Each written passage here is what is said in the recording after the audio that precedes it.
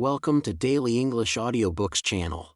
In this video, we will listen to the book Adventures of Huckleberry Finn by Mark Twain. Disclaimer: Adventures of Huckleberry Finn by Mark Twain is in the public domain and available through Project Gutenberg. Founded in 1971, Project Gutenberg is an archive of digitized works that are freely accessible, mostly comprising public domain material in open formats. Mark Twain, born Samuel Langhorne Clemens in 1835 in Missouri, was an American author and humorist widely regarded as one of the greatest writers in American literature. His works often captured the essence of American life in the 19th century, blending humor with keen social critique. Notable works include The Adventures of Tom Sawyer, Life on the Mississippi, and The Prince and the Pauper. Adventures of Huckleberry Finn, first published in 1884, is often considered Twain's masterpiece. The novel follows young Huck Finn and Jim, an escaped enslaved man, as they journey down the Mississippi River on a raft. Through their adventures, Twain addresses themes of racism, freedom, and the hypocrisy of civilized society. The book is celebrated for its colorful characters, vibrant depiction of the American South, and Twain's use of vernacular language, making it a landmark work in American literature. Now let's get started. Chapter 1. You don't know about me without you have read a book by the name of The Adventures of Tom Sawyer, but that ain't no matter. That book was made by Mr. Mark Twain, and he told the truth, mainly. There was things which he stretched, but mainly he told the truth. That is nothing. I never seen anybody but lied one time or another, without it was Aunt Polly, or the widow, or maybe Mary. Aunt Polly, Tom's Aunt Polly, she is, and Mary, and the widow Douglas is all told about in that book, which is mostly a true book, with some stretchers, as I said before. Now the way that the book winds up is this: Tom and me found the money that the robbers hid in the cave, and it made us rich. We got $6,000 apiece, all gold. It was an awful sight of money when it was piled up. Well, Judge Thatcher he took it and put it out at interest, and it fetched us $1 a day apiece all the year round, more than a body could tell what to do with. The widow Douglas she took me for her son, and allowed she would civilize me, but it was rough living in the house all the time, considering how dismal, regular, and decent the widow was in all her ways. And so when I couldn't stand it no longer I lit out. I got into my old rags and my sugar hogshead again, and was free and satisfied. But Tom Sawyer he hunted me up and said he was going to start a band of robbers, and I might join if I would go back to the widow and be respectable. So I went back. The widow she cried over me, and called me a poor lost lamb, and she called me a lot of other names, too, but she never meant no harm by it. She put me in them new clothes again, and I couldn't do nothing but sweat, and feel all cramped up. Well, then, the old thing commenced again. The widow rung the bell for supper, and you had to come the time. When you got to the table you couldn't go right to eating, but you had to wait for the widow to tuck down her head and grumble a little over the victuals, though there warn't really anything the matter with them, that is, nothing, only everything was cooked by itself. In a barrel of odds and ends it is different, things get mixed up, and the juice kind of swaps around, and the things go better.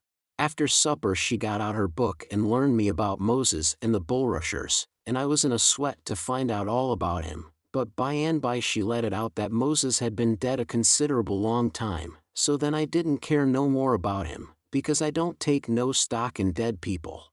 Pretty soon I wanted to smoke, and asked the widow to let me. But she wouldn't.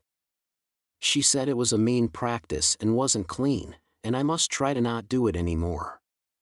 That is just the way with some people. They get down on a thing when they don't know nothing about it. Here she was bothering about Moses, which was no kin to her, and no use to anybody, being gone, you see, yet finding a power of fault with me for doing a thing that had some good in it. And she took snuff, too. Of course that was all right, because she done it herself. Her sister, Miss Watson, a tolerable slim old maid, with goggles on, had just come to live with her, and took a set at me now with a spelling book. She worked me middling hard for about an hour, and then the widow made her ease up. I couldn't stood it much longer. Then for an hour it was deadly dull, and I was fidgety. Miss Watson would say, "Don't put your feet up there, Huckleberry, and don't scrunch up like that, Huckleberry, set up straight," and pretty soon she would say, "Don't gap and stretch like that, Huckleberry, why don't you try to behave?" Then she told me all about the bad place, and I said I wished I was there. She got mad then, but I didn't mean no harm. All I wanted was to go somewheres, all I wanted was a change, I warn't particular. She said it was wicked to say what I said she wouldn't say it for the whole world, she was going to live so as to go to the good place. Well, I couldn't see no advantage in going where she was going, so I made up my mind I wouldn't try for it. But I never said so, because it would only make trouble, and wouldn't do no good. Now she had got a start, and she went on and told me all about the good place. She said all a body would have to do there was to go around all day long with a harp and sing, forever and ever. So I didn't think much of it. But I never said so. I asked her if she reckoned Tom Sawyer would go there, and she said not by a considerable sight. I was glad about that, because I wanted him and me to be together. Miss Watson she kept pecking at me, and it got tiresome and lonesome. By and by they fetched the niggers in and had prayers, and then everybody was off to bed. I went up to my room with a piece of candle, and put it on the table.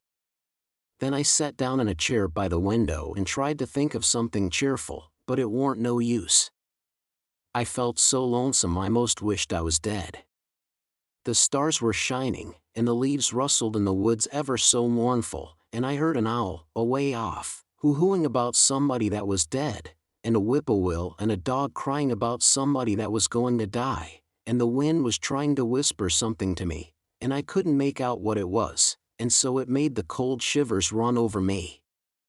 Then away out in the woods I heard that kind of a sound that a ghost makes when it wants to tell about something that's on its mind and can't make itself understood, and so can't rest easy in its grave, and has to go about that way every night grieving. I got so downhearted and scared I did wish I had some company. Pretty soon a spider went crawling up my shoulder, and I flipped it off and it lit in the candle, and before I could budge it was all shriveled up.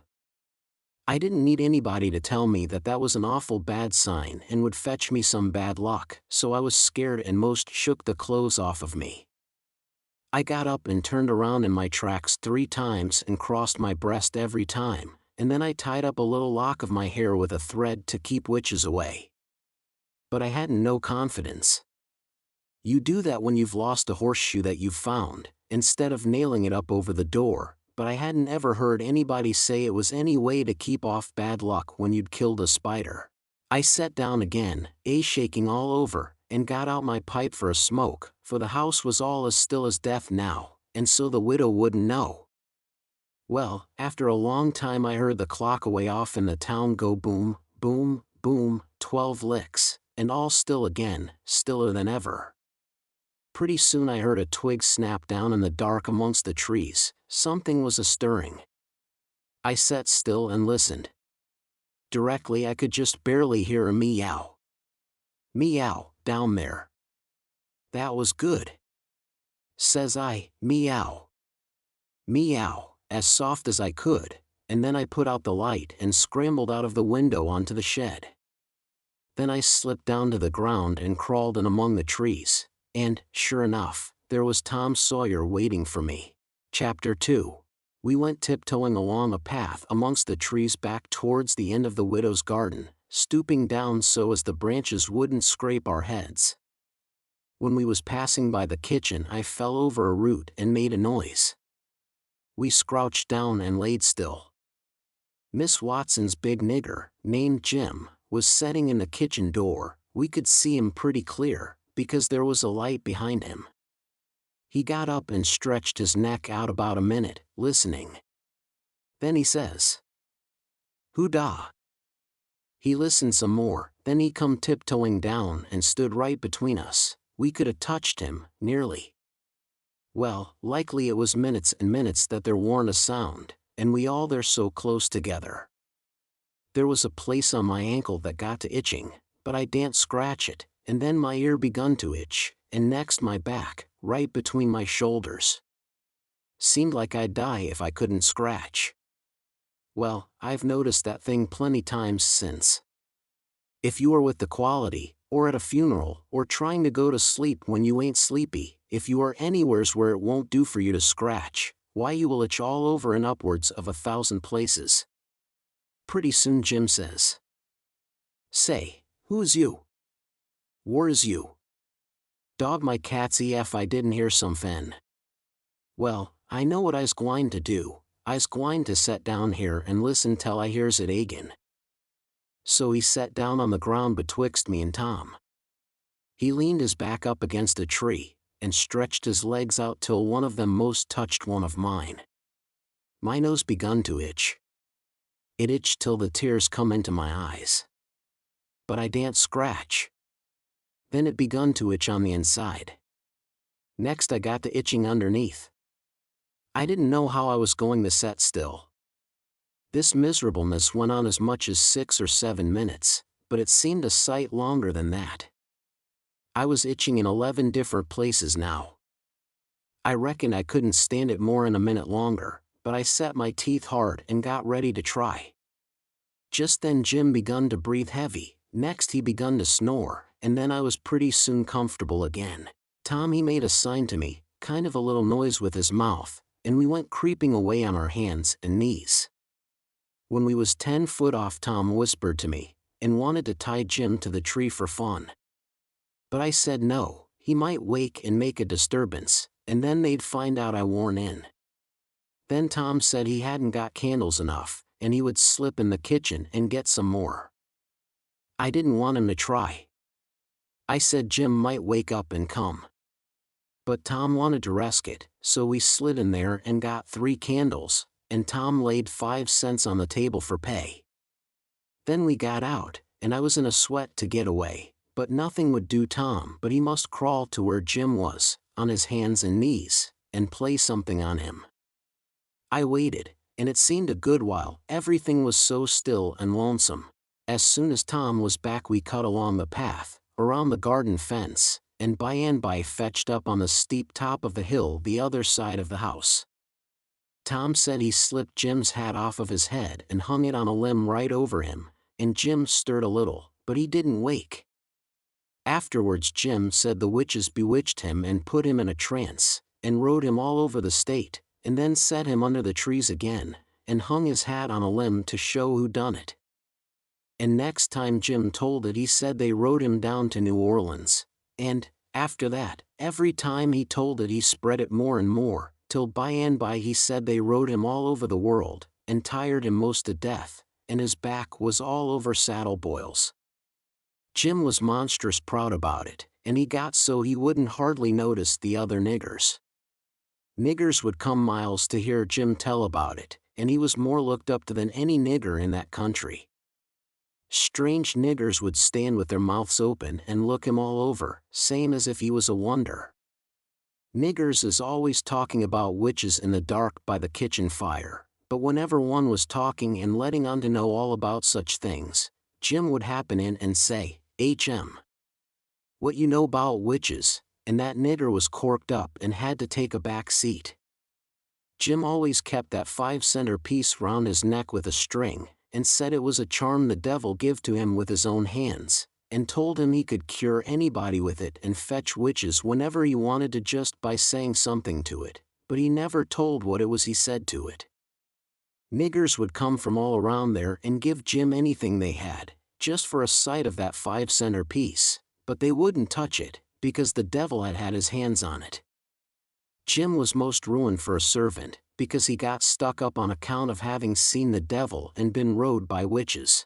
Well, when Tom and me got to the edge of the hilltop we looked away down into the village and could see 3 or 4 lights twinkling, where there was sick folks, maybe, and the stars over us was sparkling ever so fine, and down by the village was the river, a whole mile broad, and awful still and grand.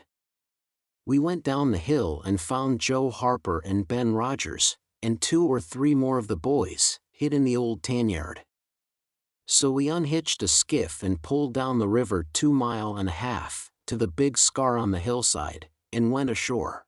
We went to a clump of bushes, and Tom made everybody swear to keep the secret, and then showed them a hole in the hill, right in the thickest part of the bushes.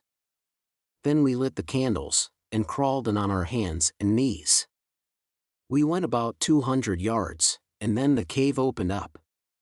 Tom poked about amongst the passages, and pretty soon ducked under a wall where you wouldn't have noticed that there was a hole.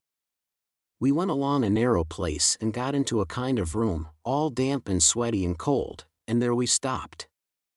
Tom says, "Now, we'll start this band of robbers and call it Tom Sawyer's Gang. Everybody that wants to join has got to take an oath, and write his name in blood." Everybody was willing. So Tom got out a sheet of paper that he had wrote the oath on, and read it.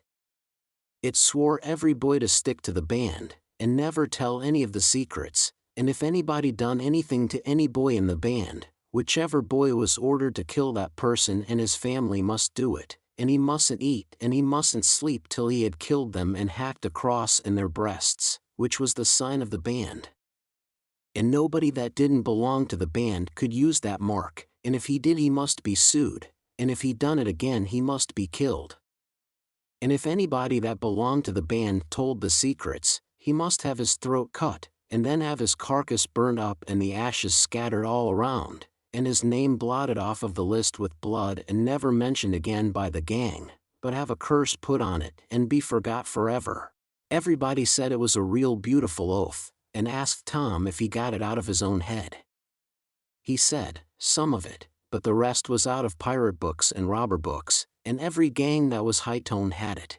Some thought it would be good to kill the families of boys that told the secrets. Tom said it was a good idea, so he took a pencil and wrote it in. Then Ben Rogers says, "Here's Huck Finn, he hain't got no family, what you going to do 'bout him?"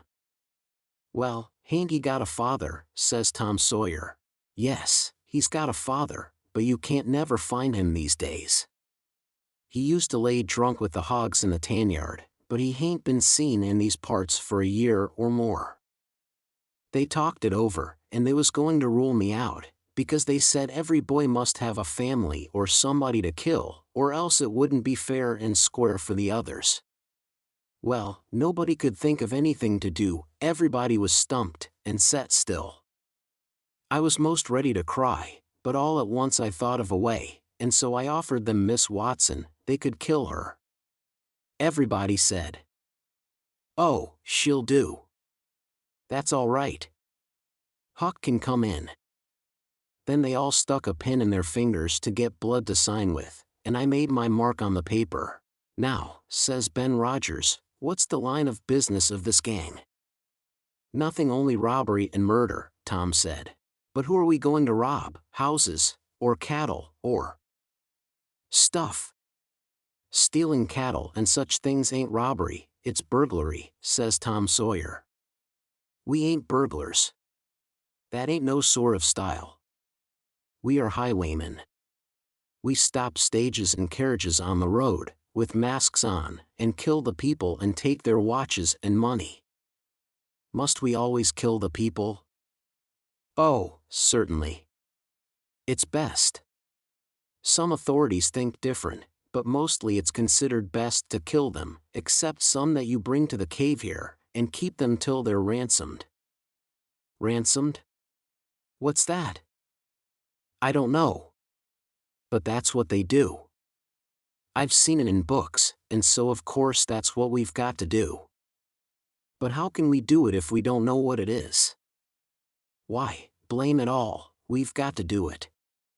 Don't I tell you it's in the books? Do you want to go to doing different from what's in the books, and get things all muddled up?" "Oh, that's all very fine to say, Tom Sawyer, but how in the nation are these fellows going to be ransomed if we don't know how to do it to them? That's the thing I want to get at. Now, what do you reckon it is?" "Well, I don't know. But per APS if we keep them till they're ransomed, It means that we keep them till they're dead. Now, that's something like. That'll answer. Why couldn't you said that before? We'll keep them till they're ransomed to death, and a bothersome lot they'll be, too, eating up everything, and always trying to get loose. How you talk, Ben Rogers. How can they get loose when there's a guard over them, ready to shoot them down if they move a peg? A guard. Well, that is good. So somebody's got to set up all night and never get any sleep, just so as to watch them. I think that's foolishness. Why can't a body take a club and ransom them as soon as they get here? Because it ain't in the book, so that's why. Now, Ben Rogers, do you want to do things regular, or don't you? That's the idea. Don't you reckon that the people that made the books knows what's the correct thing to do? Do you reckon you can learn 'em anything? Not by a good deal. No, sir, we'll just go on and ransom them in the regular way. All right. I don't mind, but I say it's a fool way, anyhow. Say, do we kill the women, too? Well, Ben Rogers, if I was as ignorant as you I wouldn't let on.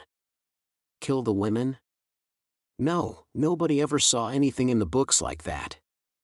You fetch them to the cave, and you're always as polite as pie to them, and by they fall in love with you, and never want to go home anymore.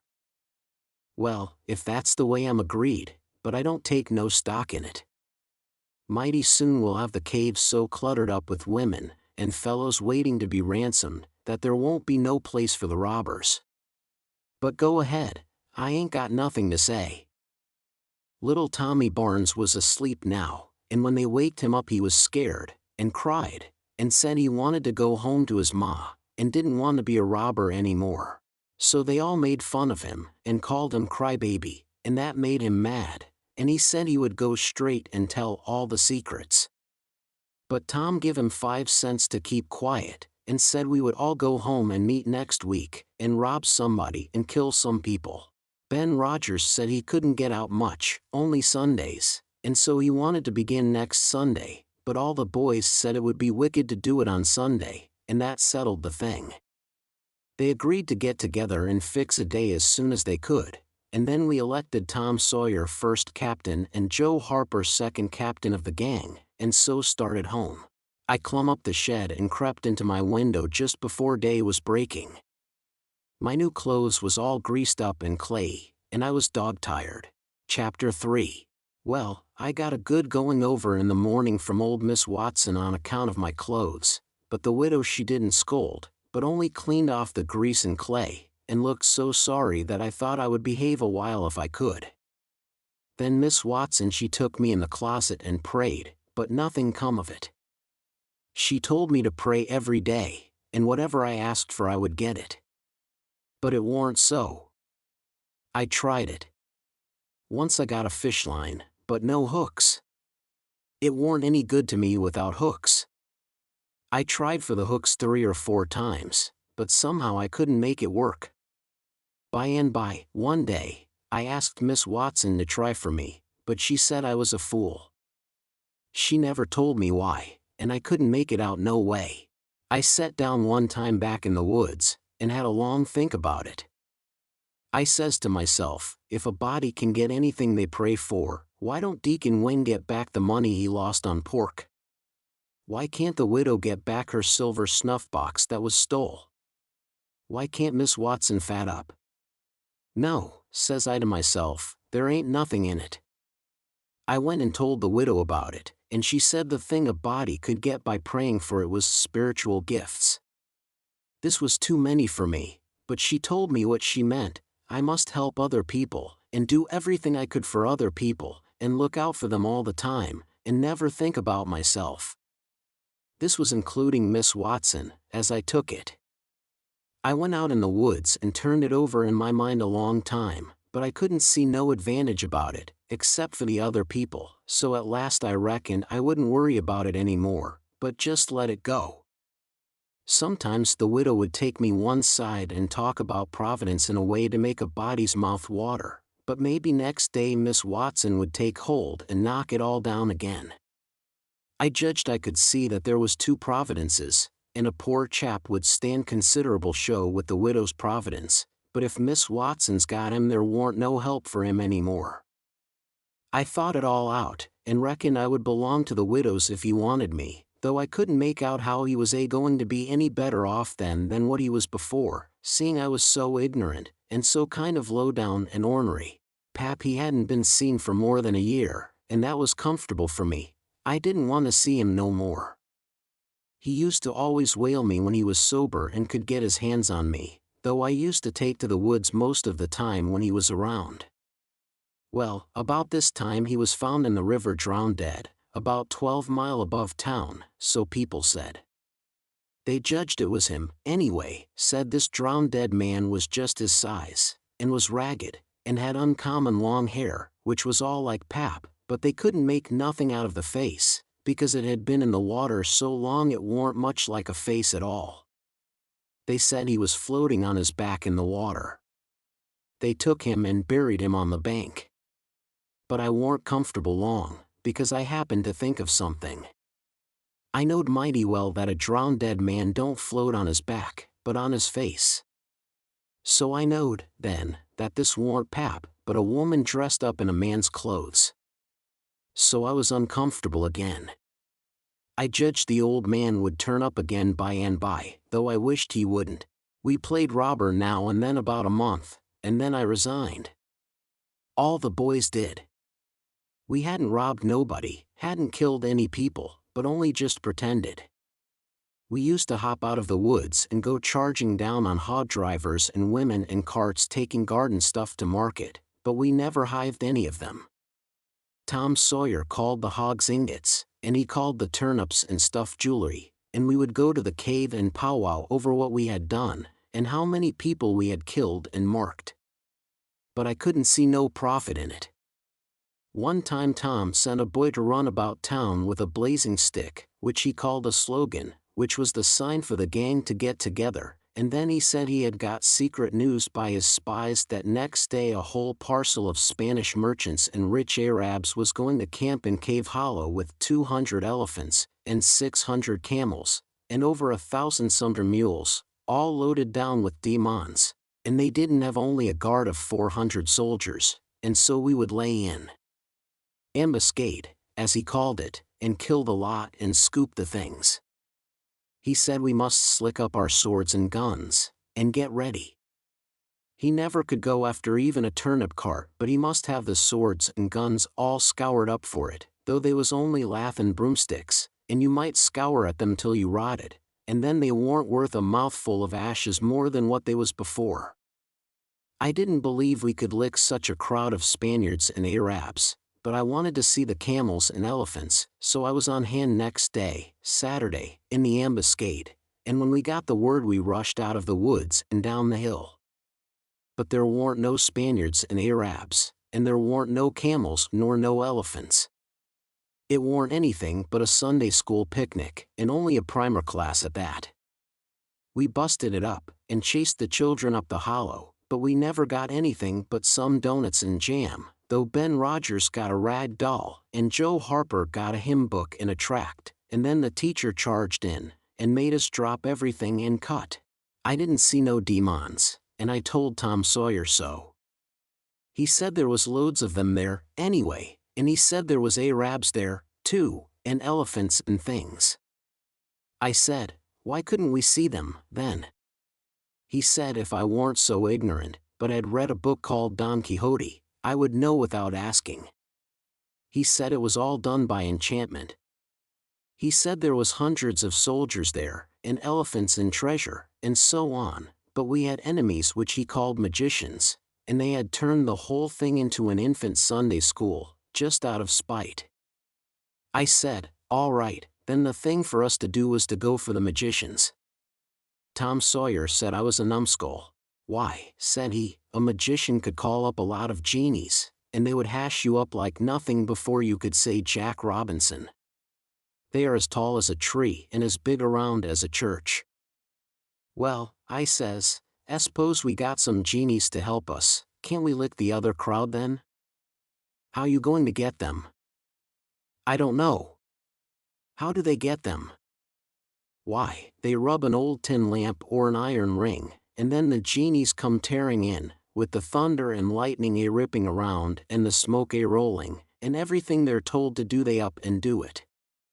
They don't think nothing of pulling a shot tower up by the roots, and belting a Sunday school superintendent over the head with it, or any other man. Who makes them tear around so? Why, whoever rubs the lamp or the ring.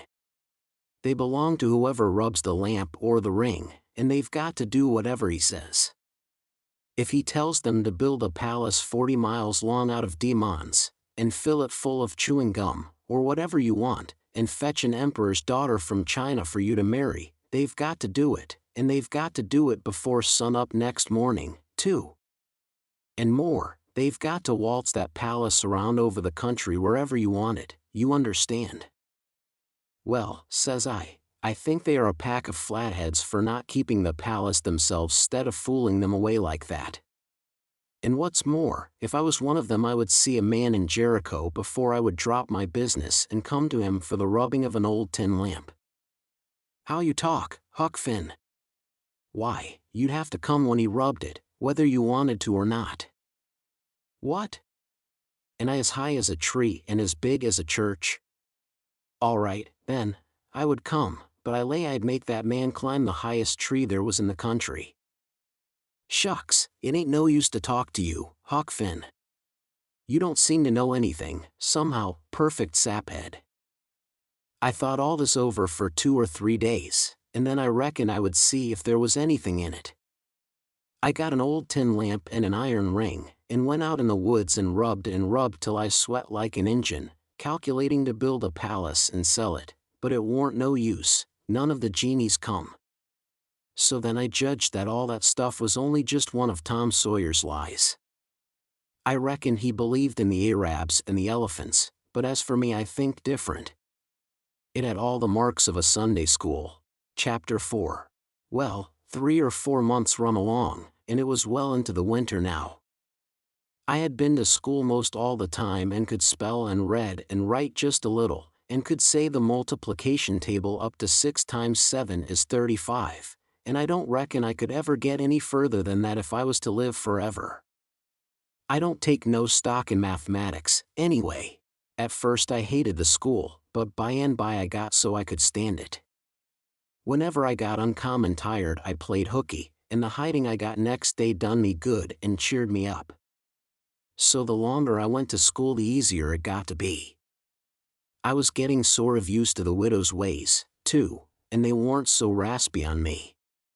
Living in a house and sleeping in a bed pulled on me pretty tight mostly, but before the cold weather I used to slide out and sleep in the woods sometimes, and so that was a rest to me. I liked the old ways best, but I was getting so I liked the new ones, too, a little bit. The widow said I was coming along slow but sure, and doing very satisfactory. She said she warn't ashamed of me. One morning I happened to turn over the salt cellar at breakfast. I reached for some of it as quick as I could to throw over my left shoulder and keep off the bad luck, but Miss Watson was in ahead of me, and crossed me off. She says, "Take your hands away, Huckleberry, what a mess you are always making." The widow put in a good word for me, but that warn't going to keep off the bad luck, I knowed that well enough. I started out, after breakfast, feeling worried and shaky, and wondering where it was going to fall on me, and what it was going to be. There's ways to keep off some kinds of bad luck, but this wasn't one of them kind, so I never tried to do anything, but just poked along low-spirited and on the watch out. I went down to the front garden and clumb over the stile where you go through the high board fence. There was an inch of new snow on the ground, and I seen somebody's tracks. They had come up from the quarry and stood around the stile a while, and then went on around the garden fence. It was funny they hadn't come in, after standing around so. I couldn't make it out. It was very curious, somehow. I was going to follow around, but I stooped down to look at the tracks first. I didn't notice anything at first, but next I did. There was a cross in the left boot heel made with big nails, to keep off the devil. I was up in a second and shinning down the hill. I looked over my shoulder every now and then, but I didn't see nobody. I was at Judge Thatcher's as quick as I could get there. He said, "Why, my boy, you are all out of breath. Did you come for your interest?" "No, sir," I says. "Is there some for me?" "Oh, yes, a half-yearly is in, last night, over $150. Quite a fortune for you. You had better let me invest it along with your $6,000, because if you take it you'll spend it." "No, sir," I says, "I don't want to spend it. I don't want it at all, nor the $6,000, nother. I want you to take it. I want to give it to you, the $6,000 and all." He looked surprised. He couldn't seem to make it out. He says, "Why, what can you mean, my boy?" I says, "Don't you ask me no questions about it, please. You'll take it, won't you?" He says, "Well, I'm puzzled. Is something the matter?" "Please take it," says I, "and don't ask me nothing, then I won't have to tell no lies." He studied a while, and then he says, "Oh ho oh. I think I see. You want to sell all your property to me, not give it. That's the correct idea." Then he wrote something on a paper and read it over, and says, "There, you see it says for a consideration. That means I have bought it of you and paid you for it. Here's $1 for you. Now you sign it." So I signed it, and left. Miss Watson's nigger, Jim, had a hairball as big as your fist, which had been took out of the fourth stomach of an ox, and he used to do magic with it. He said there was a spirit inside of it, and it knowed everything. So I went to him that night and told him Pap was here again, for I found his tracks in the snow. What I wanted to know was, what he was going to do, and was he going to stay? Jim got out his hairball and said something over it, and then he held it up and dropped it on the floor. It fell pretty solid, and only rolled about an inch. Jim tried it again, and then another time, and it acted just the same. Jim got down on his knees, and put his ear against it and listened. But it warn't no use, he said it wouldn't talk. He said sometimes it wouldn't talk without money. I told him I had an old slick counterfeit quarter that warn't no good because the brass showed through the silver a little, and it wouldn't pass nohow, even if the brass didn't show, because it was so slick it felt greasy, and so that would tell on it every time. I reckoned I wouldn't say nothing about the $1 I got from the judge. I said it was pretty bad money, but maybe the hairball would take it, because maybe it wouldn't know the difference.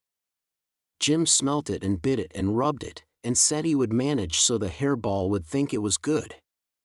He said he would split open a raw Irish potato and stick the quarter in between and keep it there all night, and next morning you couldn't see no brass, and it wouldn't feel greasy no more, and so anybody in town would take it in a minute, let alone a hairball.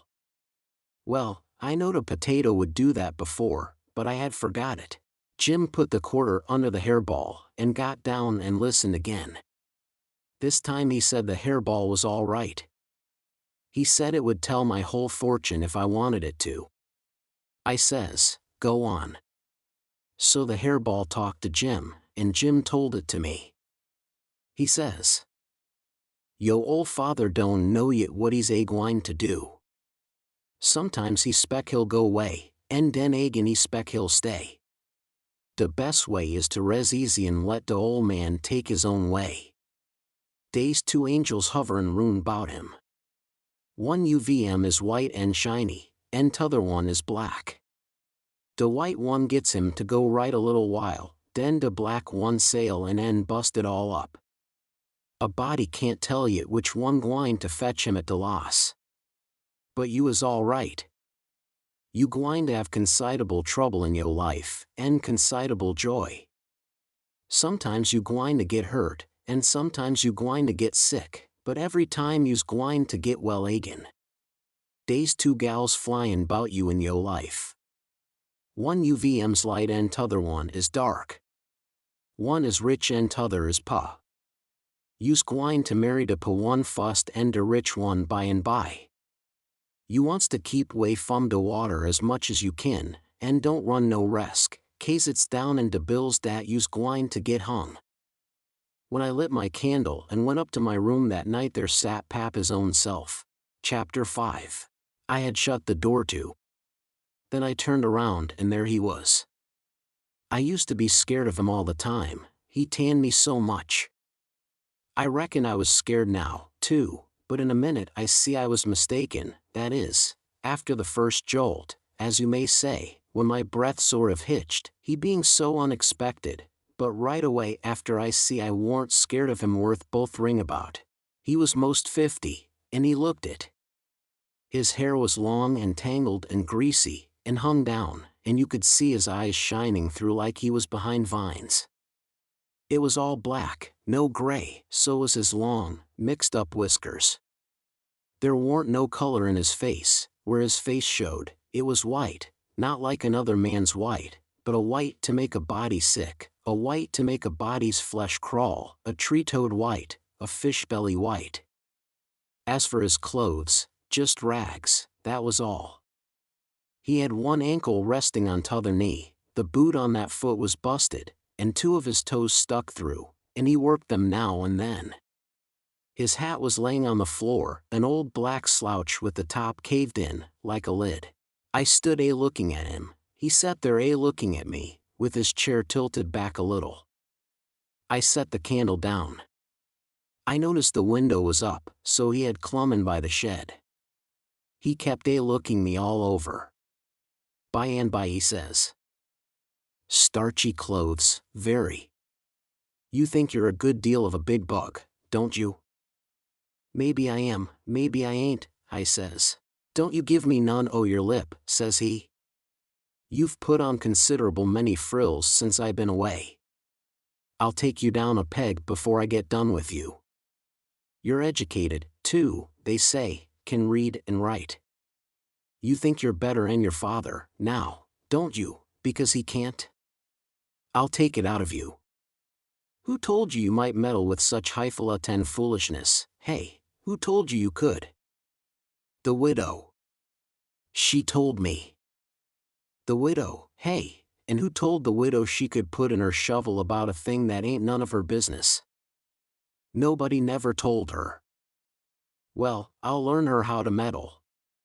And looky here, you drop that school, you hear? I'll learn people to bring up a boy to put on airs over his own father and let on to be better'n what he is. You lemme catch you fooling around that school again, you hear? Your mother couldn't read, and she couldn't write, nuther, before she died. None of the family couldn't before they died. I can't, and here you're swelling yourself up like this. I ain't the man to stand it, you hear? Say, lemme hear you read."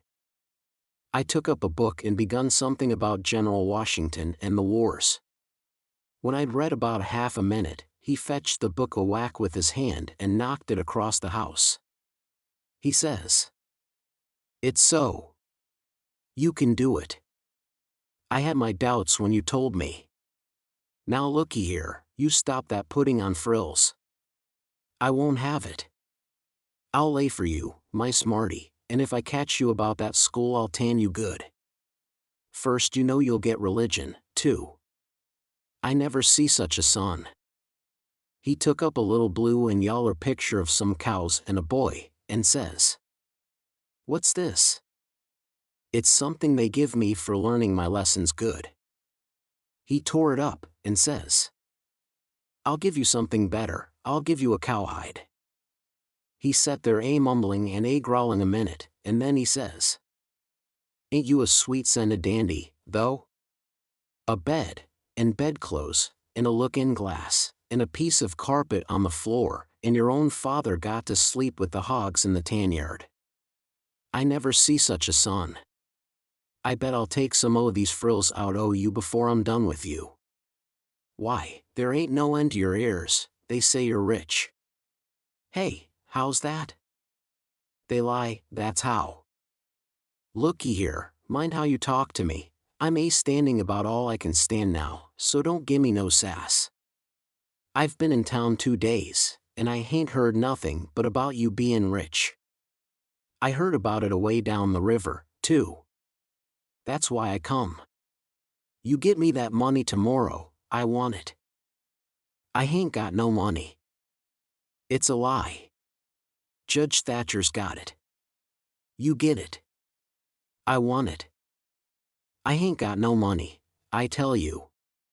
You ask Judge Thatcher, he'll tell you the same. All right. I'll ask him, and I'll make him pungle, too, or I'll know the reason why. Say, how much you got in your pocket? I want it. I hain't got only $1, and I want that too. It don't make no difference what you want it for, you just shell it out. He took it and bit it to see if it was good, and then he said he was going downtown to get some whiskey, said he hadn't had a drink all day. When he had got out on the shed he put his head in again, and cussed me for putting on frills and trying to be better than him, and when I reckoned he was gone he come back and put his head in again, and told me to mind about that school, because he was going to lay for me and lick me if I didn't drop that.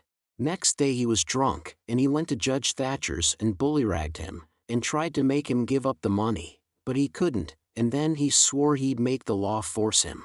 The judge and the widow went to law to get the court to take me away from him and let one of them be my guardian, but it was a new judge that had just come, and he didn't know the old man, so he said courts mustn't interfere in separate families if they could help it, said he'd druther not take a child away from its father. So Judge Thatcher and the widow had to quit on the business. That pleased the old man till he couldn't rest. He said he'd cowhide me till I was black and blue if I didn't raise some money for him.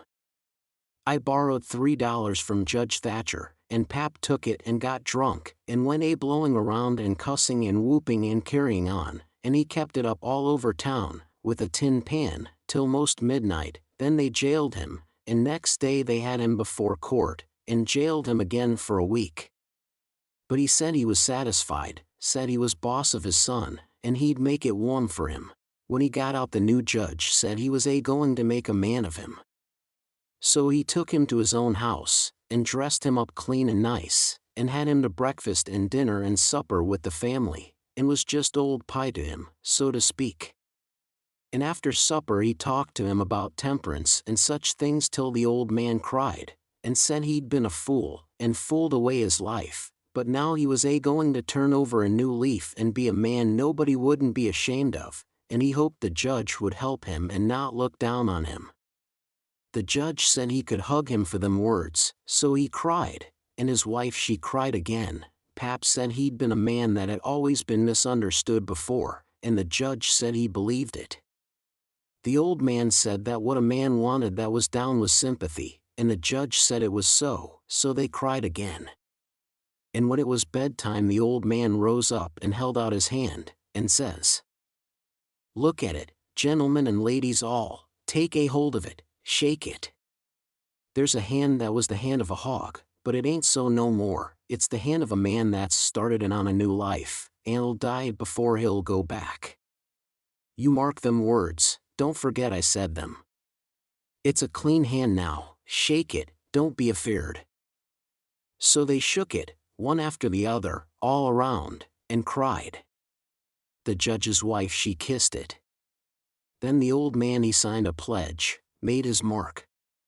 The judge said it was the holiest time on record, or something like that.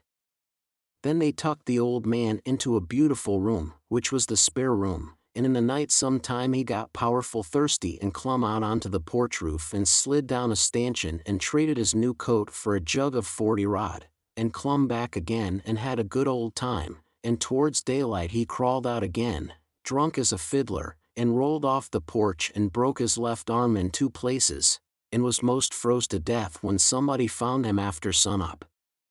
And when they come to look at that spare room they had to take soundings before they could navigate it. The judge he felt kind of sore. He said he reckoned a body could reform the old man with a shotgun, maybe, but he didn't know no other way. Chapter 6. Well, pretty soon the old man was up and around again, and then he went for Judge Thatcher in the courts to make him give up that money, and he went for me, too, for not stopping school. He catched me a couple of times and thrashed me, but I went to school just the same, and dodged him or outrun him most of the time. I didn't want to go to school much before, but I reckon I'd go now to spite Pap. That law trial was a slow business, appeared like they weren't ever going to get started on it, so every now and then I'd borrow $2 or $3 off of the judge for him, to keep from getting a cowhiding. Every time he got money he got drunk, and every time he got drunk he raised Cain around town, and every time he raised Cain he got jailed. He was just suited, this kind of thing was right in his line. He got to hanging around the widows too much, and so she told him at last that if he didn't quit using around there she would make trouble for him. Well, wasn't he mad? He said he would show who was Huck Finn's boss. So he watched out for me one day in the spring, and catched me, and took me up the river about 3 miles in a skiff, and crossed over to the Illinois shore where it was woody and there weren't no houses but an old log hut in a place where the timber was so thick you couldn't find it if you didn't know where it was. He kept me with him all the time, and I never got a chance to run off. We lived in that old cabin, and he always locked the door and put the key under his head nights. He had a gun which he had stole, I reckon, and we fished and hunted, and that was what we lived on. Every little while he locked me in and went down to the store, 3 miles, to the ferry, and traded fish and game for whiskey, and fetched it home and got drunk and had a good time, and licked me. The widow she found out where I was by and by, and she sent a man over to try to get hold of me, but Pap drove him off with the gun, and it warn't long after that till I was used to being where I was, and liked it, all but the cowhide part. It was kind of lazy and jolly, laying off comfortable all day, smoking and fishing, and no books nor study. 2 months or more run along, and my clothes got to be all rags and dirt, and I didn't see how I'd ever got to like it so well at the widow's, where you had to wash, and eat on a plate, and comb up, and go to bed and get up regular, and be forever bothering over a book, and have old Miss Watson pecking at you all the time. I didn't want to go back no more. I had stopped cussing, because the widow didn't like it, but now I took to it again because Pap hadn't no objections. It was pretty good times up in the woods there, take it all around. But by and by Pap got too handy with his hickory, and I couldn't stand it. I was all over welts. He got to going away so much, too, and locking me in. Once he locked me in and was gone 3 days. It was dreadful lonesome. I judged he had got drowned dead, and I wasn't ever going to get out any more. I was scared. I made up my mind I would fix up some way to leave there. I had tried to get out of that cabin many a time, but I couldn't find no way. There weren't a window to it big enough for a dog to get through. I couldn't get up the chimbley, it was too narrow. The door was thick, solid oak slabs. Pap was pretty careful not to leave a knife or anything in the cabin when he was away. I reckon I had hunted the place over as much as 100 times. Well, I was most all the time at it, because it was about the only way to put in the time. But this time I found something at last. I found an old rusty wood saw without any handle. It was laid in between a rafter and the clapboards of the roof. I greased it up and went to work. There was an old horse blanket nailed against the logs at the far end of the cabin behind the table, to keep the wind from blowing through the chinks and putting the candle out. I got under the table and raised the blanket, and went to work to saw a section of the big bottom log out, big enough to let me through. Well, it was a good long job, but I was getting towards the end of it when I heard Pap's gun in the woods. I got rid of the signs of my work, and dropped the blanket and hid my saw, and pretty soon Pap come in. Pap warn't in a good humor, so he was his natural self. He said he was downtown, and everything was going wrong.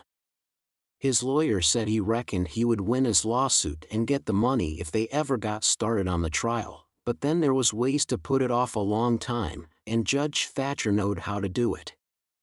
And he said people allowed there'd be another trial to get me away from him and give me to the widow for my guardian, and they guessed it would win this time.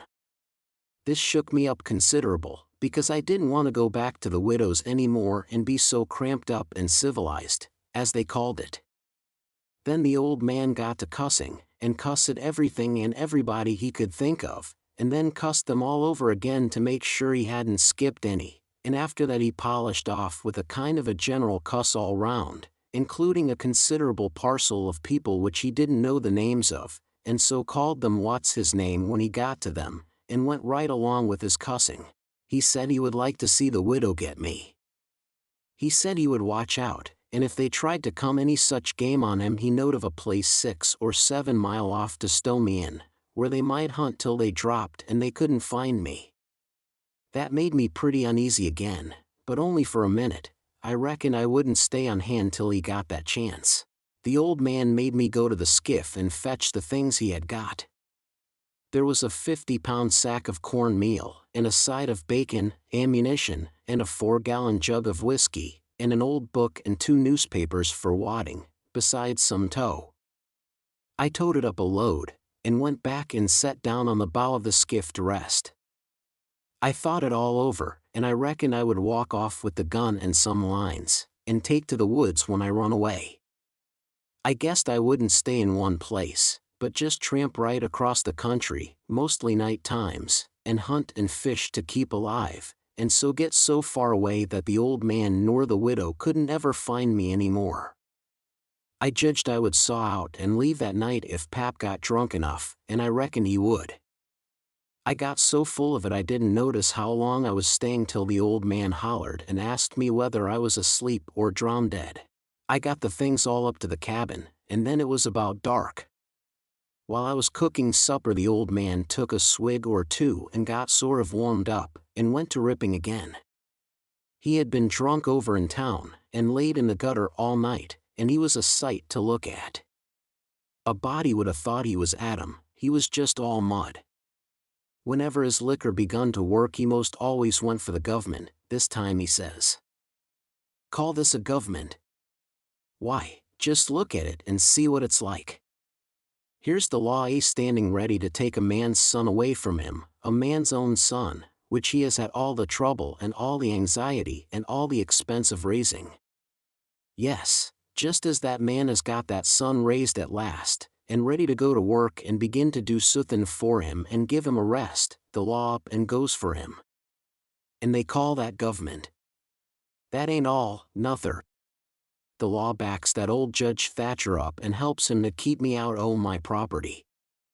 Here's what the law does. The law takes a man worth $6,000 and up'ards, and jams him into an old trap of a cabin like this, and lets him go round in clothes that ain't fittin' for a hog.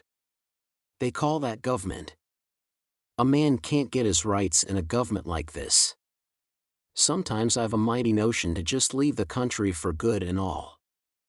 Yes, and I told them so. I told old Thatcher so to his face. Lots of 'em heard me, and can tell what I said. Says I, for 2 cents I'd leave the blamed country and never come a near it agin. Them's the very words. I says, look at my hat, if you call it a hat, but the lid raises up and the rest of it goes down till it's below my chin, and then it ain't rightly a hat at all, but more like my head was shoved up through a jint o' stovepipe. Look at it, says I, such a hat for me to wear, one of the wealthiest men in this town if I could get my rights. Oh, yes, this is a wonderful government, wonderful. Why, looky here. There was a free nigger there from Ohio, a mulatter, most as white as a white man. He had the whitest shirt on you ever see, too, and the shiniest hat, and there ain't a man in that town that's got as fine clothes as what he had, and he had a gold watch and chain, and a silver-headed cane, the awfulest old gray-headed nabob in the state.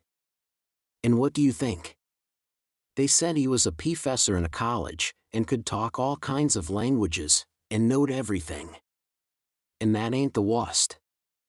They said he could vote when he was at home. Well, that let me out. Thinks I, what is the country a-coming to?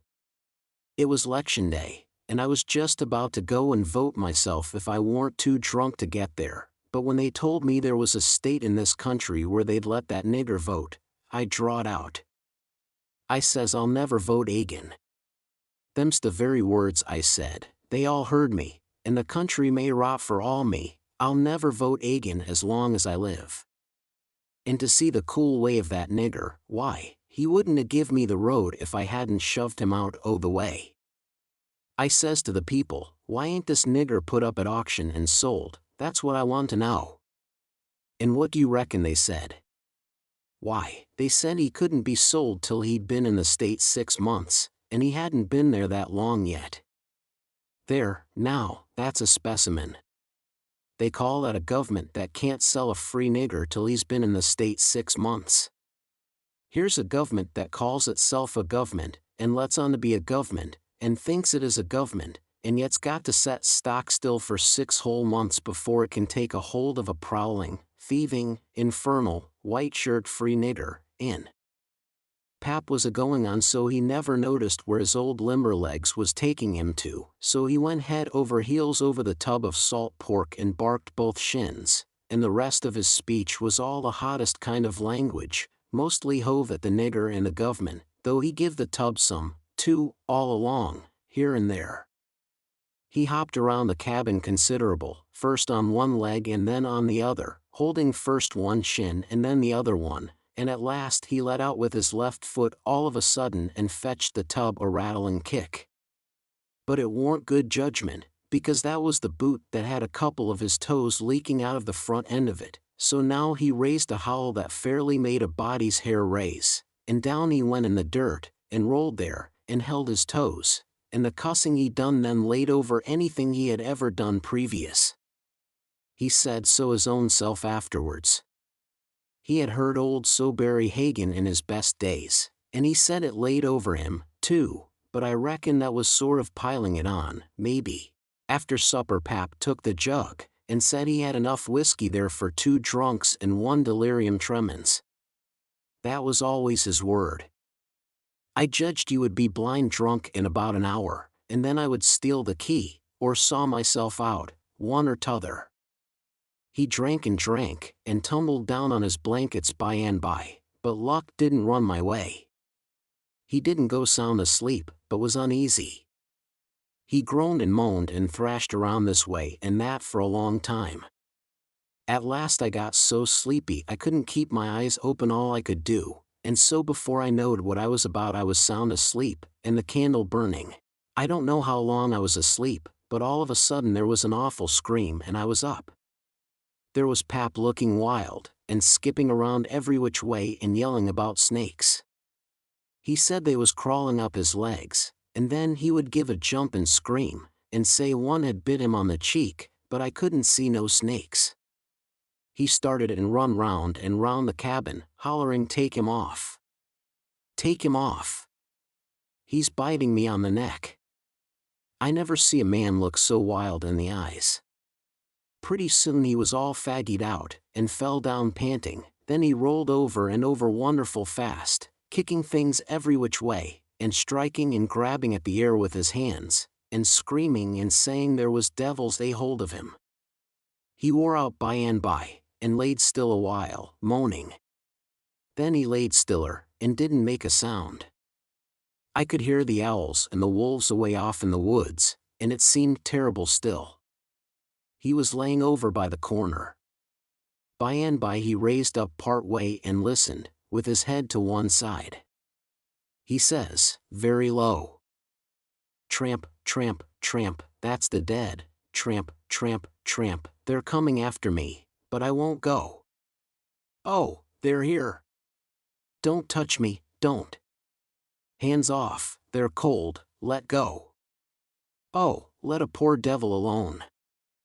Then he went down on all fours and crawled off, begging them to let him alone, and he rolled himself up in his blanket and wallowed in under the old pine table, still begging, and then he went to crying. I could hear him through the blanket. By and by he rolled out and jumped up on his feet looking wild, and he see me and went for me.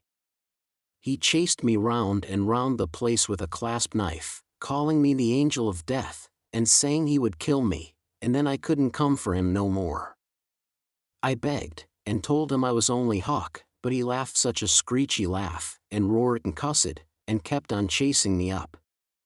Once when I turned short and dodged under his arm, he made a grab and got me by the jacket between my shoulders, and I thought I was gone, but I slid out of the jacket quick as lightning, and saved myself.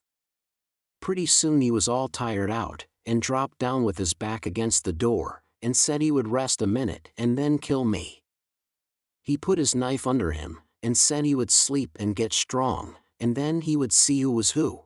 So he dozed off pretty soon. By and by I got the old split-bottom chair and clumb up as easy as I could, not to make any noise, and got down the gun.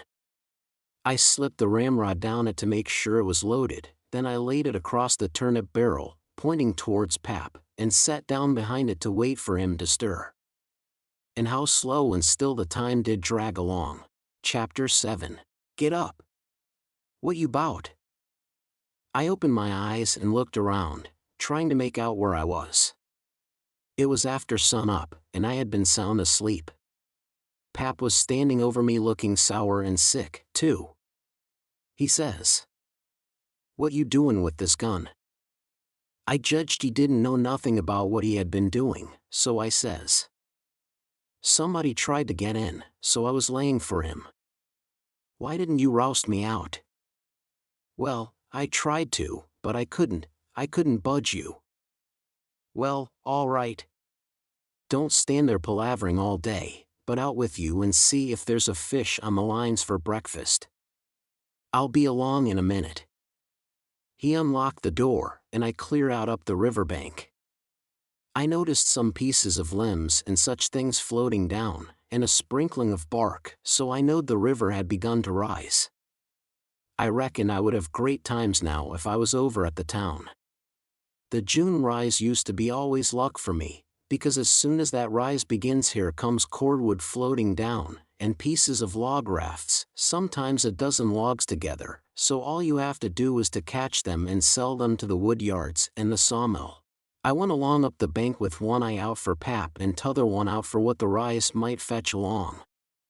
Well, all at once here comes a canoe, just a beauty, too, about 13 or 14 foot long, riding high like a duck. I shot head first off of the bank like a frog, clothes and all on, and struck out for the canoe. I just expected there'd be somebody laying down in it, because people often done that to fool folks, and when a chap had pulled a skiff out most to it they'd raise up and laugh at him. But it warn't so this time. It was a drift canoe sure enough, and I clumb in and paddled her ashore. Thinks I, the old man will be glad when he sees this, she's worth $10.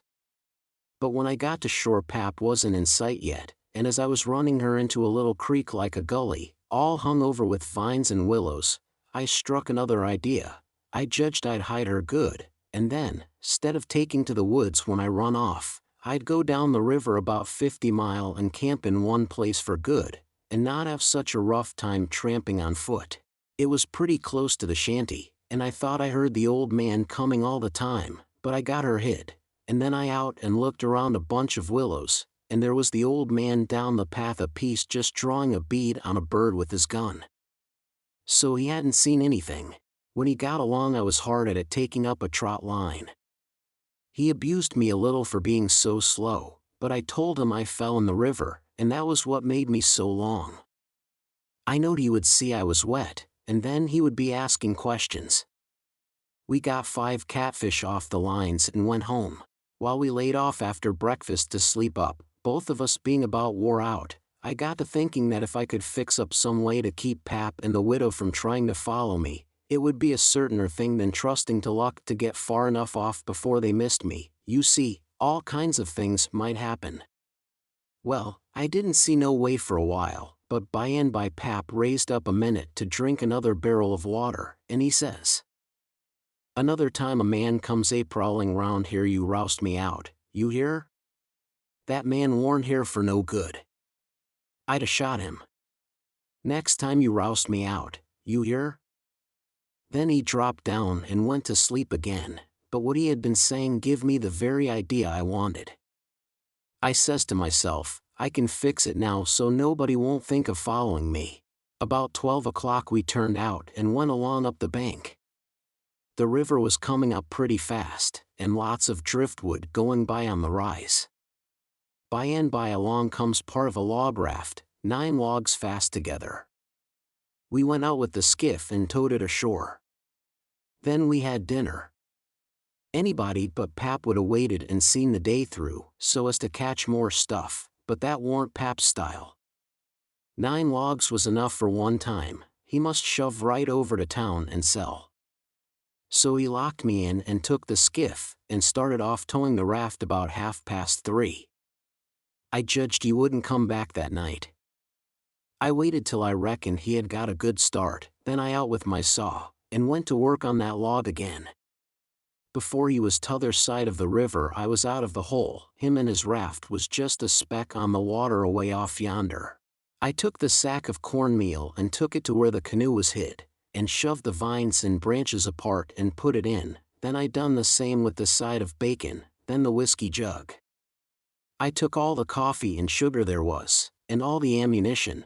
I took the wadding, I took the bucket and gourd, I took a dipper and a tin cup, and my old saw and 2 blankets, and the skillet and the coffee pot. I took fish lines and matches and other things, everything that was worth a cent. I cleaned out the place. I wanted an axe, but there wasn't any, only the one out at the woodpile, and I knowed why I was going to leave that. I fetched out the gun, and now I was done. I had wore the ground a good deal crawling out of the hole and dragging out so many things. So I fixed that as good as I could from the outside by scattering dust on the place, which covered up the smoothness and the sawdust. Then I fixed the piece of log back into its place, and put 2 rocks under it and one against it to hold it there, for it was bent up at that place and didn't quite touch ground. If you stood 4 or 5 foot away and didn't know it was sawed, you wouldn't never notice it, and besides, this was the back of the cabin, and it warn't likely anybody would go fooling around there. It was all grass clear to the canoe, so I hadn't left a track. I followed around to see. I stood on the bank and looked out over the river. All safe. So I took the gun and went up a piece into the woods, and was hunting around for some birds when I see a wild pig. Hogs soon went wild in them bottoms after they had got away from the prairie farms. I shot this fellow and took him into camp. I took the axe and smashed in the door. I beat it and hacked it considerable doing it. I fetched the pig in, and took him back nearly to the table and hacked into his throat with the axe, and laid him down on the ground to bleed. I say ground because it was ground, hard packed, and no boards. Well, next I took an old sack and put a lot of big rocks in it, all I could drag, and I started it from the pig, and dragged it to the door and through the woods down to the river and dumped it in, and down it sunk, out of sight. You could easy see that something had been dragged over the ground. I did wish Tom Sawyer was there. I knowed he would take an interest in this kind of business, and throw in the fancy touches. Nobody could spread himself like Tom Sawyer in such a thing as that. Well, last I pulled out some of my hair, and blooded the axe good, and stuck it on the back side, and slung the axe in the corner. Then I took up the pig and held him to my breast with my jacket, so he couldn't drip, till I got a good piece below the house and then dumped him into the river. Now I thought of something else. So I went and got the bag of meal and my old saw out of the canoe, and fetched them to the house. I took the bag to where it used to stand, and ripped a hole in the bottom of it with the saw, for there warn't no knives and forks on the place. Pap done everything with his clasp knife about the cooking. Then I carried the sack about 100 yards across the grass and through the willows east of the house, to a shallow lake that was 5 miles wide and full of rushes, and ducks too, you might say, in the season. There was a slough or a creek leading out of it on the other side that went miles away. I don't know where, but it didn't go to the river. The meal sifted out and made a little track all the way to the lake. I dropped Pap's whetstone there too, so as to look like it had been done by accident. Then I tied up the rip in the meal sack with a string, so it wouldn't leak no more, and took it and my saw to the canoe again. It was about dark now, so I dropped the canoe down the river under some willows that hung over the bank, and waited for the moon to rise. I made fast to a willow, then I took a bite to eat, and by and by I laid down in the canoe to smoke a pipe and lay out a plan. I says to myself, they'll follow the track of that sackful of rocks to the shore and then drag the river for me. And they'll follow that mule track to the lake and go browsing down the creek that leads out of it to find the robbers that killed me and took the things. They won't ever hunt the river for anything but my dead carcass. They'll soon get tired of that, and won't bother no more about me. All right, I can stop anywhere I want to. Jackson's Island is good enough for me. I know that island pretty well, and nobody ever comes there. And then I can paddle over to town nights, and slink around and pick up things I want. Jackson's Island's the place. I was pretty tired, and the first thing I knowed I was asleep. When I woke up I didn't know where I was for a minute. I sat up and looked around, a little scared. Then I remembered. The river looked miles and miles across. The moon was so bright I could have counted the drift logs that went slipping along, black and still, hundreds of yards out from shore. Everything was dead quiet, and it looked late, and smelt late. You know what I mean. I don't know the words to put it in. I took a good gap and a stretch, and was just going to unhitch and start when I heard a sound away over the water. I listened. Pretty soon I made it out. It was that dull kind of irregular sound that comes from oars working in rowlocks when it's a still night. I peeped out through the willow branches, and there it was, a skiff, away across the water. I couldn't tell how many was in it. It kept coming, and when it was abreast of me I see there warn't but one man in it. Thinks I, maybe it's Pap, though I warn't expecting him. He dropped below me with the current, and by he came swinging up shore in the easy water, and he went by so close I could have reached out the gun and touched him. Well, it was Pap, sure enough, and sober, too, by the way he laid his oars. I didn't lose no time. The next minute I was spinning downstream soft but quick in the shade of the bank.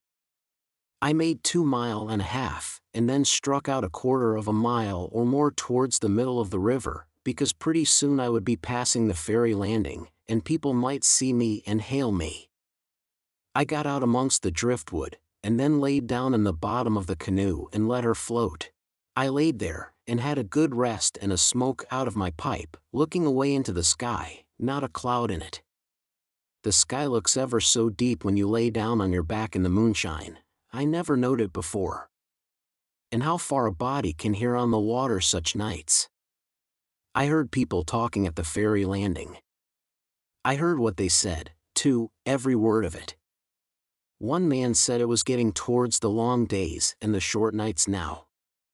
T'other one said this warn't one of the short ones, he reckoned, and then they laughed, and he said it over again, and they laughed again. Then they waked up another fellow and told him, and laughed, but he didn't laugh. He ripped out something brisk, and said let him alone. The first fellow said he load to tell it to his old woman, she would think it was pretty good, but he said that warn't nothing to some things he had said in his time. I heard one man say it was nearly 3 o'clock, and he hoped daylight wouldn't wait more than about a week longer. After that the talk got further and further away, and I couldn't make out the words any more, but I could hear the mumble, and now and then a laugh, too, but it seemed a long ways off. I was away below the ferry now. I rose up, and there was Jackson's Island, about 2.5 miles downstream, heavy timbered and standing up out of the middle of the river, big and dark and solid, like a steamboat without any lights. There weren't any signs of the bar at the head, it was all under water now. It didn't take me long to get there. I shot past the head at a ripping rate, the current was so swift, and then I got into the dead water and landed on the side towards the Illinois shore. I run the canoe into a deep den in the bank that I knowed about. I had to part the willow branches to get in, and when I made fast nobody could have seen the canoe from the outside. I went up and sat down on a log at the head of the island, and looked out on the big river and the black driftwood and away over to the town, 3 miles away, where there was 3 or 4 lights twinkling. A monstrous big lumber raft was about a mile upstream, coming along down, with a lantern in the middle of it.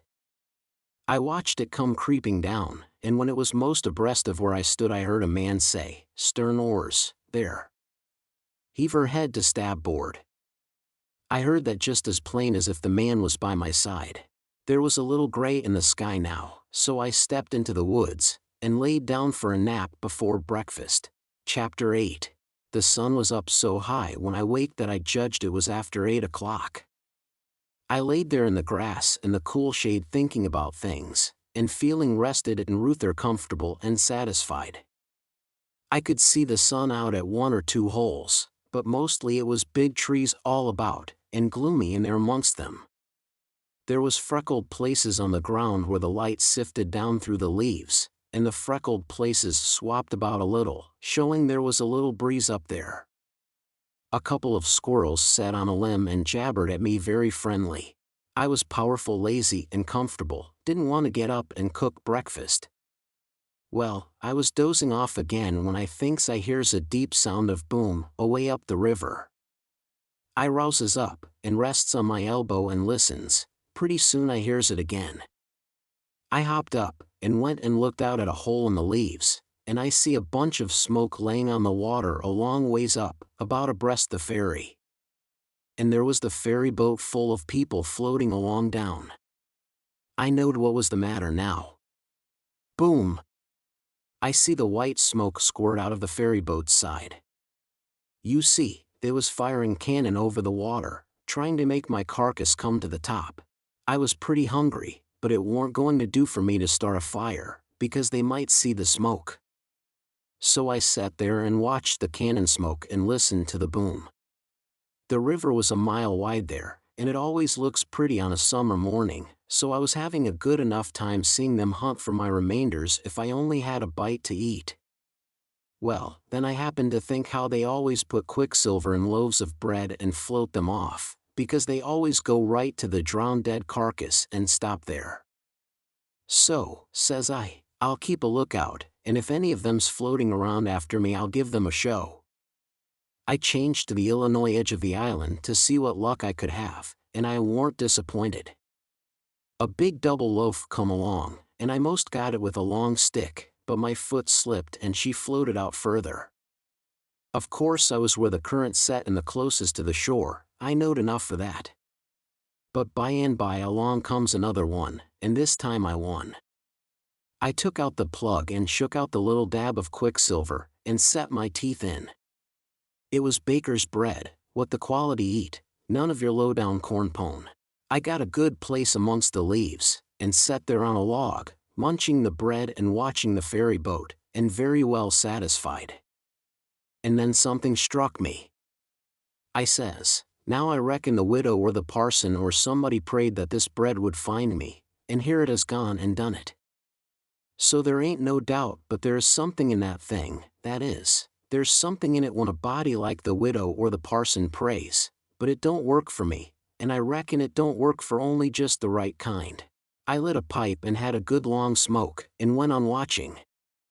The ferry boat was floating with the current, and I allowed I'd have a chance to see who was aboard when she come along, because she would come in close, where the bread did.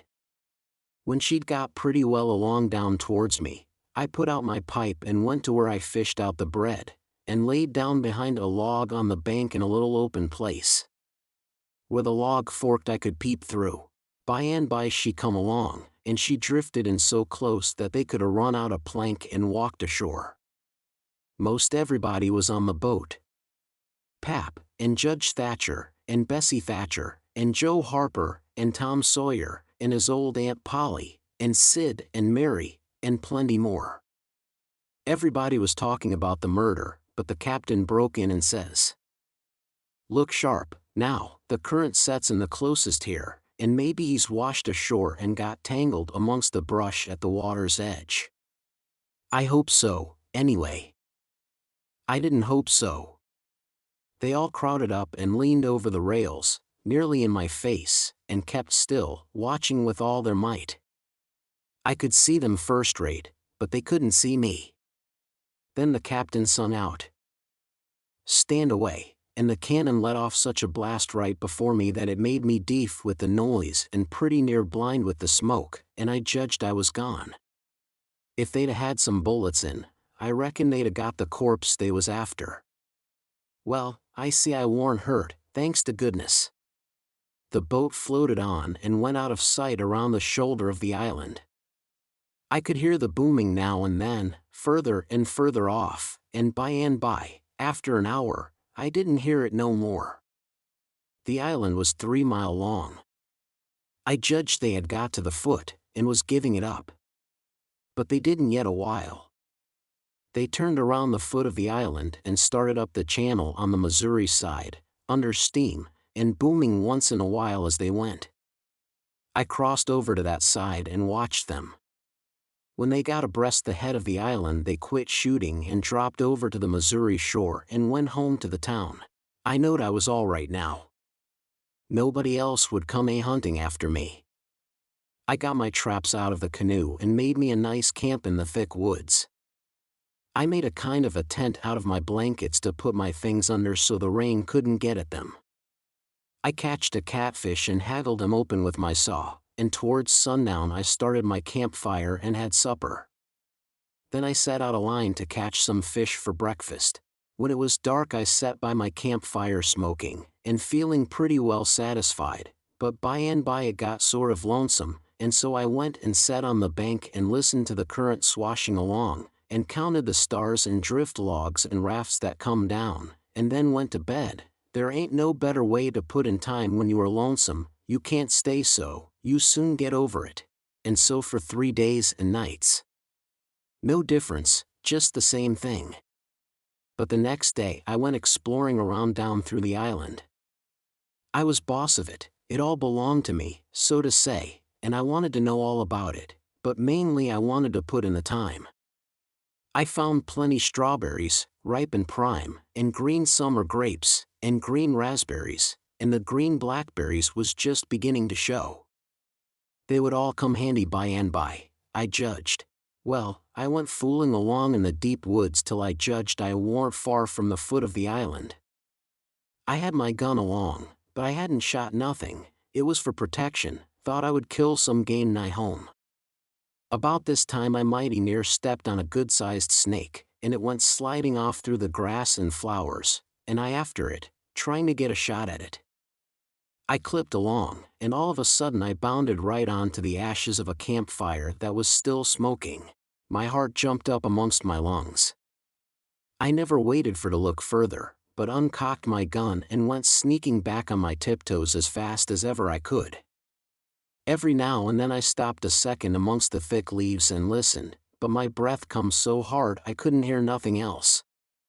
I slunk along another piece further, then listened again, and so on, and so on. If I see a stump, I took it for a man. If I trod on a stick and broke it, it made me feel like a person had cut one of my breaths in two and I only got half, and the short half, too. When I got to camp I warn't feeling very brash, there warn't much sand in my craw, but I says, this ain't no time to be fooling around. So I got all my traps into my canoe again so as to have them out of sight, and I put out the fire and scattered the ashes around to look like an old last year's camp, and then clumb a tree. I reckon I was up in the tree 2 hours, but I didn't see nothing, I didn't hear nothing, I only thought I heard and seen as much as 1,000 things. Well, I couldn't stay up there forever, so at last I got down, but I kept in the thick woods and on the lookout all the time. All I could get to eat was berries and what was left over from breakfast. By the time it was night I was pretty hungry. So when it was good and dark I slid out from shore before moonrise and paddled over to the Illinois bank, about 1/4 of a mile. I went out in the woods and cooked a supper, and I had about made up my mind I would stay there all night when I hear a pluckety-plunk, and says to myself, horses coming, and next I hear people's voices. I got everything into the canoe as quick as I could, and then went creeping through the woods to see what I could find out. I hadn't got far when I hear a man say, "We better camp here if we can find a good place, the horses is about beat out. Let's look around." I didn't wait, but shoved out and paddled away easy. I tied up in the old place, and reckoned I would sleep in the canoe. I didn't sleep much. I couldn't, somehow, for thinking. And every time I waked up I thought somebody had me by the neck. So the sleep didn't do me no good. By and by I says to myself, I can't live this way. I'm going to find out who it is that's here on the island with me. I'll find it out or bust. Well, I felt better right off. So I took my paddle and slid out from shore just a step or two, and then let the canoe drop along down amongst the shadows. The moon was shining, and outside of the shadows it made it most as light as day. I poked along well onto an hour, everything still as rocks and sound asleep. Well, by this time I was most down to the foot of the island. A little ripply, cool breeze begun to blow, and that was as good as saying the night was about done. I give her a turn with the paddle and brung her nose to shore, then I got my gun and slipped out and into the edge of the woods. I sat down there on a log, and looked out through the leaves. I see the moon go off watch, and the darkness begin to blanket the river. But in a little while I see a pale streak over the treetops, and knowed the day was coming. So I took my gun and slipped off towards where I had run across that campfire, stopping every minute or two to listen. But I hadn't no luck somehow, I couldn't seem to find the place. But by and by, sure enough, I catched a glimpse of fire away through the trees. I went for it, cautious and slow. By and by I was close enough to have a look, and there laid a man on the ground. It most give me the fantods. He had a blanket around his head, and his head was nearly in the fire. I sat there behind a clump of bushes, in about 6 foot of him, and kept my eyes on him steady. It was getting gray daylight now. Pretty soon he gapped and stretched himself and hove off the blanket, and it was Miss Watson's Jim. I bet I was glad to see him. I says, "Hello, Jim," and skipped out. He bounced up and stared at me wild. Then he drops down on his knees, and puts his hands together and says, "Don't hurt me, don't. I ain't ever done no harm to a ghost. I always liked dead people, and done all I could for 'em. You go and get into river agin, why you belongs, and don't do nothing to old Jim, at you see all as yo friend at." Well, I warn't long making him understand I warn't dead. I was ever so glad to see Jim. I warn't lonesome now. I told him I warn't afraid of him telling the people where I was. I talked along, but he only sat there and looked at me, never said nothing. Then I says, "It's good daylight. Le's get breakfast. Make up your campfire good. What's the use making up the campfire to cook strawberries and sich truck? But you got a gun, hain't you? Den we kin get somethin' better den strawberries." "Strawberries and such truck," I says. "Is that what you live on?" "I couldn't get nothing else," he says. "Why, how long you been on the island, Jim?" "I come here tonight arter you's killed." "What, all that time?" "Yes, indeedy." "And ain't you had nothing but that kind of rubbage to eat?" "No, sah, nothing else." "Well, you must be most starved, ain't you?" "I reckon I could eat a hoss." "I think I could." "How long you been on the island?" "Since the night I got killed." "No. Why, what is you lived on?" "But you got a gun." "Oh, yes, you got a gun. That's good. Now you kill somethin' and I'll make up the fire." So we went over to where the canoe was, and while he built a fire in a grassy open place amongst the trees, I fetched meal and bacon and coffee pot and frying pan, and sugar and tin cups, and the nigger was set back considerable, because he reckoned it was all done with witchcraft. I catched a good big catfish, too, and Jim cleaned him with his knife, and fried him. When breakfast was ready we lolled on the grass and eat it smoking hot. Jim laid it in with all his might, for he was most about starved. Then when we had got pretty well stuffed, we laid off and lazied. By and by Jim says, "But looky here, Huck, who was it dat you killed in dat shanty if it warn't you?" Then I told him the whole thing, and he said it was smart. He said Tom Sawyer couldn't get up no better plan than what I had. Then I says, "How do you come to be here, Jim, and how'd you get here?" He looked pretty uneasy, and didn't say nothing for a minute. Then he says, "Maybe I better not tell." "Why, Jim?" "Well, dey's reasons." "But you wouldn't tell on me if I used to tell you, would you, Huck?" "Blamed if I would, Jim." "Well, I believe you, Huck." I run off. "Jim." "But mind, you said you wouldn't tell, you know you said you wouldn't tell, Huck." "Well, I did. I said I wouldn't, and I'll stick to it. Honest Injun, I will. People would call me a low-down abolitionist and despise me for keeping mum, but that don't make no difference. I ain't a-going to tell, and I ain't a-going back there, anyways. So, now, le's know all about it." "Well, you see, it usie dis way. Ol' missus, dat's Miss Watson, she pecks on me all the time, and treats me pooty rough, but she allus said she wouldn't sell me down to Orleans. But I noticed dey was a nigger trader round a place considable lately, and I begin to get oneasy. Well, one night I creeps to de do pooty late, and de do warn't quite shet, and I hear old missus tell de widder she gwine to sell me down to Orleans, but she didn't want to, but she could get $800 for me, and it usie sich a big stack o' money she couldn't resise. De widder she try to get her to say she wouldn't do it, but I never waited to hear de res. I lit out mighty quick, I tell you. I tuck out and shin down de hill, and spec to steal a skift long to show Somers bove de town, but dey was people a-stirring it, so I hid in de old tumble-down cooper shop on de bank to wait for everybody to go away. Well, I was da all night. Dey was somebody roon all de time.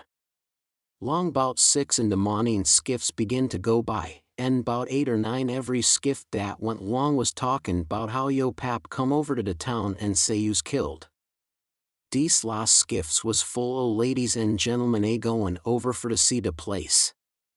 Sometimes dey'd pull up at de show and take a res bfo dey started across, so by de talk I got to know all 'bout de killin'. I usie powerful sorry you's killed, Huck, but I ain't no amo now. I laid da under de shavin's all day. I usie hungry, but I warn't afeard, becase I knowed ol' missus and de widder was goin' to start to de camp meet en right arter breakfast en be gone all day, en dey knows I goes off wid de cattle 'bout daylight, so dey wouldn't spec to see me roon de place, en so dey wouldn't miss me tell arter dark in de evenin'.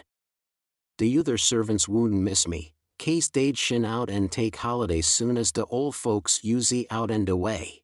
Well, when it come dark I tuck out up de river road, and went 'bout 2 mile or more to wha dey warn't no houses. I'd made up my mind 'bout what I's a-gwine to do. You see, ef I kep on tryin' to get away afoot, de dogs ud track me, ef I stole a skiff to cross over, dey'd miss dat skift, you see, en dey'd know 'bout wha I'd lan on de yuther side, en wha to pick up my track. So I says, a raft is what I's arter, it don't make no track. I see a light a-comin' roon de peant bimeby, so I waited and shove a log ahead o' me and swum more'n halfway across de river, en got in 'mongst de driftwood, en kep my head down low, en kinder swum agin de current tell de raft come along. Den I swum to de stern uviet en tuck a holt. It clouded up en usie pooty dark for a little while. So I clum up and lay down on de planks. De men usie all way yonder in de middle, wha de lantern was. De river was a-risin', en dey was a good current, so I reckoned at by fo in de morning I'd be 25 mile down de river, and den I'd slip in JISBFO daylight and swim asho, and take to the woods on the Illinois side. But I didn't have no luck. When we usie most down to the head or the island, a man begin to come aft wid the lantern. I see it warn't no use fair to wait, so I slid overboard and struck out fair to island. Well, I had a notion I could lawn mos anywheres, but I couldn't, bank too bluff. I usie most of the foot er the island BFO. I found a good place. I went into the woods and jed get I wouldn't fool wid rafts no mo, long as they moved the lantern room so. I had my pipe and a plug or dog leg, and some matches in my cap, and they warn't wet, so I usie all right. And so you ain't had no meat nor bread to eat all this time? Why didn't you get mud tickles? How you gwine to get 'em? You can't slip up on 'em and grab 'em, and how's a body gwine to hit 'em wid a rock? How could a body do it in the night? And I warn't gwine to show myself on the bank in the daytime. Well, that's so. You've had to keep in the woods all the time, of course. Did you hear 'em shooting the cannon? Oh, yes. I knowed they was arter you. I see 'em go by here, watched 'em through the bushes.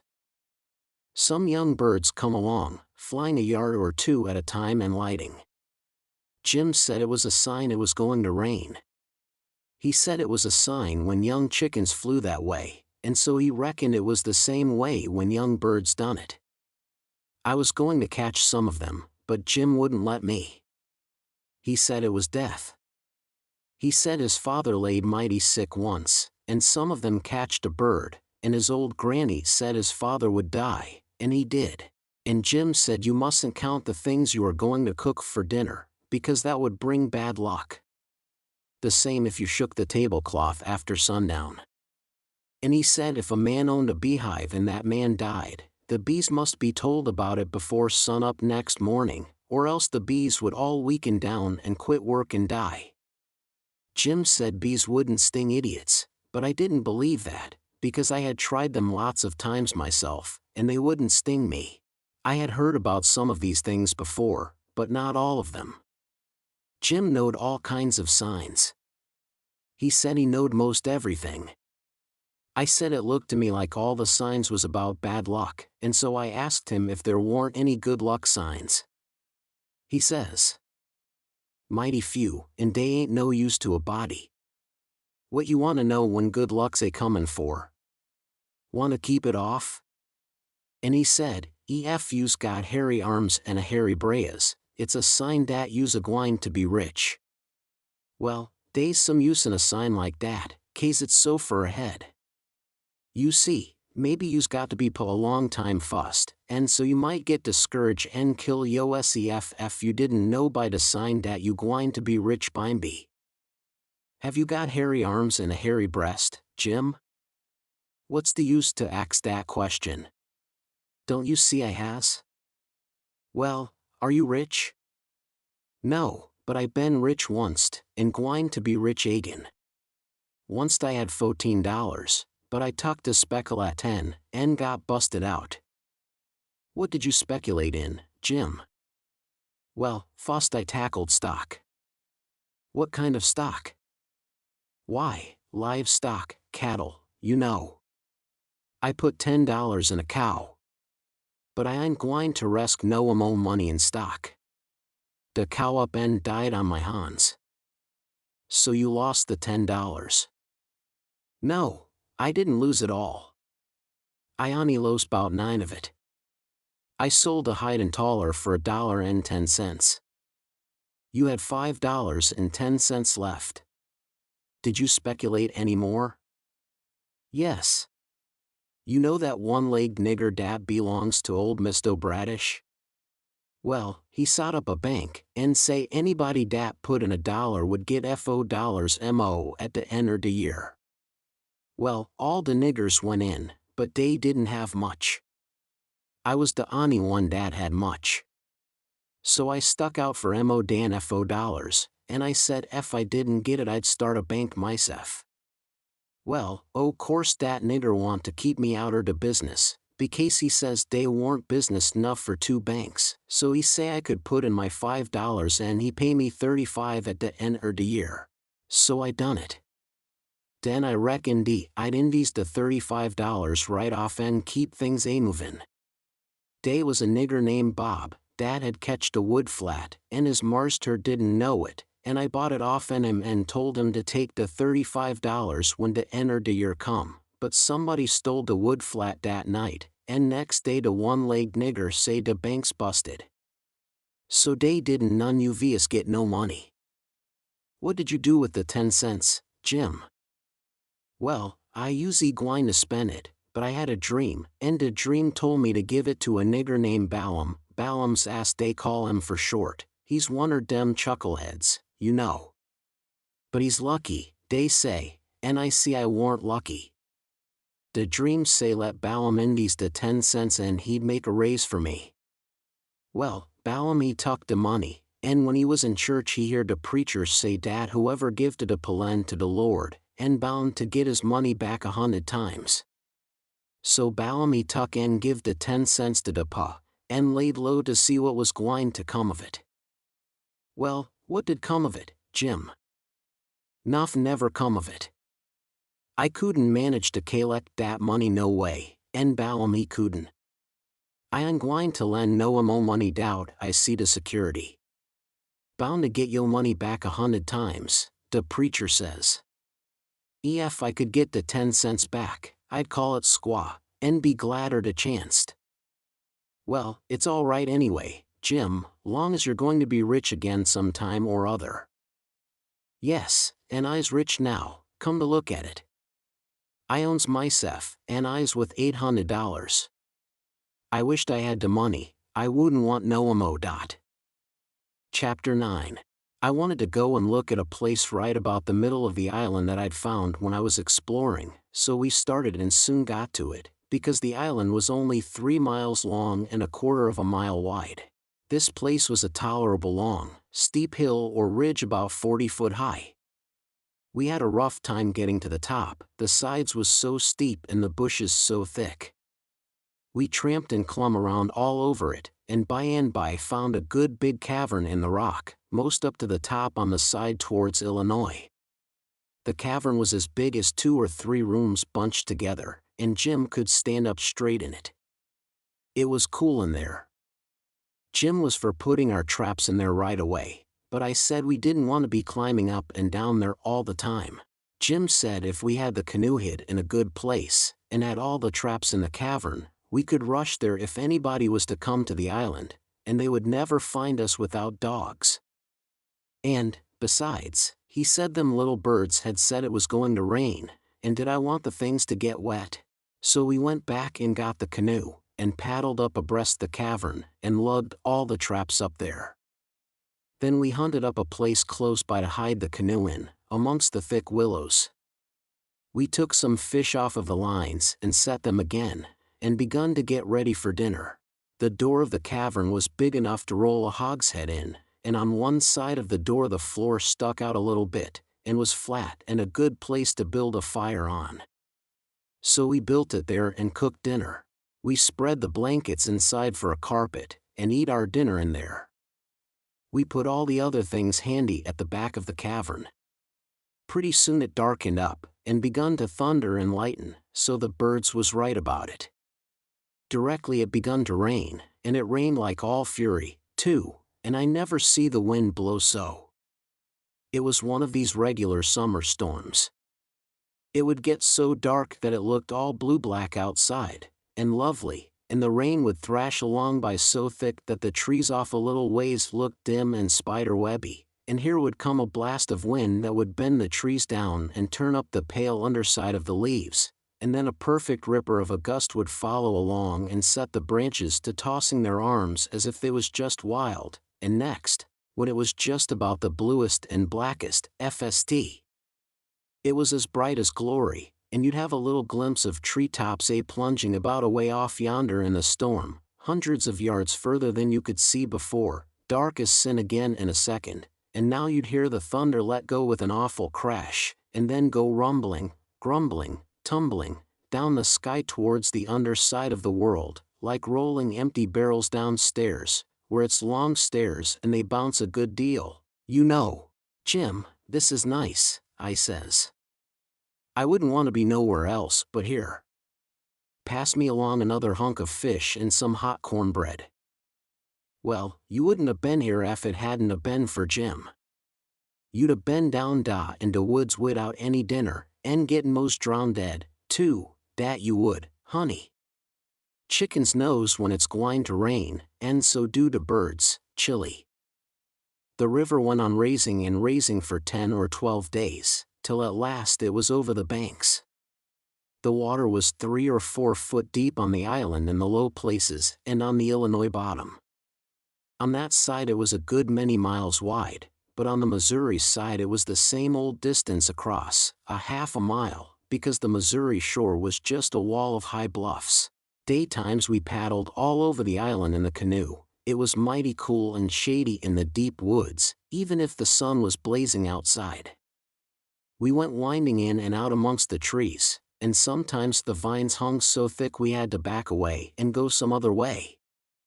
Well, on every old broken-down tree you could see rabbits and snakes and such things, and when the island had been overflowed a day or two they got so tame, on account of being hungry, that you could paddle right up and put your hand on them if you wanted to, but not the snakes and turtles, they would slide off in the water. The ridge our cavern was in was full of them. We could have had pets enough if we'd wanted them. One night we catched a little section of a lumber raft, nice pine planks.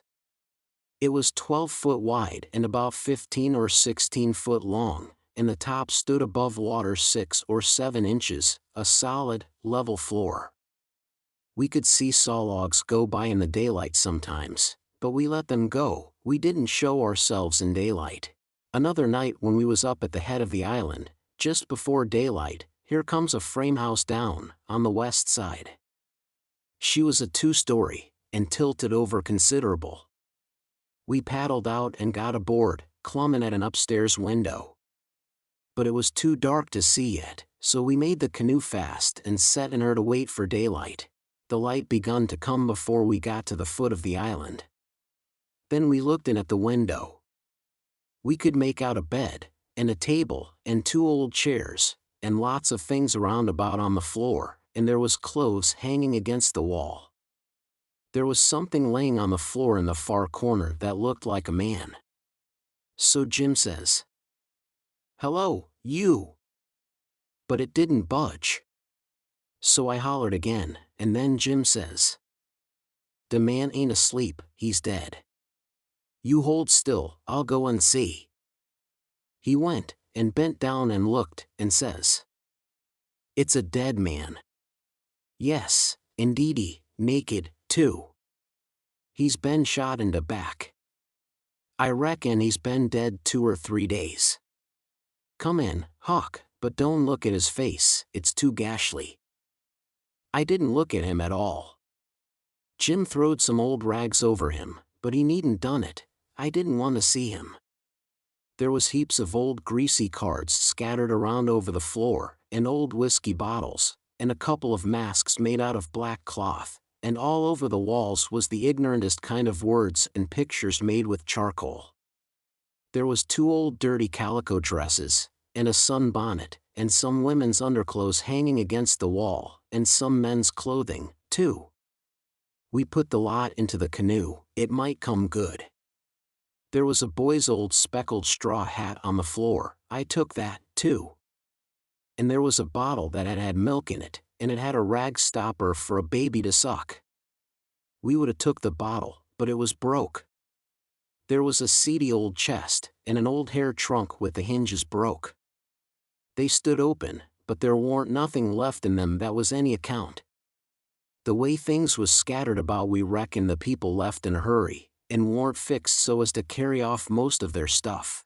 We got an old tin lantern, and a butcher knife without any handle, and a brand new Barlow knife worth 2 bits in any store, and a lot of tallow candles, and a tin candlestick, and a gourd, and a tin cup, and a ratty old bedquilt off the bed, and a reticule with needles and pins and beeswax and buttons and thread and all such truck in it, and a hatchet and some nails, and a fish line as thick as my little finger with some monstrous hooks on it, and a roll of buckskin, and a leather dog collar, and a horseshoe, and some vials of medicine that didn't have no label on them, and just as we was leaving I found a tolerable good curry comb, and Jim he found a ratty old fiddle bow, and a wooden leg.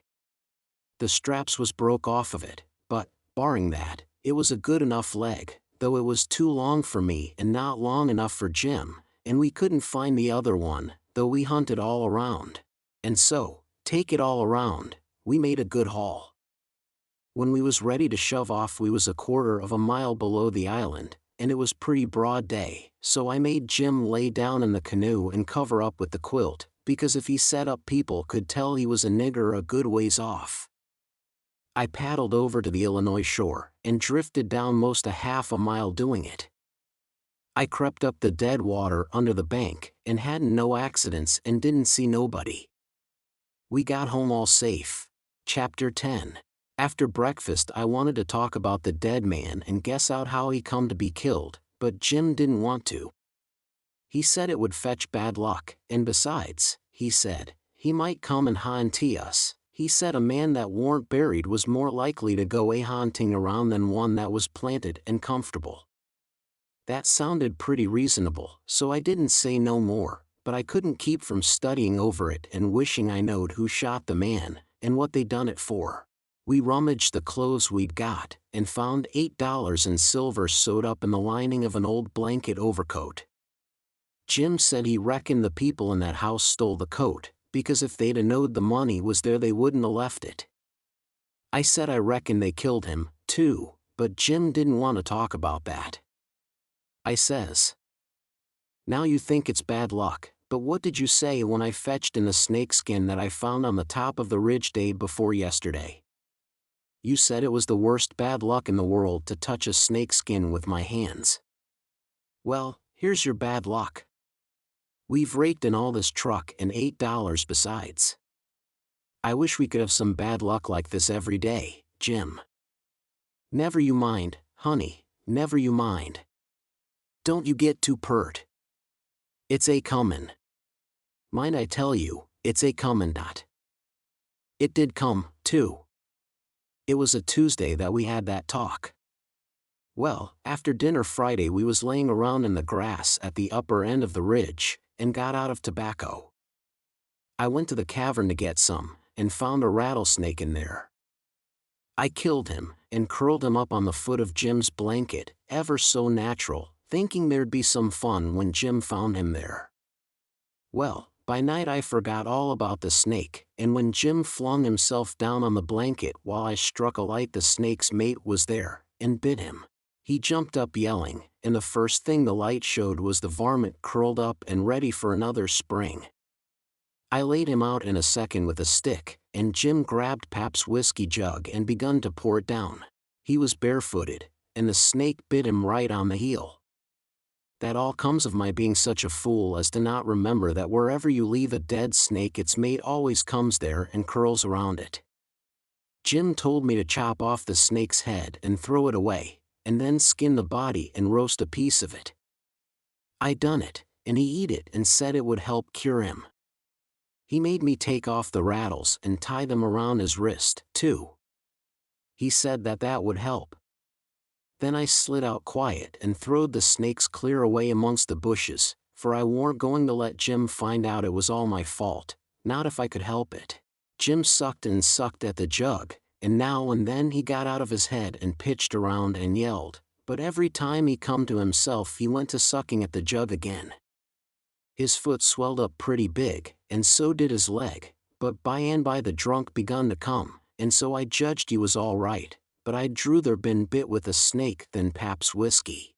Jim was laid up for 4 days and nights. Then the swelling was all gone and he was around again. I made up my mind I wouldn't ever take a holt of a snakeskin again with my hands, now that I see what had come of it. Jim said he reckoned I would believe him next time. And he said that handling a snakeskin was such awful bad luck that maybe we hadn't got to the end of it yet. He said he'd rather see the new moon over his left shoulder as much as 1,000 times than take up a snakeskin in his hand. Well, I was getting to feel that way myself, though I've always reckoned that looking at the new moon over your left shoulder is one of the carelessest and foolishest things a body can do. Old Hank Bunker done it once, and bragged about it, and in less than 2 years he got drunk and fell off of the shot tower, and spread himself out so that he was just a kind of a layer, as you may say, and they slid him edgeways between 2 barn doors for a coffin, and buried him so they say, but I didn't see it. Pap told me. But anyway, it all come of looking at the moon that way, like a fool. Well, the days went along, and the river went down between its banks again, and about the first thing we done was to bait one of the big hooks with a skinned rabbit and set it and catch a catfish that was as big as a man, being 6 foot 2 inches long, and weighed over 200 pounds. We couldn't handle him, of course, he would have flung us into Illinois. We just sat there and watched him rip and tear around till he drowned dead. We found a brass button in his stomach and a round ball, and lots of rubbish. We split the ball open with the hatchet, and there was a spool in it. Jim said he'd had it there a long time, to coat it over so and make a ball of it. It was as big a fish as was ever catched in the Mississippi, I reckon. Jim said he hadn't ever seen a bigger one. He would have been worth a good deal over at the village. They peddle out such a fish as that by the pound in the market house there. Everybody buys some of him. His meat's as white as snow and makes a good fry. Next morning I said it was getting slow and dull, and I wanted to get a stirring up some way. I said I reckoned I would slip over the river and find out what was going on. Jim liked that notion, but he said I must go in the dark and look sharp. Then he studied it over and said, couldn't I put on some of them old things and dress up like a girl? That was a good notion, too. So we shortened up one of the calico gowns, and I turned up my trouser legs to my knees and got into it. Jim hitched it behind with the hooks, and it was a fair fit. I put on the sunbonnet and tied it under my chin, and then for a body to look in and see my face was like looking down a joint of stovepipe. Jim said nobody would know me, even in the daytime, hardly. I practiced around all day to get the hang of the things, and by I could do pretty well in them, only Jim said I didn't walk like a girl, and he said I must quit pulling up my gown to get at my breeches pocket. I took notice, and done better. I started up the Illinois shore in the canoe just after dark. I started across to the town from a little below the ferry landing, and the drift of the current fetched me in at the bottom of the town. I tied up and started along the bank. There was a light burning in a little shanty that hadn't been lived in for a long time, and I wondered who had took up quarters there. I slipped up and peeped in at the window. There was a woman about 40-year-old in there knitting by a candle that was on a pine table. I didn't know her face. She was a stranger, for you couldn't start a face in that town that I didn't know.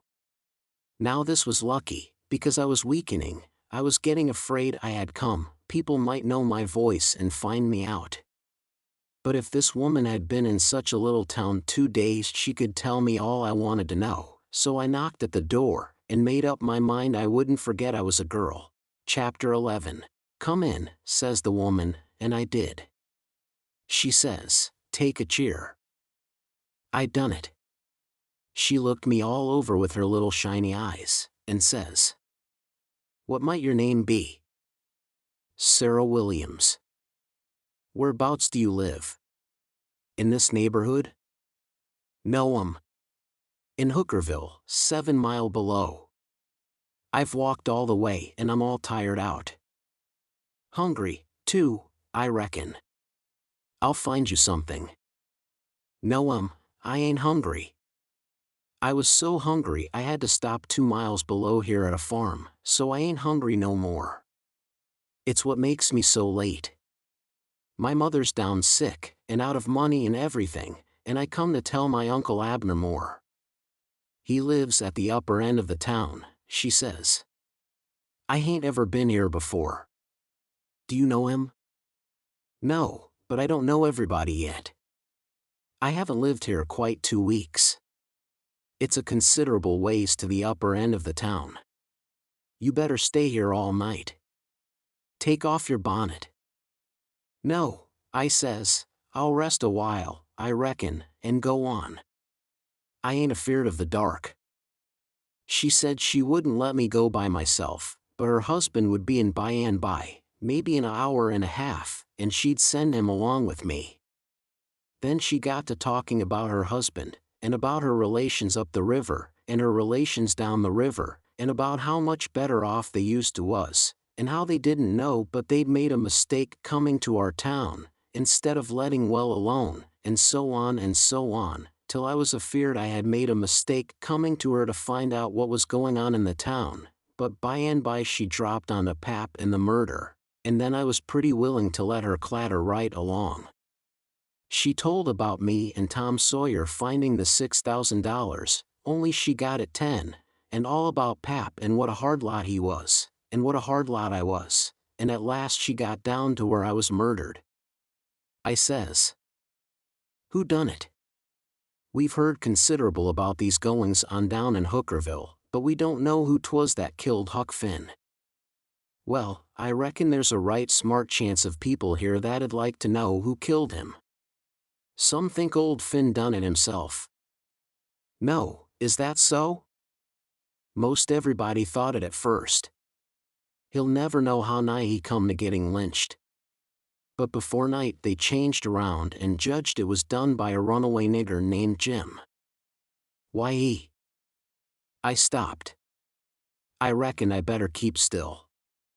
She run on, and never noticed I had put in at all. "The nigger run off the very night Huck Finn was killed. So there's a reward out for him, $300.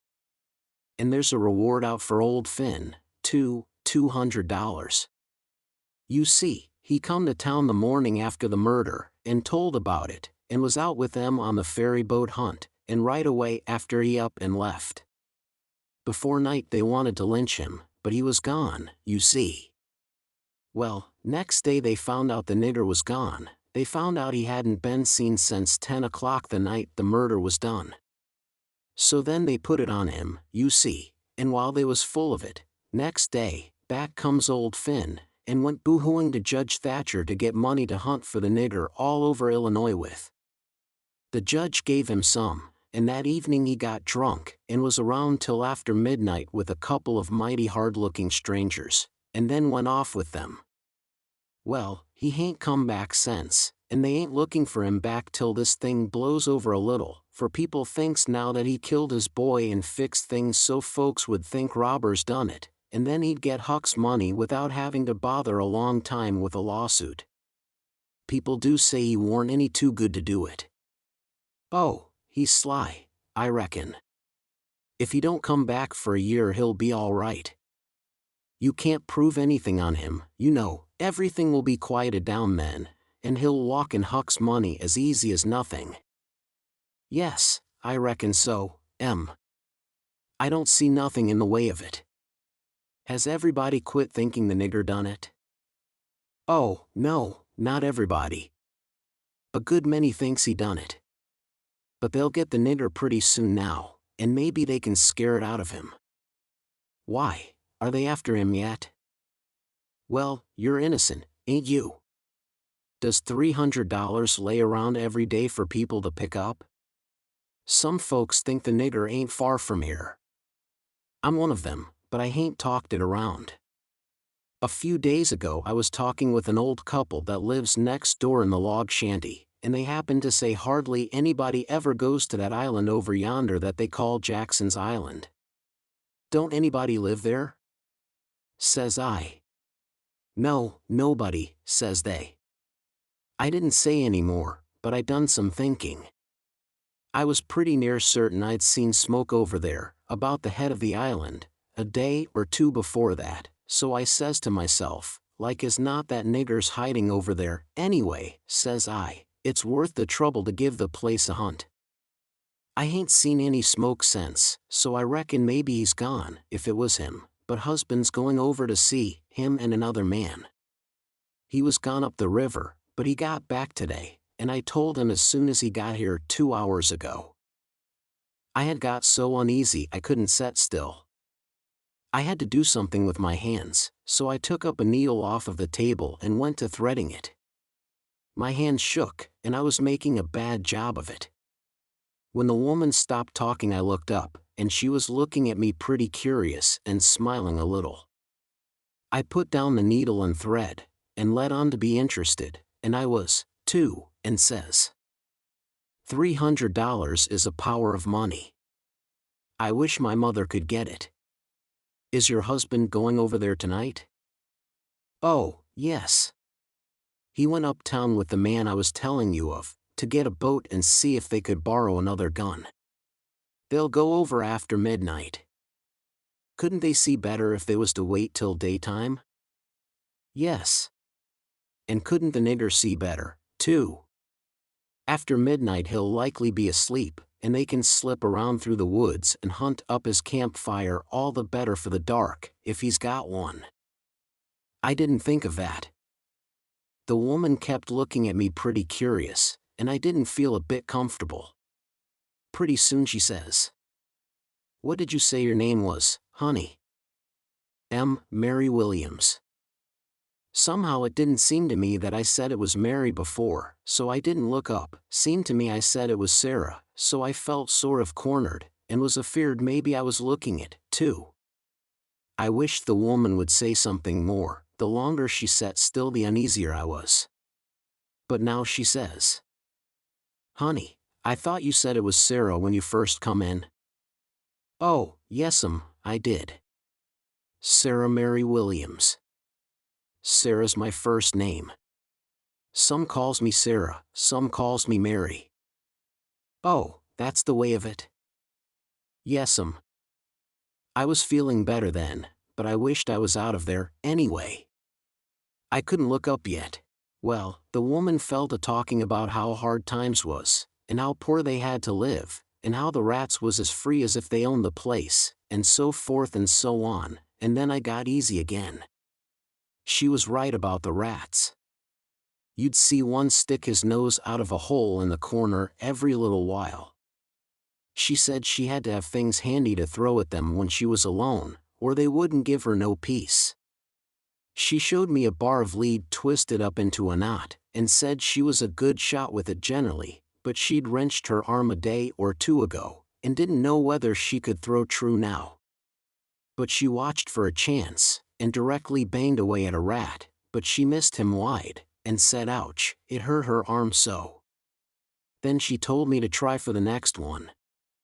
I wanted to be getting away before the old man got back, but of course I didn't let on.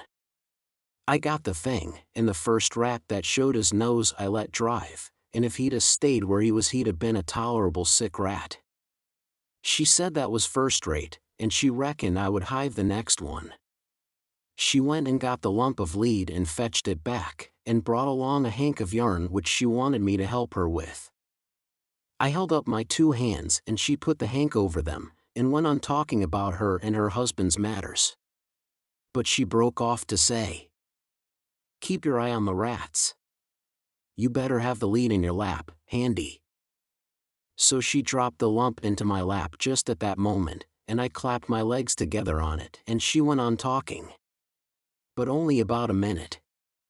Then she took off the hank and looked me straight in the face, and very pleasant, and says, "Come, now, what's your real name?" "W.H. What, Mom? What's your real name? Is it Bill, or Tom, or Bob, or what is it?" I reckon I shook like a leaf, and I didn't know hardly what to do.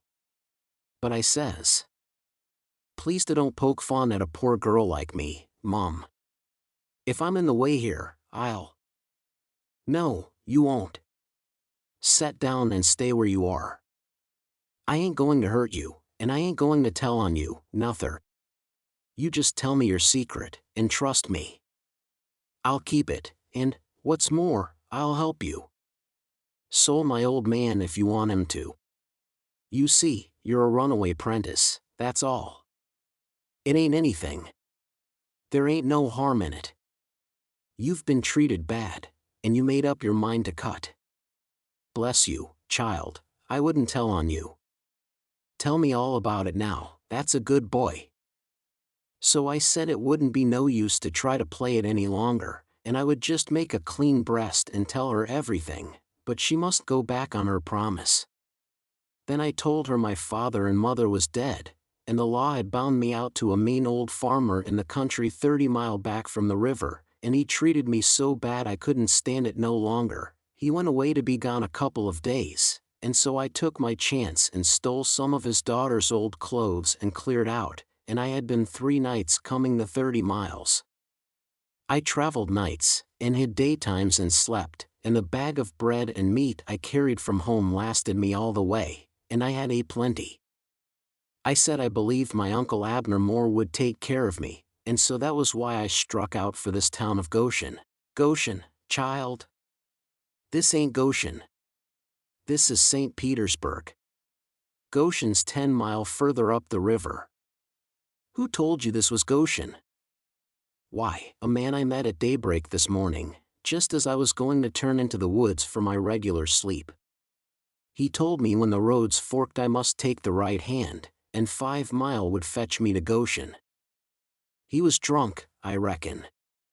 He told you just exactly wrong. Well, he did act like he was drunk, but it ain't no matter now. I got to be moving along. I'll fetch Goshen before daylight. Hold on a minute. I'll put you up a snack to eat. You might want it. So she put me up a snack and says, Say, when a cow's laying down, which end of her gets up first? Answer up prompt now, don't stop to study over it. Which end gets up first? The hind end, mum. Well, then, a horse? The forrard end, mum. Which side of a tree does the moss grow on? North side. If 15 cows is browsing on a hillside, how many of them eats with their heads pointed the same direction? The whole 15, mum. Well, I reckon you have lived in the country. I thought maybe you was trying to hocus me again. What's your real name, now? George Peters, mum. Well, try to remember it, George. Don't forget and tell me it's Alexander before you go, and then get out by saying it's George Alexander when I catch you. And don't go about women in that old calico. You do a girl tolerable poor, but you might fool men, maybe. Bless you, child, when you set out to thread a needle don't hold the thread still and fetch the needle up to it, hold the needle still and poke the thread at it, that's the way a woman most always does, but a man always does t'other way. And when you throw at a rat or anything, hitch yourself up a tiptoe and fetch your hand up over your head as awkward as you can, and miss your rat about 6 or 7 foot. Throw stiff-armed from the shoulder, like there was a pivot there for it to turn on, like a girl, not from the wrist and elbow, with your arm out to one side, like a boy. And, mind you, when a girl tries to catch anything in her lap she throws her knees apart, she don't clap them together, the way you did when you catched the lump of lead. Why, I spotted you for a boy when you was threading the needle, and I contrived the other things just to make certain. Now trot along to your uncle, Sarah Mary Williams George Alexander Peters, and if you get into trouble you send word to Mrs. Judith Loftus, which is me, and I'll do what I can to get you out of it. Keep the river road all the way, and next time you tramp take shoes and socks with you. The river road's a rocky one, and your feet'll be in a condition when you get to Goshen, I reckon. I went up the bank about 50 yards, and then I doubled on my tracks and slipped back to where my canoe was, a good piece below the house. I jumped in, and was off in a hurry. I went upstream far enough to make the head of the island, and then started across. I took off the sunbonnet, for I didn't want no blinders on then. When I was about the middle I heard the clock begin to strike, so I stops and listens. The sound come faint over the water but clear, 11. When I struck the head of the island I never waited to blow, though I was most winded, but I shoved right into the timber where my old camp used to be, and started a good fire there on a high and dry spot. Then I jumped in the canoe and dug out for our place, 1.5 miles below, as hard as I could go. I landed, and slopped through the timber and up the ridge and into the cavern. There Jim laid, sound asleep on the ground. I roused him out and says, "Get up and hump yourself, Jim. There ain't a minute to lose. They're after us." Jim never asked no questions, he never said a word, but the way he worked for the next half an hour showed about how he was scared. By that time everything we had in the world was on our raft, and she was ready to be shoved out from the willow cove where she was hid. We put out the campfire at the cavern the first thing, and didn't show a candle outside after that. I took the canoe out from the shore a little piece, and took a look, but if there was a boat around I couldn't see it, for stars and shadows ain't good to see by. Then we got out the raft and slipped along down in the shade, past the foot of the island dead still, never saying a word. Chapter 12. It must have been close on to 1 o'clock when we got below the island at last, and the raft did seem to go mighty slow. If a boat was to come along we was going to take to the canoe and break for the Illinois shore, and it was well a boat didn't come, for we hadn't ever thought to put the gun in the canoe, or a fishing line, or anything to eat. We was in Ruther too much of a sweat to think of so many things. It warn't good judgment to put everything on the raft. If the men went to the island I just expect they found the campfire I built, and watched it all night for Jim to come.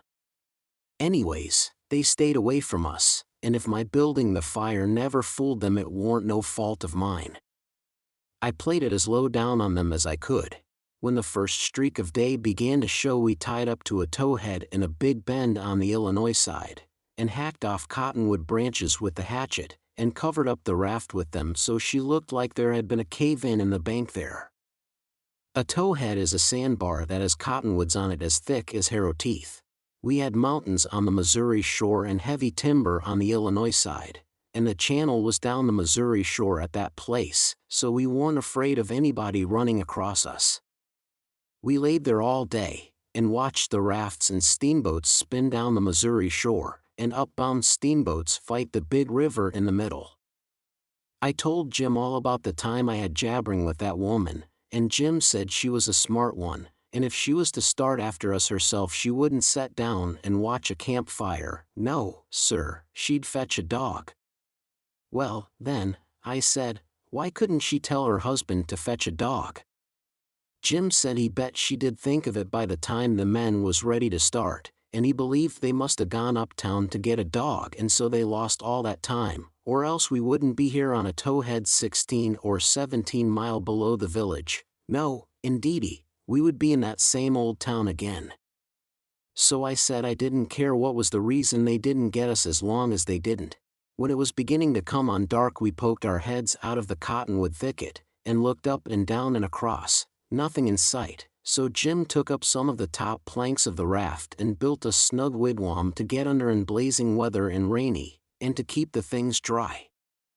Jim made a floor for the wigwam, and raised it a foot or more above the level of the raft, so now the blankets and all the traps was out of reach of steamboat waves.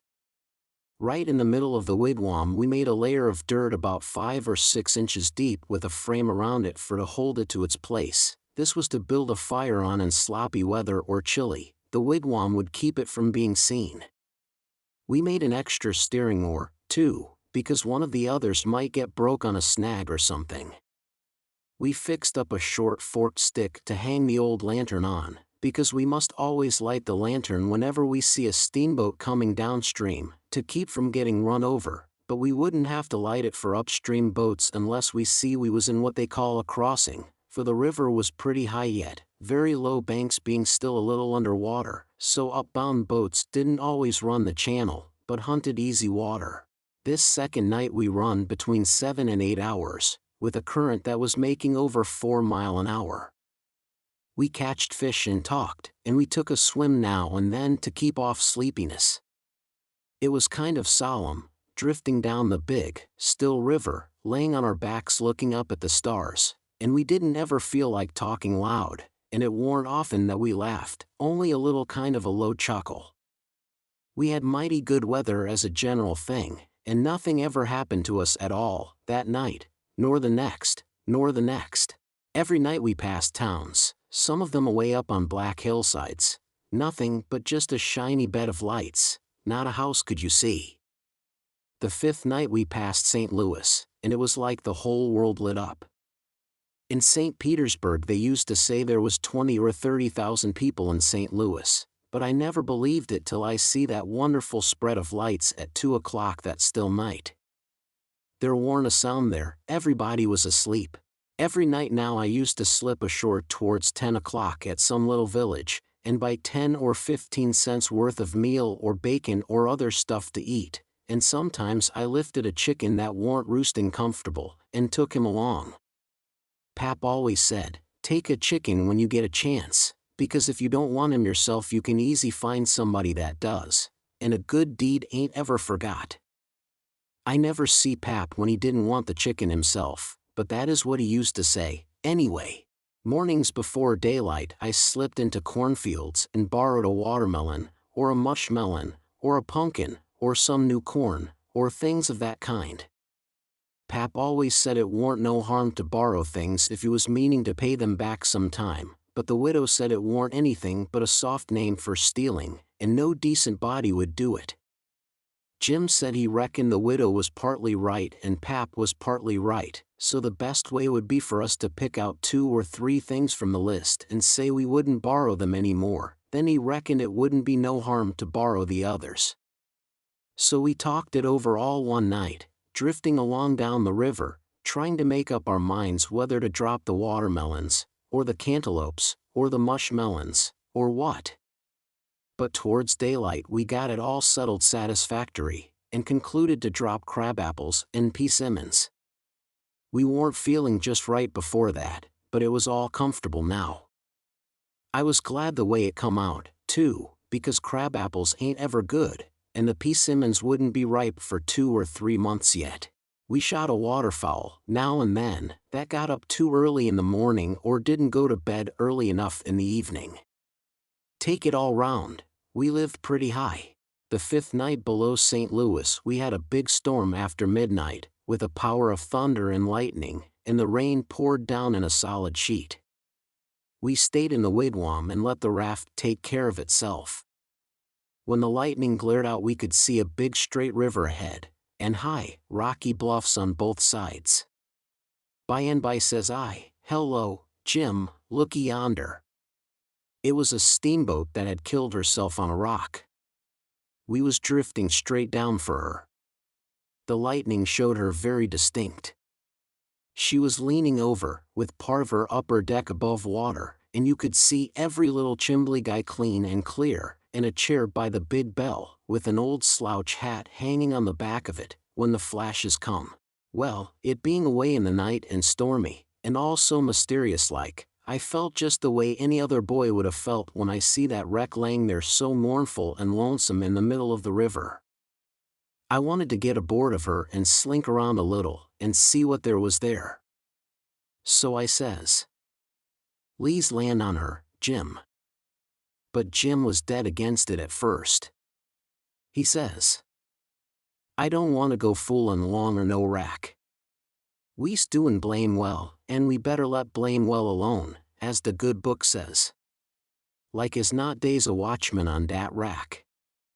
"Watchman your grandmother," I says, "there ain't nothing to watch but the Texas and the pilot house, and do you reckon anybody's going to risk his life for a Texas and a pilot house such a night as this, when it's likely to break up and wash off down the river any minute?" Jim couldn't say nothing to that, so he didn't try. "And besides," I says, "we might borrow something worth having out of the captain's stateroom. Seegers, I bet you, and cost 5 cents apiece, solid cash. Steamboat captains is always rich, and get $60 a month, and they don't care a cent what a thing costs, you know, long as they want it. Stick a candle in your pocket, I can't rest, Jim, till we give her a rummaging.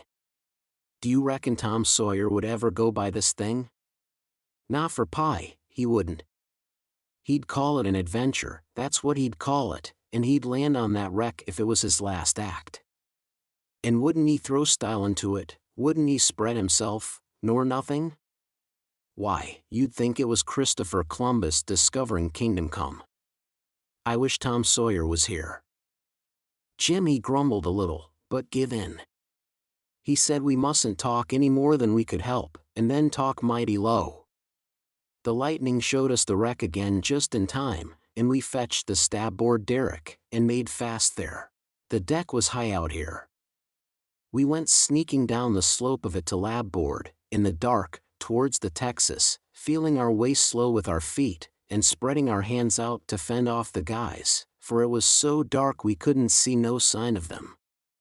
Pretty soon we struck the forward end of the skylight, and clumb onto it, and the next step fetched us in front of the captain's door, which was open, and by Jiminy, away down through the Texas hall we see a light.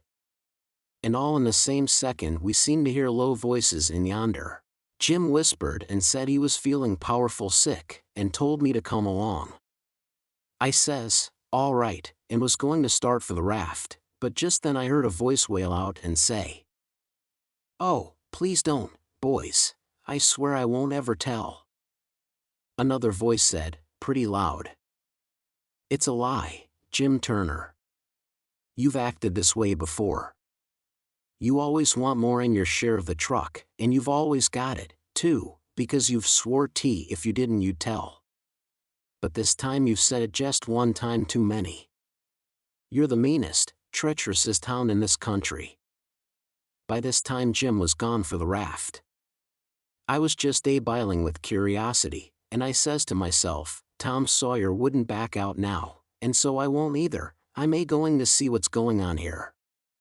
So I dropped on my hands and knees in the little passage, and crept aft in the dark till there warn't but one stateroom betwixt me and the cross hall of the Texas. Then in there I see a man stretched on the floor and tied hand and foot, and two men standing over him, and one of them had a dim lantern in his hand, and the other one had a pistol. This one kept pointing the pistol at the man's head on the floor, and saying, "I'd like to. And I ortare, too, a mean skunk." The man on the floor would shrivel up and say, "Oh, please don't, Bill, I ain't ever goin' to tell." And every time he said that the man with the lantern would laugh and say, "'Deed you ain't. You never said no truer thing than that, you bet you." And once he said, "Hear him beg. And yet if we hadn't got the best of him and tied him he'd 'a killed us both." And what for? Just for nothin'.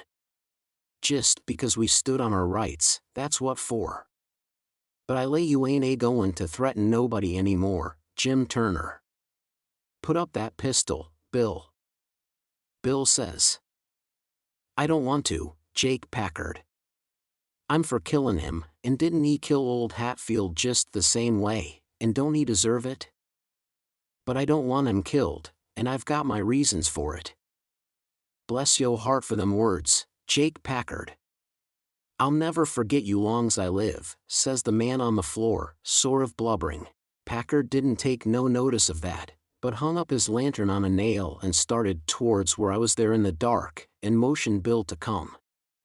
I crawfished as fast as I could about 2 yards, but the boat slanted so that I couldn't make very good time, so to keep from getting run over and catched I crawled into a stateroom on the upper side.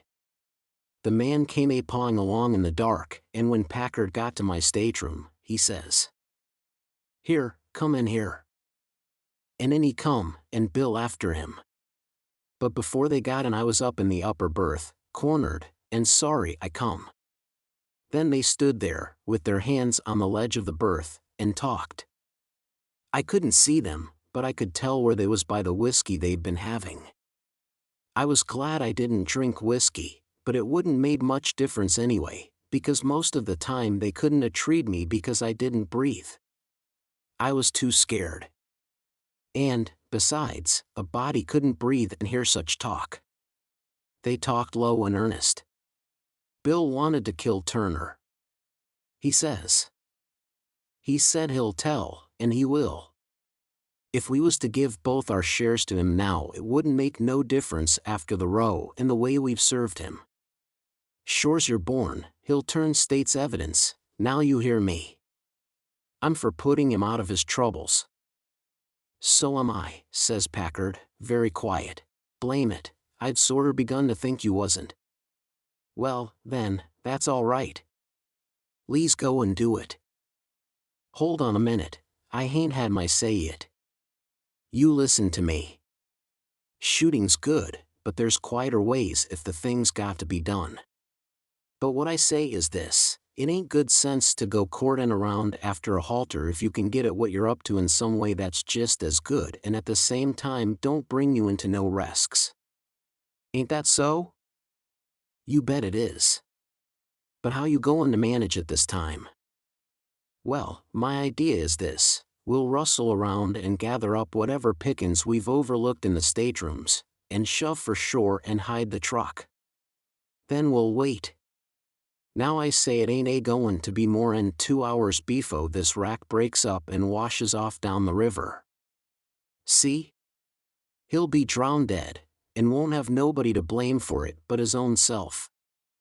I reckon that's a considerable sight better'n killin' of him. I'm unfavorable to killin' a man as long as you can get around it. It ain't good sense, it ain't good morals. Ain't I right? Yes, I reckon you are. But I suppose she don't break up and wash off? Well, we can wait the 2 hours anyway and see, can't we? All right, then, come along. So they started, and I lit out, all in a cold sweat, and scrambled forward.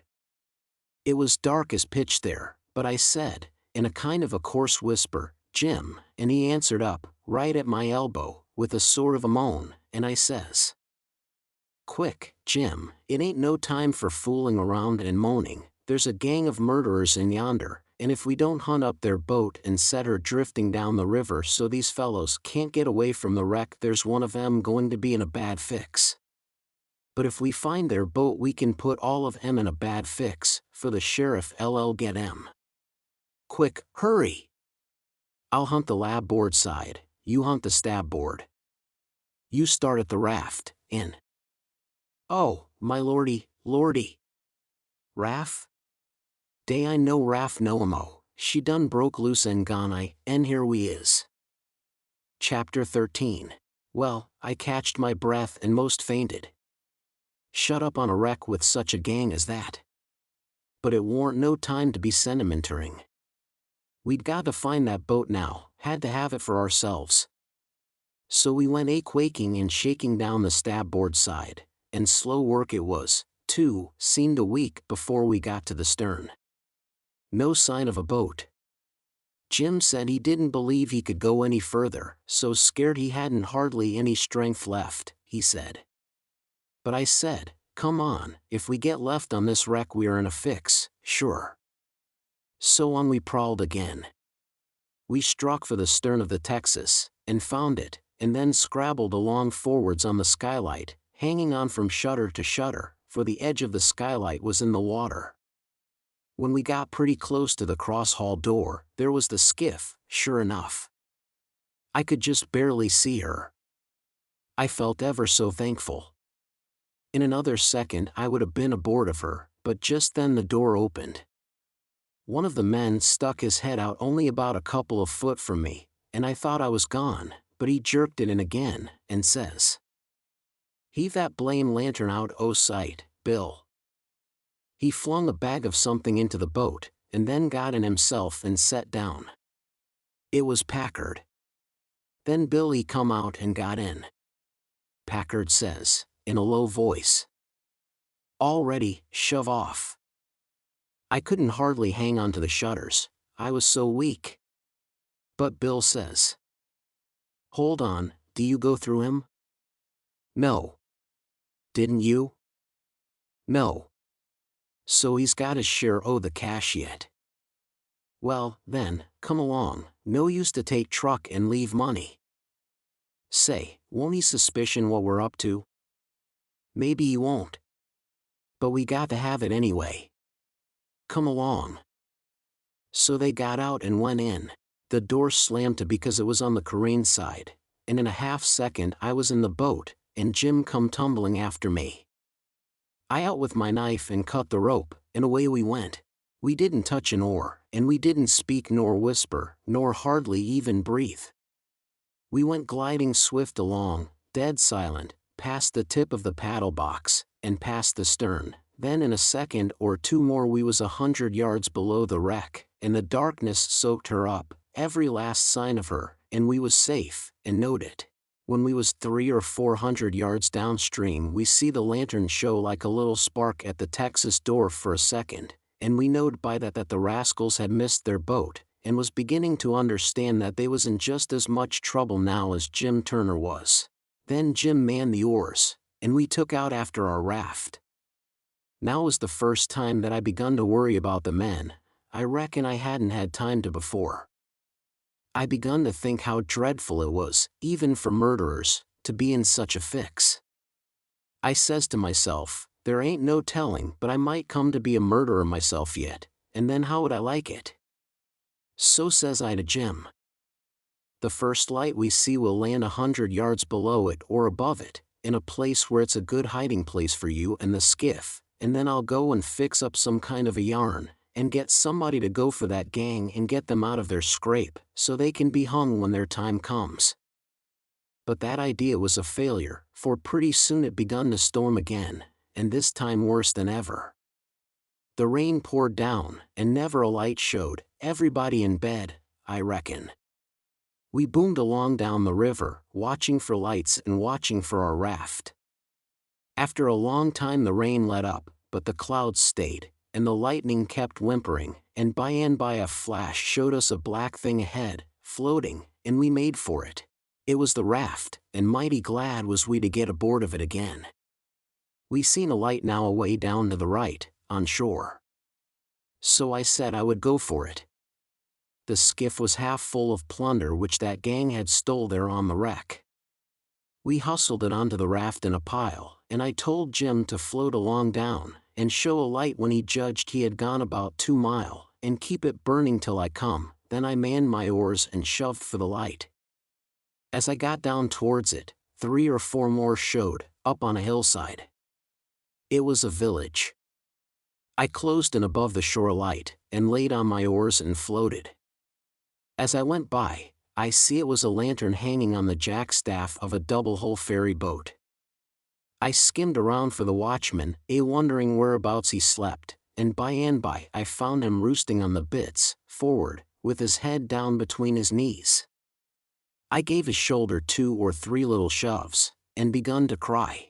He stirred up, in a kind of a startlish way, but when he see it was only me, he took a good gap and stretch, and then he says, "Hello, what's up? Don't cry, bub. What's the trouble?" I says, "Pap, and ma'am, and sis, Ann." Then I broke down. He says, "Oh, dang it now, don't take on so, we all has to have our troubles, and this NLL come out all right. What's the matter with em?" There, are you the watchman of the boat?" "Yes," he says, kind of pretty well satisfied like. "I'm the captain and the owner and the mate and the pilot and watchman and head deckhand, and sometimes I'm the freight and passengers. I ain't as rich as old Jim Hornback, and I can't be so blamed generous and good to Tom, Dick and Harry as what he is, and slam around money the way he does, but I've told him a many a time I wouldn't trade places with him, for, says I, a sailor's life's the life for me, and I'm derned if I'd live 2 mile out o' town, where there ain't nothing ever goin' on, not for all his spondulics and as much more on top of it," says I. I broke in and says, "They're in an awful peck of trouble, Ann." "Who is?" "Why, Pap and Mam and Sis and Miss Hooker, and if you'd take your ferry boat and go up there." "Up where?" "Where are they?" "On the wreck." "What wreck?" "Why, there ain't but one." "What, you don't mean the Walter Scott?" "Yes." "Good land. What are they doing there, for gracious sakes?" "Well, They didn't go there a purpose. I bet they didn't. Why, great goodness, there ain't no chance for 'em if they don't get off mighty quick. Why, how in the nation did they ever get into such a scrape? Easy enough. Miss Hooker was visiting up there to the town. Yes, Booth's Landing, go on. She was visiting there at Booth's Landing, and just in the edge of the evening she started over with her nigger woman in the horse ferry to stay all night at her friend's house, Miss What you may call her, I disremember her name, and they lost their steering oar, and swung around and went floating down, stern first, about 2 mile, and saddlebags down the wreck, and the ferryman and the nigger woman and the horses was all lost, but Miss Hooker she made a grab and got aboard the wreck. Well, about an hour after dark we come along down in our trading scow, and it was so dark we didn't notice the wreck till we was right on it, and so we saddlebagsed, but all of us was saved but Bill Whipple, and oh, he was the best creetur, I most wished it had been me, I do. My George! It's the beatin'est thing I ever struck. And then what did you all do? Well, we hollered and took on, but it's so wide there we couldn't make nobody hear. So Pap said somebody got to get ashore and get help somehow. I was the only one that could swim, so I made a dash for it, and Miss Hooker she said if I didn't strike help sooner, come here and hunt up her uncle, and he'd fix the thing. I made the land about a mile below, and been fooling along ever since, trying to get people to do something, but they said, what, in such a night and such a current? There ain't no sense in it, go for the steam ferry. Now if you'll go in. By Jackson, I'd like to, and, blame it, I don't know but I will, but who in the dingnation's going to pay for it? Do you reckon your pap? Why that's all right. Miss Hooker she told me, particular, that her uncle Hornback. Great guns! Is he her uncle? Looky here, you break for that light over yonder way, and turn out west when you get there, and about a quarter of a mile out you'll come to the tavern, tell him to dart you out to Jim Hornback's, and he'll foot the bill. And don't you fool around any, because he'll want to know the news. Tell him I'll have his niece all safe before he can get to town. Hump yourself, now, I'm going up around the corner here to roust out my engineer. I struck for the light, but as soon as he turned the corner I went back and got into my skiff and bailed her out, and then pulled up shore in the easy water about 600 yards, and tucked myself in among some wood boats, for I couldn't rest easy till I could see the ferry boat start. But take it all around, I was feeling ruther comfortable on accounts of taking all this trouble for that gang, for not many would have done it. I wished the widow knowed about it.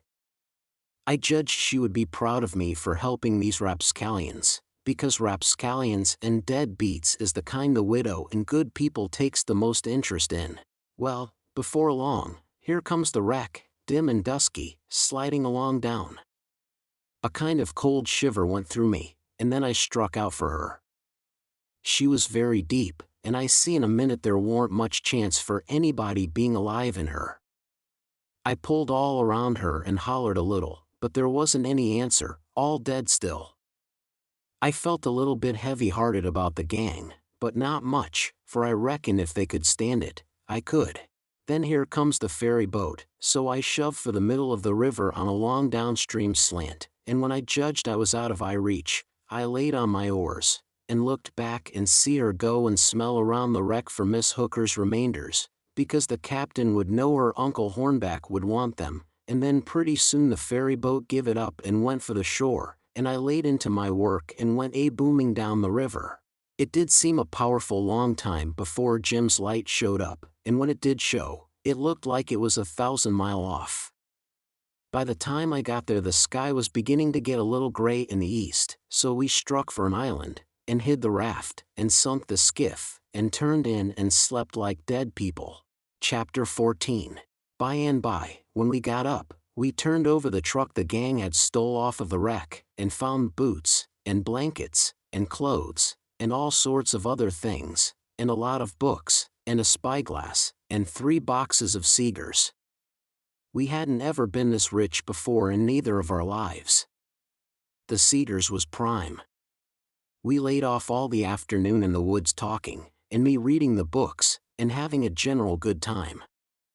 I told Jim all about what happened inside the wreck and at the ferry boat, and I said these kinds of things was adventures, but he said he didn't want no more adventures. He said that when I went in the Texas and he crawled back to get on the raft and found her gone, he nearly died, because he judged it was all up with him. Anyway, it could be fixed, for if he didn't get saved he would get drowned dead, and if he did get saved, whoever saved him would send him back home so as to get the reward, and then Miss Watson would sell him south, sure. Well, he was right, he was most always right. He had an uncommon level head, for a nigger. I read considerable to Jim about kings and dukes and earls and such, and how gaudy they dressed, and how much style they put on, and called each other your majesty, and your grace, and your lordship, and so on, 'stead of Mr., and Jim's eyes bugged out, and he was interested. He says, "I didn't know dey was so many on 'em. I hain't hearn 'bout none on 'em, scasely, but old King Solomon, unless you counts dem kings stats in a pack or yards. How much do a king get?" "Get?"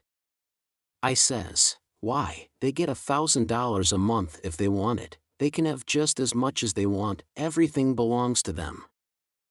"Ain't dat gay?" "And what dey got to do, Huck?" "They don't do nothing." "Why, how you talk?" "They just set around." "No, is dat so?" "Of course it is. They just set around, except, maybe, when there's a war, then they go to the war. But other times they just lazy around, or go hawking, just hawking in SPSH. Do you hear a noise?" We skipped out and looked, but it warn't nothing but the flutter of a steamboat's will away down, coming around the point, so we come back. "Yes," says I, "and other times, when things is dull, they fuss with the Parliament, and if everybody don't go just so he whacks their heads off. But mostly they hang round the harem." "Roon de which?" "Harem." "What's the harem?" "The place where he keeps his wives." "Don't you know about the harem?" "Solomon had one, he had about 1,000,000 wives." "Why, yes, that's so, I'd done forgot it. A harem's a boden house, I reckon. Most likely dey has rackety times in the nussery. And I reckon de wives quarrels considerable, and dat crease de racket. Yet dey say Solomon de wisest man dat ever live. I don't take no stock in dat because why, would a wise man want to live in de midst or sich a blim-blammin' all the time? No, 'deed he wouldn't. A wise man you'd take in build a biler factory, and den he could shet down de biler factory when he want to res. Well, but he was the wisest man, anyway, because the widow she told me so, her own self. I don't care what the widder say, he warn't no wise man nuther. He had some de dad fetched ways I ever see. Does you know 'bout dat chili dat he use gwine to choppin' too? Yes, the widow told me all about it. Well, den. Warn't dat de beatin'st notion in de world? You jest take and look at it a minute. Das de stump, dat's one er de women, he is you, dat's de other one, I's Solomon, and dish your dollar bills de chili. Both on you claims it. What does I do? Does I shin around mongs de neighbors and find out which un you de bill do belong to, and han it over to de right one, all safe and sown, de way dat anybody dat had any gumption would? No, I take in whack de bill in two, and give half on it to you, and de other half to de other woman. Dat's de way Solomon was gwine to do wid de chili. Now I want to ast you, what's the user dat half a bill, can't buy nothin' wid it? And what use is a half a chili? I wouldn't give a dern for 1,000,000 on 'em. But hang it, Jim, you've clean missed the point, blame it, you've missed it 1,000 mile. Who? Me? Go long. Don't talk to me 'bout yo pints. I reckon I knows sense when I sees it, and dey I no sense in sich doin's as dat dispute warn't 'bout a half a chili, dispute was 'bout a whole chili, and de man dat think he kin settle a 'spute 'bout a whole chili wid a half a chili don't know enough to comin' out in de rain. Don't talk to me 'bout Solomon, Huck, I knows him by de back. But I tell you don't get the point. Blame de point. I reckon I knows what I knows. And mind you, de real pint is down furder, it's down deeper. It lays in the way Solomon was raised. You take a man dat's got only 1 or 2 chillun, is dat man gwine to be wasteful o' chillun? No, he ain't, he can't 'ford it. He know how to value 'em. But you take a man dat's got 'bout 5 million chillun runnin' round de house, and it's defunct. He is soon chop a chili in 2 as a cat. Dey's plenty mo. A chili or 2, mo or less, warn't no consequence to Solomon, dad fatch him. I never see such a nigger. If he got a notion in his head once, there warn't no getting it out again. He was the most down on Solomon of any nigger I ever see. So I went to talking about other kings, and let Solomon slide. I told about Louis XVI that got his head cut off in France long time ago, and about his little boy the Dolphin, that would have been a king, but they took and shut him up in jail, and some say he died there, po little chap. But some says he got out and got away, and come to America. That's good. But he'll be pooty lonesome, dey I know kings here, is dey, Hawk? No. Den he can't get no situation. What he gwine to do? Well, I don't know. Some of them gets on the police, and some of them learns people how to talk French. Why, Huck, don't the French people talk the same way we does? No, Jim, you couldn't understand a word they said, not a single word. Well, now, I be ding busted. How do dat come? I don't know, but it's so. I got some of their jabber out of a book. S'pose a man was to come to you and say parlez-vous français, what would you think? I wouldn't think nuffin, I'd take in bust him over the head, dat is, if you warn't white. I wouldn't low no nigger to call me dat.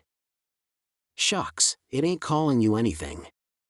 It's only saying, do you know how to talk French? Well, then, why couldn't he say it? Why, he is saying it. That's a Frenchman's way of saying it. Well, it's a blame ridiculous way, and I don't want to hear no mo about it. Dey I no sense in it. Looky here, Jim, does a cat talk like we do? No, a cat don't. Well, does a cow? No, a cow don't, nuther. Does a cat talk like a cow, or a cow talk like a cat? No, dey don't. It's natural and right for 'em to talk different from each other, ain't it? Course. And ain't it natural and right for a cat and a cow to talk different from us? Why, most surely it is. Well, then, why ain't it natural and right for a Frenchman to talk different from us? You answer me that. Is a cat a man, Hawk? No. Well, den, dey ain't no sense in a cat talkin' like a man. Is a cow a man, or is a cow a cat? No, she ain't either of them. Well, den, she ain't got no business to talk like either one or the other of 'em. Is a Frenchman a man? Yes. Well, den. Dad blame it, why don't he talk like a man? You answer me dat. I see it warn't no use wasting words, you can't learn a nigger to argue.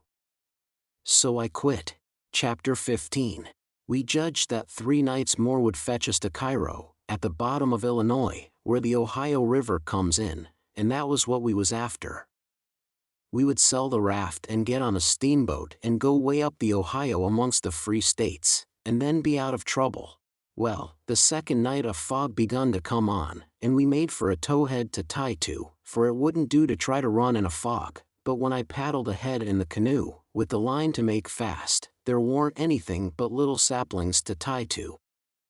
I passed the line around one of them right on the edge of the cut bank, but there was a stiff current, and the raft come booming down so lively she tore it out by the roots and away she went. I see the fog closing down, and it made me so sick and scared I couldn't budge for most a half a minute it seemed to me, and then there weren't no raft in sight, you couldn't see 20 yards.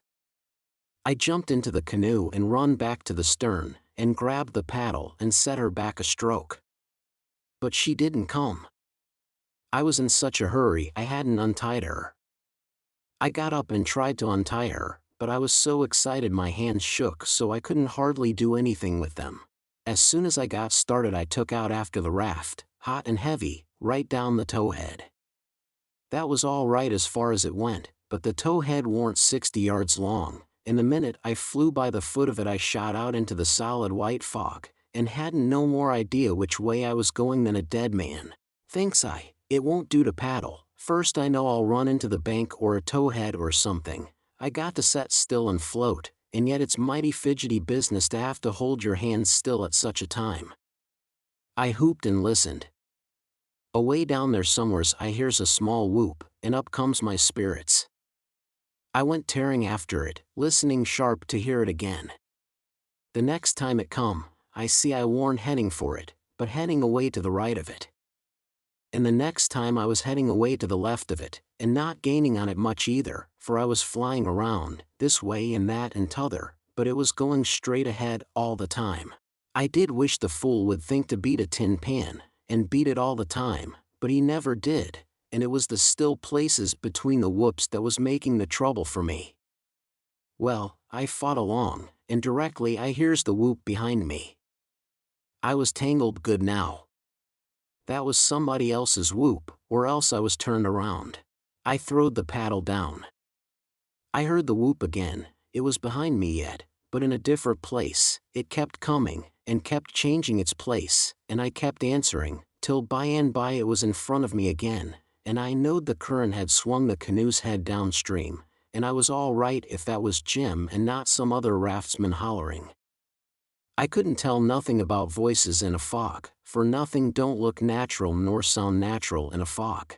The whooping went on, and in about a minute I come booming down on a cut bank with smoky ghosts of big trees on it, and the current throwed me off to the left and shot by, amongst a lot of snags that fairly roared. The current was tearing by them so swift. In another second or two it was solid white and still again. I sat perfectly still then, listening to my heart thump, and I reckon I didn't draw a breath while it thumped 100. I just give up then. I knowed what the matter was. That cut bank was an island, and Jim had gone down t'other side of it. It warn't no towhead that you could float by in 10 minutes. It had the big timber of a regular island. It might be 5 or 6 miles long and more than half a mile wide. I kept quiet, with my ears cocked, about 15 minutes, I reckon. I was floating along, of course, 4 or 5 miles an hour, but you don't ever think of that. No, you feel like you are laying dead still on the water, and if a little glimpse of a snag slips by you don't think to yourself how fast you're going, but you catch your breath and think, my, how that snag's tearing along. If you think it ain't dismal and lonesome out in a fog that way by yourself in the night, you try it once, you'll see. Next, for about a half an hour, I whoops now and then. At last I hears the answer a long ways off, and tries to follow it, but I couldn't do it, and directly I judged I'd got into a nest of towheads, for I had little dim glimpses of them on both sides of me, sometimes just a narrow channel between, and some that I couldn't see I knowed was there because I'd hear the wash of the current against the old dead brush and trash that hung over the banks. Well, I warn't long loosing the whoops down amongst the towheads, and I only tried to chase them a little while, anyway, because it was worse than chasing a jack-o'-lantern. You never knowed a sound dodge around so, and swap places so quick and so much. I had to claw away from the bank pretty lively 4 or 5 times, to keep from knocking the islands out of the river, and so I judged the raft must be butting into the bank every now and then, or else it would get further ahead and clear out of hearing. It was floating a little faster than what I was.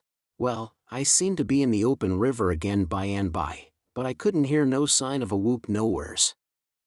I reckoned Jim had fetched up on a snag, maybe, and it was all up with him. I was good and tired, so I laid down in the canoe and said I wouldn't bother no more. I didn't want to go to sleep, of course, but I was so sleepy I couldn't help it, so I thought I would take just one little cat nap. But I reckon it was more than a cat nap, for when I waked up the stars was shining bright, the fog was all gone, and I was spinning down a big bend stern first. First I didn't know where I was. I thought I was dreaming, and when things began to come back to me they seemed to come up dim out of last week. It was a monstrous big river here, with the tallest and the thickest kind of timber on both banks, just a solid wall, as well as I could see by the stars. I looked away downstream, and seen a black speck on the water. I took after it, but when I got to it it warn't nothing but a couple of sawlogs made fast together. Then I see another speck, and chased that, then another, and this time I was right. It was the raft. When I got to it Jim was sitting there with his head down between his knees, asleep, with his right arm hanging over the steering oar. The other oar was smashed off, and the raft was littered up with leaves and branches and dirt. So she'd had a rough time. I made fast and laid down under Jim's nose on the raft, and began to gap and stretch my fists out against Jim, and says, "Hello, Jim, have I been asleep? Why didn't you stir me up? Goodness gracious, is that you, Huck? And you ain't dead, you ain't drowned dead, you's back agin? It's too good for true, honey, it's too good for true. Lemme look at you chilly, lemme feel o' you. No, you ain't dead. You's back agin, livin' sown, jis the same ol' Huck, the same ol' Huck, thanks to goodness. What's the matter with you, Jim? You been a-drinking? Drinkin'? Has I been a-drinkin'? Has I had a chance to be a-drinkin'? Well, then, what makes you talk so wild? How does I talk wild? How? Why, hain't you been talking about my coming back, and all that stuff, as if I'd been gone away? Huck Finn, you look me in the eye, look me in the eye. Hain't you been gone away? Gone away? Why, what in the nation do you mean? I hain't been gone anywheres. Where would I go to? Well, looky here, boss, dey's somethin' wrong, dey is. Is I me, or who is I? Is I here, or was I? Now dat's what I wants to know. Well, I think you're here, plain enough, but I think you're a tangle-headed old fool, Jim. I is I? Well, you answer me dis, didn't you tote out de line in de canoe fair to make fast to de towhead? No, I didn't. What towhead? I hain't seen no towhead. You hain't seen no towhead? Looky here, didn't de line pull loose and de raft go a-hummin' down de river, and leave you and de canoe behind in de fog? What fog? Why, de fog dat's been around all night. And didn't you whoop, and didn't I whoop, till we got mixed up in de islands and one on us got los and t'other one was geez as good as los, Casey didn't know why he was? And didn't I bust up agin a lot er dem islands and have a trouble time and mos get drowned dead? Now ain't dat so, boss, ain't it so? You answer me dat.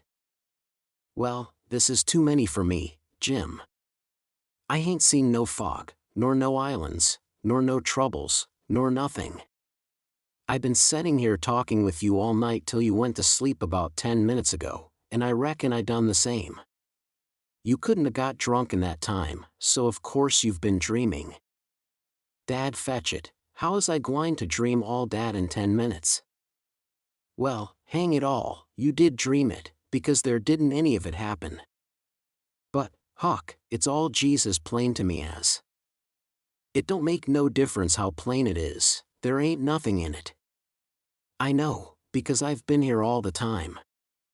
Jim didn't say nothing for about 5 minutes, but sat there studying over it.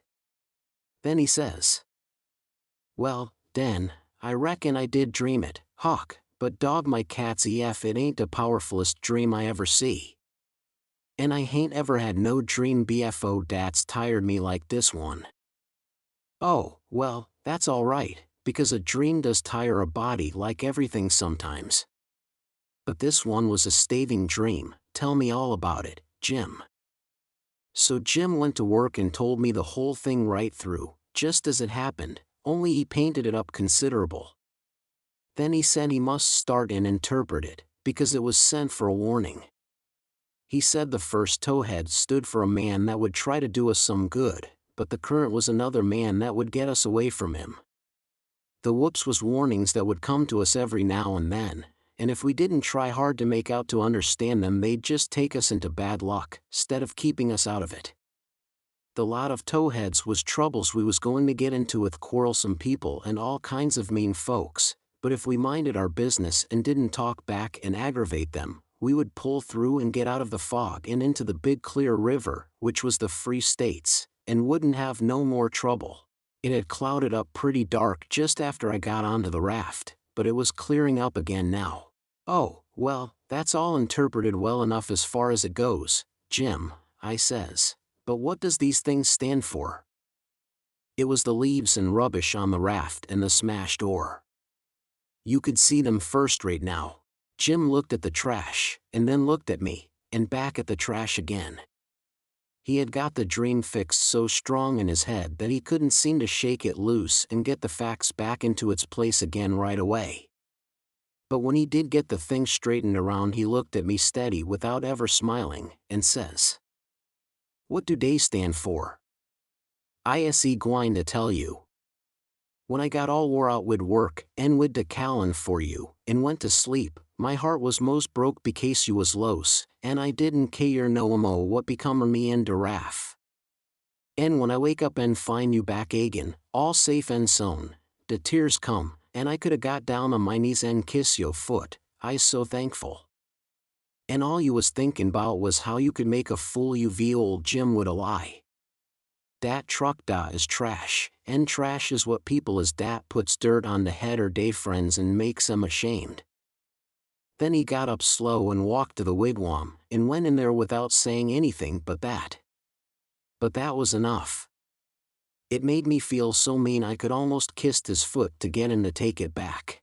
It was 15 minutes before I could work myself up to go and humble myself to a nigger, but I done it, and I warn't ever sorry for it afterwards, neither. I didn't do him no more mean tricks, and I wouldn't done that one if I'd a knowed it would make him feel that way.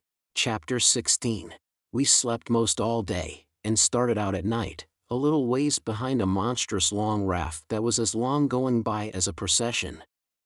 She had 4 long sweeps at each end, so we judged she carried as many as 30 men, likely. She had 5 big wigwams aboard, wide apart, and an open campfire in the middle, and a tall flagpole at each end. There was a power of style about her. It amounted to something being a raftsman on such a craft as that. We went drifting down into a big bend, and the night clouded up and got hot. The river was very wide, and was walled with solid timber on both sides. You couldn't see a break in it hardly ever, or a light. We talked about Cairo, and wondered whether we would know it when we got to it. I said likely we wouldn't, because I had heard say there warn't but about a dozen houses there, and if they didn't happen to have them lit up, how was we going to know we was passing a town? Jim said if the 2 big rivers joined together there, that would show. But I said maybe we might think we was passing the foot of an island and coming into the same old river again. That disturbed Jim, and me too. So the question was, what to do? I said, paddle ashore the first time a light showed, and tell them Pap was behind, coming along with a trading scow, and was a green hand at the business, and wanted to know how far it was to Cairo. Jim thought it was a good idea, so we took a smoke on it and waited. There warn't nothing to do now but to look out sharp for the town, and not pass it without seeing it. He said he'd be mighty sure to see it, because he'd be a free man the minute he seen it, but if he missed it he'd be in a slave country again and no more show for freedom. Every little while he jumps up and says, "Da she is?" But it warn't. It was jack-o'-lanterns, or lightning bugs, so he sat down again, and went to watching, same as before. Jim said it made him all over trembly and feverish to be so close to freedom. Well, I can tell you it made me all over trembly and feverish, too, to hear him, because I begun to get it through my head that he was most free, and who was to blame for it? Why, me. I couldn't get that out of my conscience, no how nor no way. It got to troubling me so I couldn't rest, I couldn't stay still in one place. It hadn't ever come home to me before, what this thing was that I was doing. But now it did, and it stayed with me, and scorched me more and more. I tried to make out to myself that I warn't to blame, because I didn't run Jim off from his rightful owner, but it warn't no use. Conscience up and says, every time, but you knowed he was running for his freedom, and you could have paddled ashore and told somebody. That was so, I couldn't get around that no way. That was where it pinched. Conscience says to me, what had poor Miss Watson done to you that you could see her nigger go off right under your eyes and never say one single word? What did that poor old woman do to you that you could treat her so mean? Why, she tried to learn you your book, she tried to learn you your manners, she tried to be good to you every way she knowed how. That's what she done. I got a feeling so mean and so miserable I most wished I was dead. I fidgeted up and down the raft, abusing myself to myself, and Jim was fidgeting up and down past me. We neither of us could keep still. Every time he danced around and says, "Das Cairo," it went through me like a shot, and I thought if it was Cairo I reckoned I would die of miserableness. Jim talked out loud all the time while I was talking to myself. He was saying how the first thing he would do when he got to a free state he would go to saving up money and never spend a single cent, and when he got enough he would buy his wife, which was owned on a farm close to where Miss Watson lived, and then they would both work to buy the 2 children, and if their master wouldn't sell them, they'd get an abolitionist to go and steal them. It most froze me to hear such talk. He wouldn't ever dared to talk such talk in his life before. Just see what a difference it made in him the minute he judged he was about free. It was according to the old saying, give a nigger an inch and he'll take an ell. Thinks I, this is what comes of my not thinking. Here was this nigger, which I had as good as helped to run away, coming right out flat-footed and saying he would steal his children, children that belonged to a man I didn't even know, a man that hadn't ever done me no harm. I was sorry to hear Jim say that. It was such a lowering of him. My conscience got to stirring me up hotter than ever, until at last I says to it, let up on me, it ain't too late yet, I'll paddle ashore at the first light and tell. I felt easy and happy and light as a feather right off. All my troubles was gone. I went to looking out sharp for a light, and sort of singing to myself. By and by one showed. Jim sings out. We safe, Huck, we safe. Jump up and crack yo heels. That's the good old Cairo at Las, IJIS knows it. I says. I'll take the canoe and go and see, Jim. It mightn't be, you know. He jumped and got the canoe ready, and put his old coat in the bottom for me to set on, and give me the paddle, and as I shoved off, he says. Pooty soon I'll be a shout and for joy, and I'll say, it's all on accounts o' Huck, I's a free man, and I couldn't ever been free ef it hadn't been for Huck, Huck done it. Jim won't ever forget you, Huck, you's the best friend Jim's ever had, and you's the only friend old Jim's got now. I was paddling off, all in a sweat to tell on him, but when he says this, it seemed to kind of take the tuck all out of me. I went along slow then, and I warn't right down certain whether I was glad I started or whether I warn't. When I was 50 yards off, Jim says. Da you goes, the old true Huck, the only white gentleman dat ever kept his promise to old Jim. Well, I just felt sick. But I says, I got to do it, I can't get out of it. Right then along comes a skiff with 2 men in it with guns, and they stopped and I stopped. One of them says, "What's that yonder?" "A piece of a raft," I says. "Do you belong on it?" "Yes, sir." "Any men on it?" "Only one, sir." "Well, there's 5 niggers run off tonight up yonder, above the head of the bend. Is your man white or black?" I didn't answer up prompt. I tried to, but the words wouldn't come.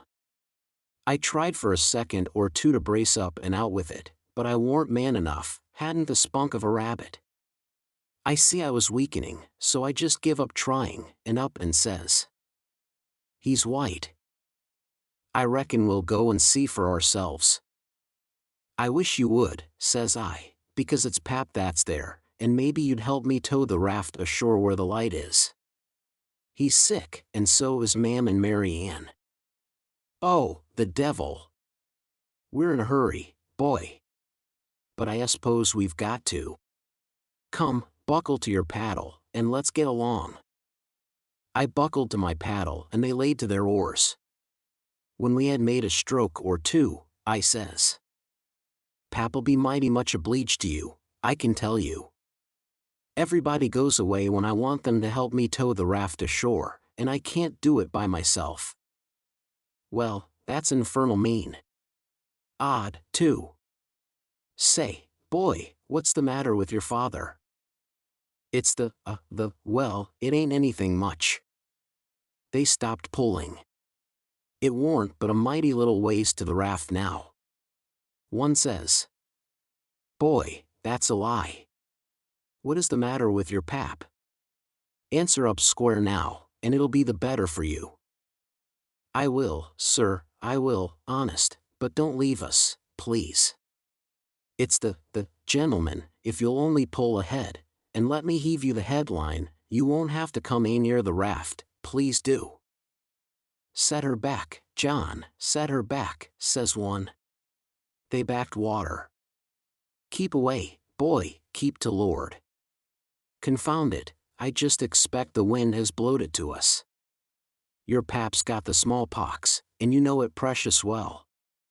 Why didn't you come out and say so? Do you want to spread it all over?" "Well," says I, blubbering, "I've told everybody before, and they just went away and left us." "Poor devil, there's something in that. We are right down sorry for you, but well, hang it, we don't want the smallpox, you see. Look here, I'll tell you what to do. Don't you try to land by yourself, or you'll smash everything to pieces. You float along down about 20 miles, and you'll come to a town on the left-hand side of the river. It will be long after sunup then, and when you ask for help you tell them your folks are all down with chills and fever. Don't be a fool again, and let people guess what is the matter.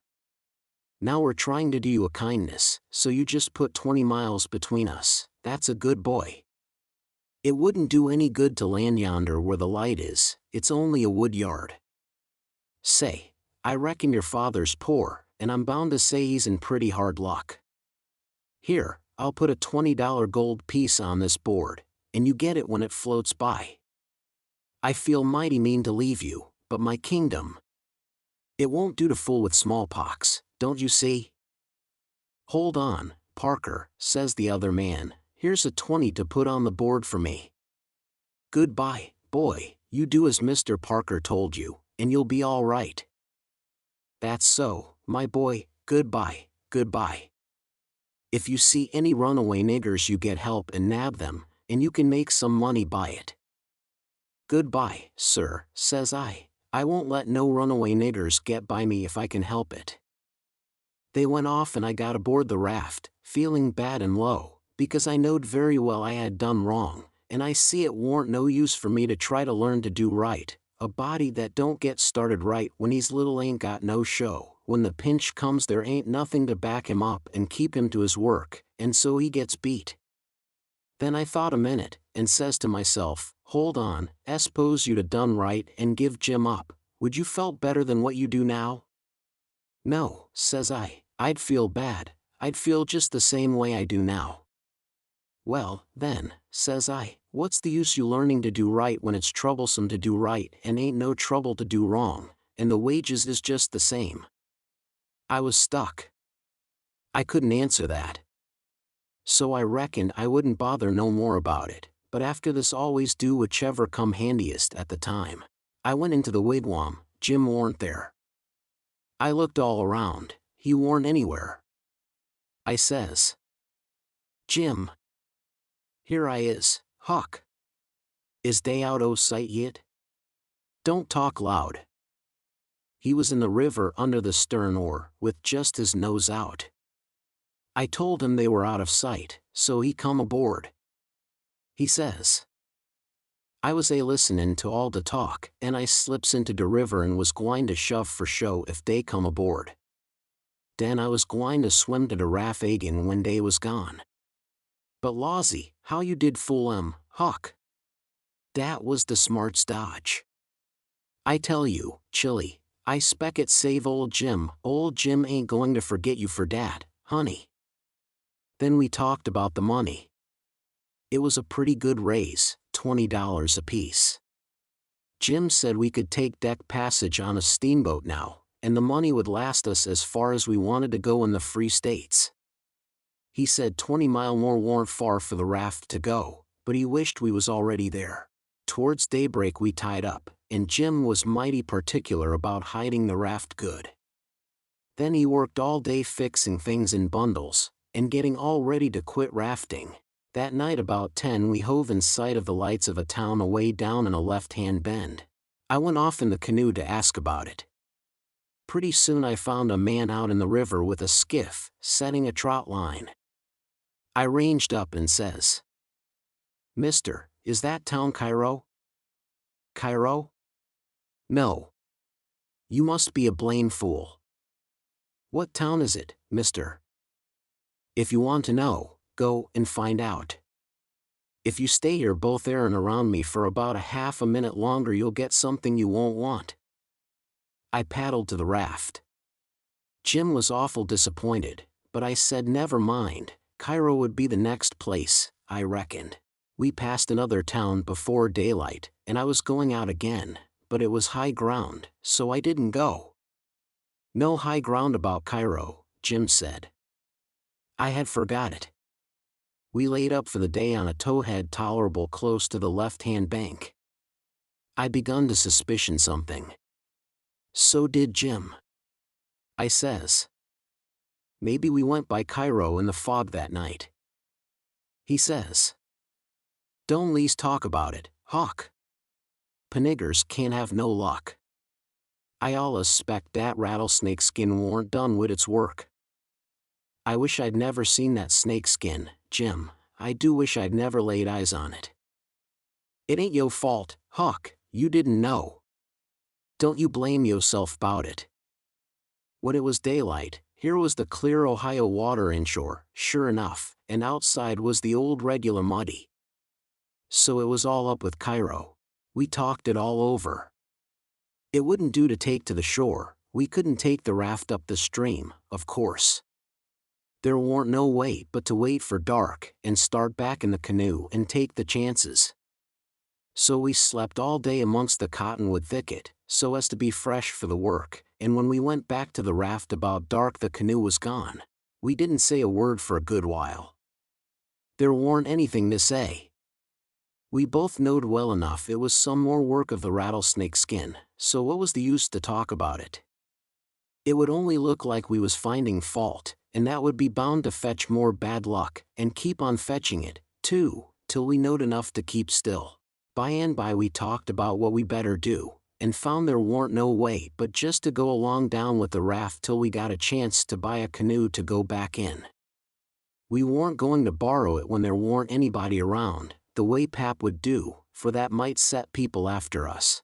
So we shoved out after dark on the raft.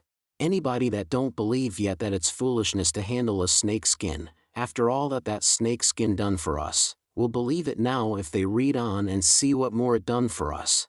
The place to buy canoes is off of rafts laying up at shore.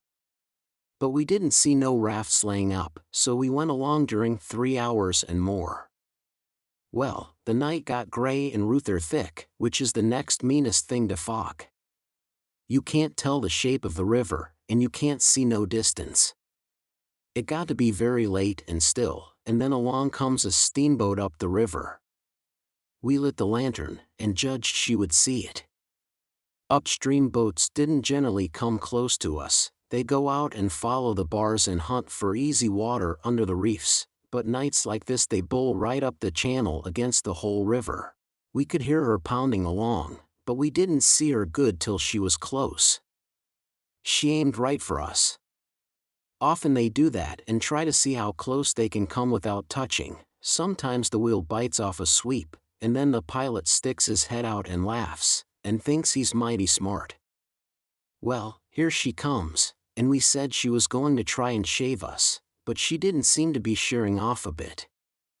She was a big one, and she was coming in a hurry, too, looking like a black cloud with rows of glowworms around it, but all of a sudden she bulged out, big and scary, with a long row of wide-open furnace doors shining like red-hot teeth, and her monstrous bows and guards hanging right over us.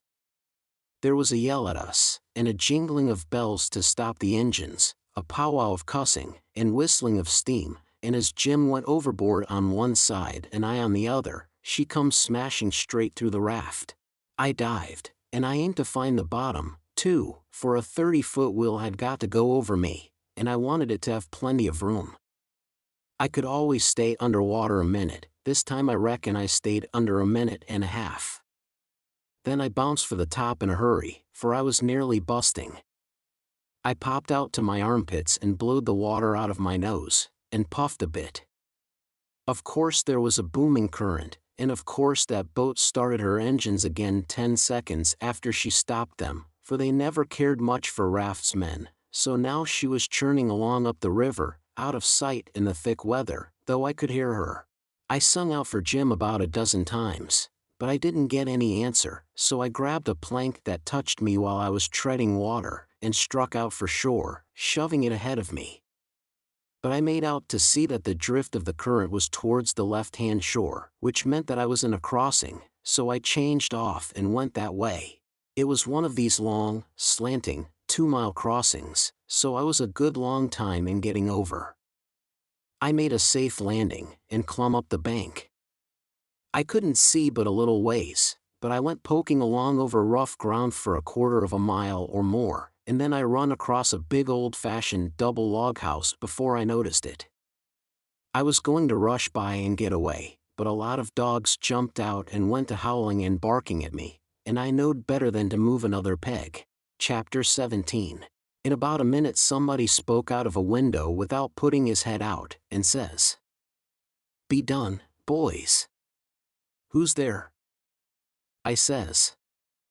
"It's me." "Who's me?"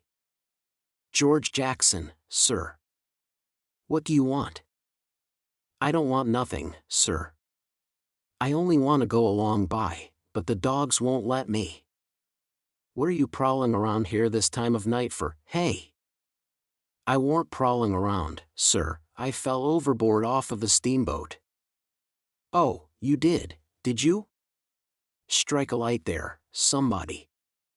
What did you say your name was?" "George Jackson, sir." "I'm only a boy." "Look here, if you're telling the truth you needn't be afraid, nobody'll hurt you.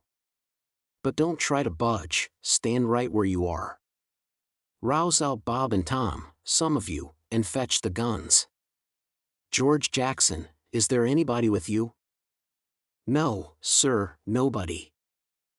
I heard the people stirring around in the house now, and see a light.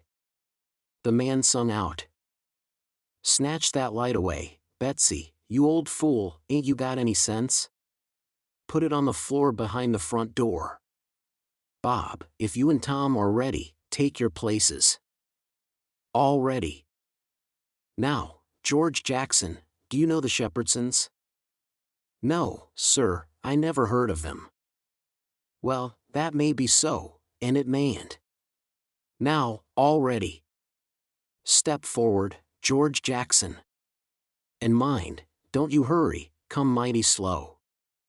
If there's anybody with you, let him keep back. If he shows himself, he'll be shot. Come along now. Come slow, push the door open yourself, just enough to squeeze in, do you hear? I didn't hurry, I couldn't if I'd wanted to. I took one slow step at a time and there warn't a sound, only I thought I could hear my heart. The dogs were as still as the humans, but they followed a little behind me. When I got to the 3 log doorsteps, I heard them unlocking and unbarring and unbolting. I put my hand on the door and pushed it a little more till somebody said, "There, that's enough, put your head in." I done it, but I judged they would take it off. The candle was on the floor, and there they all was, looking at me, and me at them, for about a quarter of a minute, 3 big men with guns pointed at me, which made me wince. I tell you, the oldest, gray and about 60, the other 2 30 or more, all of them fine and handsome, and the sweetest old gray-headed lady, and back of her 2 young women which I couldn't see right well. The old gentleman says, "There, I reckon it's all right. Come in." As soon as I was in, the old gentleman he locked the door and barred it and bolted it, and told the young men to come in with their guns, and they all went in a big parlor that had a new rag carpet on the floor, and got together in a corner that was out of the range of the front windows. There warn't none on the side. They held the candle, and took a good look at me, and all said, "Why, he ain't a Shepherdson, no, there ain't any Shepherdson about him." Then the old man said he hoped I wouldn't mind being searched for arms, because he didn't mean no harm by it, it was only to make sure. So he didn't pry into my pockets, but only felt outside with his hands, and said it was all right. He told me to make myself easy and at home, and tell all about myself, but the old lady says, "Why, bless you, Saul, the poor thing's as wet as he can be, and don't you reckon it maybe he's hungry?" "True for you, Rachel, I forgot." So the old lady says, "Betsy, this was a nigger woman, you fly around and get him something to eat as quick as you can, poor thing, and one of you girls go and wake up Buck and tell him, oh, here he is himself. Buck, take this little stranger and get the wet clothes off from him and dress him up in some of yours that's dry." Buck looked about as old as me, 13 or 14 or along there, though he was a little bigger than me. He hadn't on anything but a shirt, and he was very frowsy-headed. He came in gaping and digging one fist into his eyes, and he was dragging a gun along with the other one. He says, "Ain't they no Shepherdsons around?" They said, "No, 'twas a false alarm." "Well," he says, "if they'd a been some, I reckon I'd a got one." They all laughed, and Bob says, "Why, Buck, they might have scalped us all, you've been so slow in coming." "Well, nobody come after me, and it ain't right I'm always kept down, I don't get no show." "Never mind, Buck, my boy," says the old man, "you'll have show enough, all in good time, don't you fret about that. Go 'long with you now, and do as your mother told you." When we got upstairs to his room, he got me a coarse shirt and a roundabout and pants of his, and I put them on. While I was at it, he asked me what my name was, but before I could tell him, he started to tell me about a blue jay and a young rabbit he had catched in the woods day before yesterday, and he asked me where Moses was when the candle went out. I said I didn't know, I hadn't heard about it before, no way. "Well, guess," he says.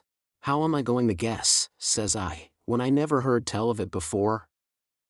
"But you can guess, can't you? It's just as easy." "Which candle?" I says. "Why, any candle," he says.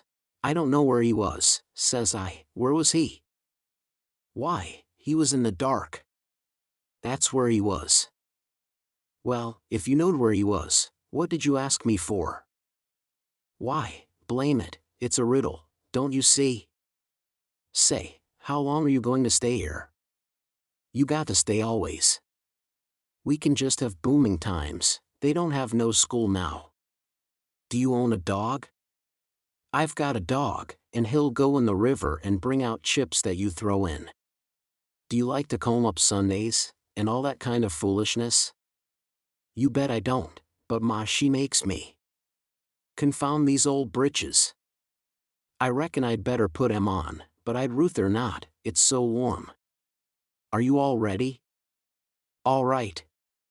Come along, old hoss. Cold corn pone, cold corned beef, butter and buttermilk, that is what they had for me down there, and there ain't nothing better that ever I've come across yet. Buck and his ma and all of them smoked cob pipes, except the nigger woman, which was gone, and the 2 young women. They all smoked and talked, and I eat and talked. The young women had quilts around them, and their hair down their backs.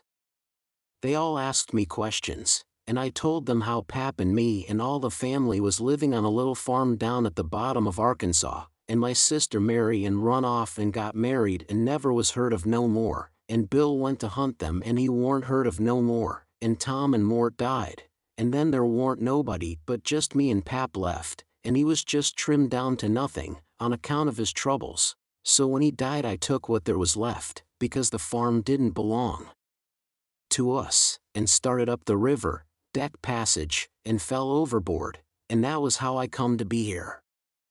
So they said I could have a home there as long as I wanted it. Then it was most daylight and everybody went to bed, and I went to bed with Buck, and when I waked up in the morning, drat it all, I had forgot what my name was. So I laid there about an hour trying to think, and when Buck waked up I says, "Can you spell, Buck?" "Yes," he says. "I bet you can't spell my name," says I. "I bet you what you dare I can," says he. "All right," says I, "go ahead." "Gorgjackson, there now," he says. "Well," says I, "you done it, but I didn't think you could. It ain't no slouch of a name to spell, right off without studying."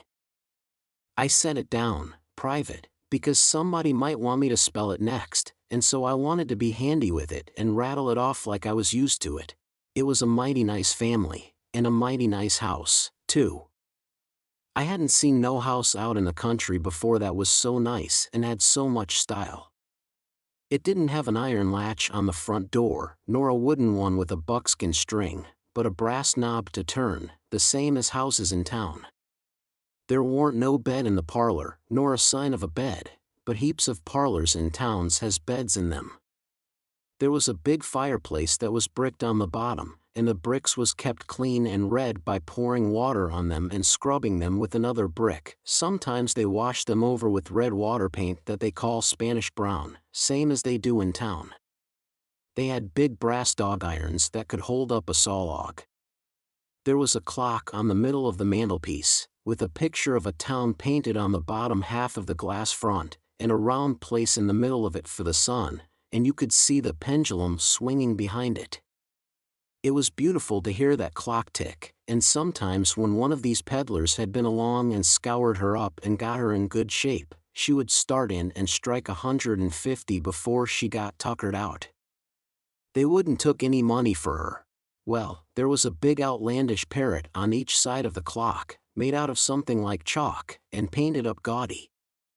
By one of the parrots was a cat made of crockery, and a crockery dog by the other, and when you pressed down on them they squeaked, but didn't open their mouths nor look different nor interested. They squeaked through underneath. There was a couple of big wild turkey wing fans spread out behind those things.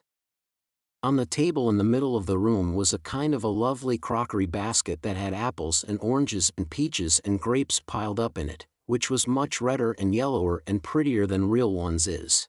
But they weren't real because you could see where pieces had got chipped off and showed the white chalk, or whatever it was, underneath. This table had a cover made out of beautiful oilcloth, with a red and blue spread eagle painted on it, and a painted border all around. It come all the way from Philadelphia, they said. There was some books, too, piled up perfectly exact, on each corner of the table. One was a big family Bible full of pictures. One was Pilgrim's Progress, about a man that left his family, it didn't say why. I read considerable in it now and then. The statements was interesting, but tough. Another was Friendship's Offering, full of beautiful stuff and poetry, but I didn't read the poetry. Another was Henry Clay's speeches, and another was Dr. Gunn's family medicine, which told you all about what to do if a body was sick or dead. There was a hymn book, and a lot of other books. And there was nice split-bottom chairs, and perfectly sound, too, not bagged down in the middle and busted, like an old basket. They had pictures hung on the walls, mainly Washingtons and Lafayettes, and battles, and Highland Marys, and one called Signing the Declaration. There was some that they called crayons, which one of the daughters which was dead made her own self when she was only 15 years old.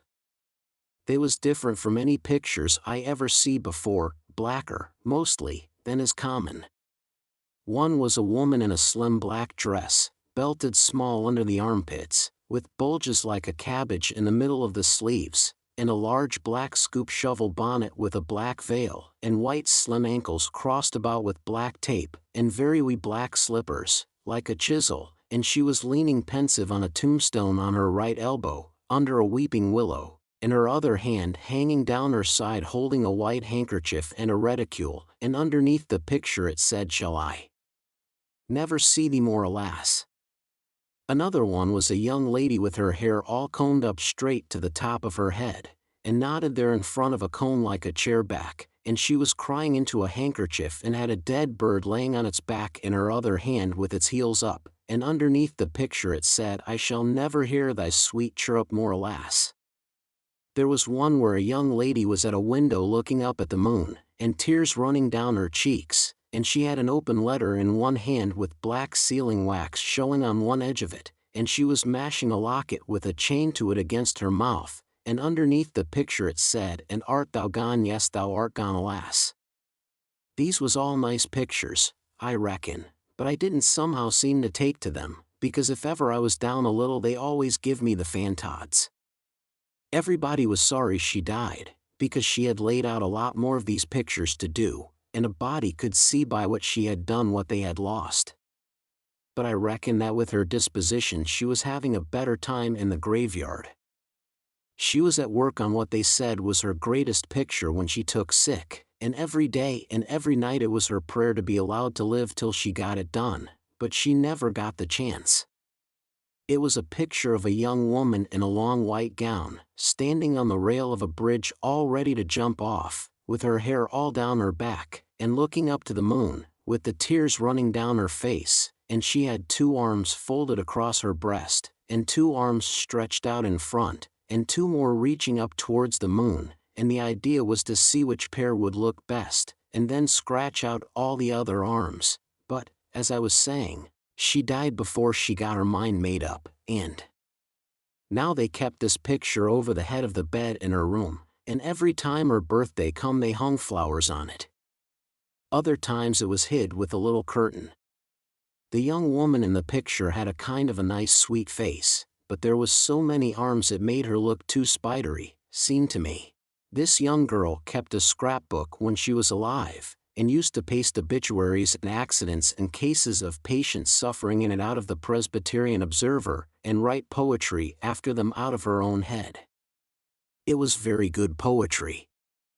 This is what she wrote about a boy by the name of Stephen Dowling Botts that fell down a well and was drowned dead. Ode to Stephen Dowling Botts, D.C.'d. And did young Stephen sicken? And did young Stephen die? And did the sad heart sticken? And did the mourners cry? No, such was not the fate of young Stephen Dowling Botts. Those sad hearts round him thickened. 'Twas not from sickness shots. No whooping cough did rack his frame, nor measles drear with spots. Not these impaired the sacred name of Stephen Dowling Botts. Despised love struck not with woe that head of curly knots, nor stomach troubles laid him low. Young Stephen Dowling Botts, oh no! Then list with tearful eye, whilst I his fate do tell, his soul did from this cold world fly. By falling down a well, they got him out and emptied him. Alas, it was too late. His spirit was gone for to sport aloft in the realms of the good and great. If Emmeline Grangerford could make poetry like that before she was 14, there ain't no telling what she could have done by and by. Buck said she could rattle off poetry like nothing. She didn't ever have to stop to think. He said she would slap down a line, and if she couldn't find anything to rhyme with it would just scratch it out and slap down another one, and go ahead. She warn't particular, she could write about anything you choose to give her to write about just so it was sadful. Every time a man died, or a woman died, or a child died, she would be on hand with her tribute before he was cold. She called them tributes. The neighbors said it was the doctor first, then Emmeline, then the undertaker. The undertaker never got in ahead of Emmeline but once, and then she hung fire on a rhyme for the dead person's name, which was Whistler. She warn't ever the same after that. She never complained, but she kinder pined away and did not live long. Poor thing, many's the time I made myself go up to the little room that used to be hers and get out her poor old scrapbook and read in it when her pictures had been aggravating me and I had soured on her a little. I liked all that family, dead ones and all, and warn't going to let anything come between us. Poor Emmeline made poetry about all the dead people when she was alive, and it didn't seem right that there warn't nobody to make some about her now she was gone, so I tried to sweat out a verse or two myself, but I couldn't seem to make it go somehow. They kept Emmeline's room trim and nice, and all the things fixed in it just the way she liked to have them when she was alive, and nobody ever slept there. The old lady took care of the room herself, though there was plenty of niggers, and she sewed there a good deal and read her Bible there mostly. Well, as I was saying about the parlor, there was beautiful curtains on the windows, white, with pictures painted on them of castles with vines all down the walls, and cattle coming down to drink. There was a little old piano, too, that had tin pans in it, I reckon, and nothing was ever so lovely as to hear the young ladies sing The Last Link is Broken and play the Battle of Prague on it. The walls of all the rooms was plastered, and most had carpets on the floors, and the whole house was whitewashed on the outside. It was a double house, and the big open place betwixt them was roofed and floored, and sometimes the table was set there in the middle of the day, and it was a cool, comfortable place.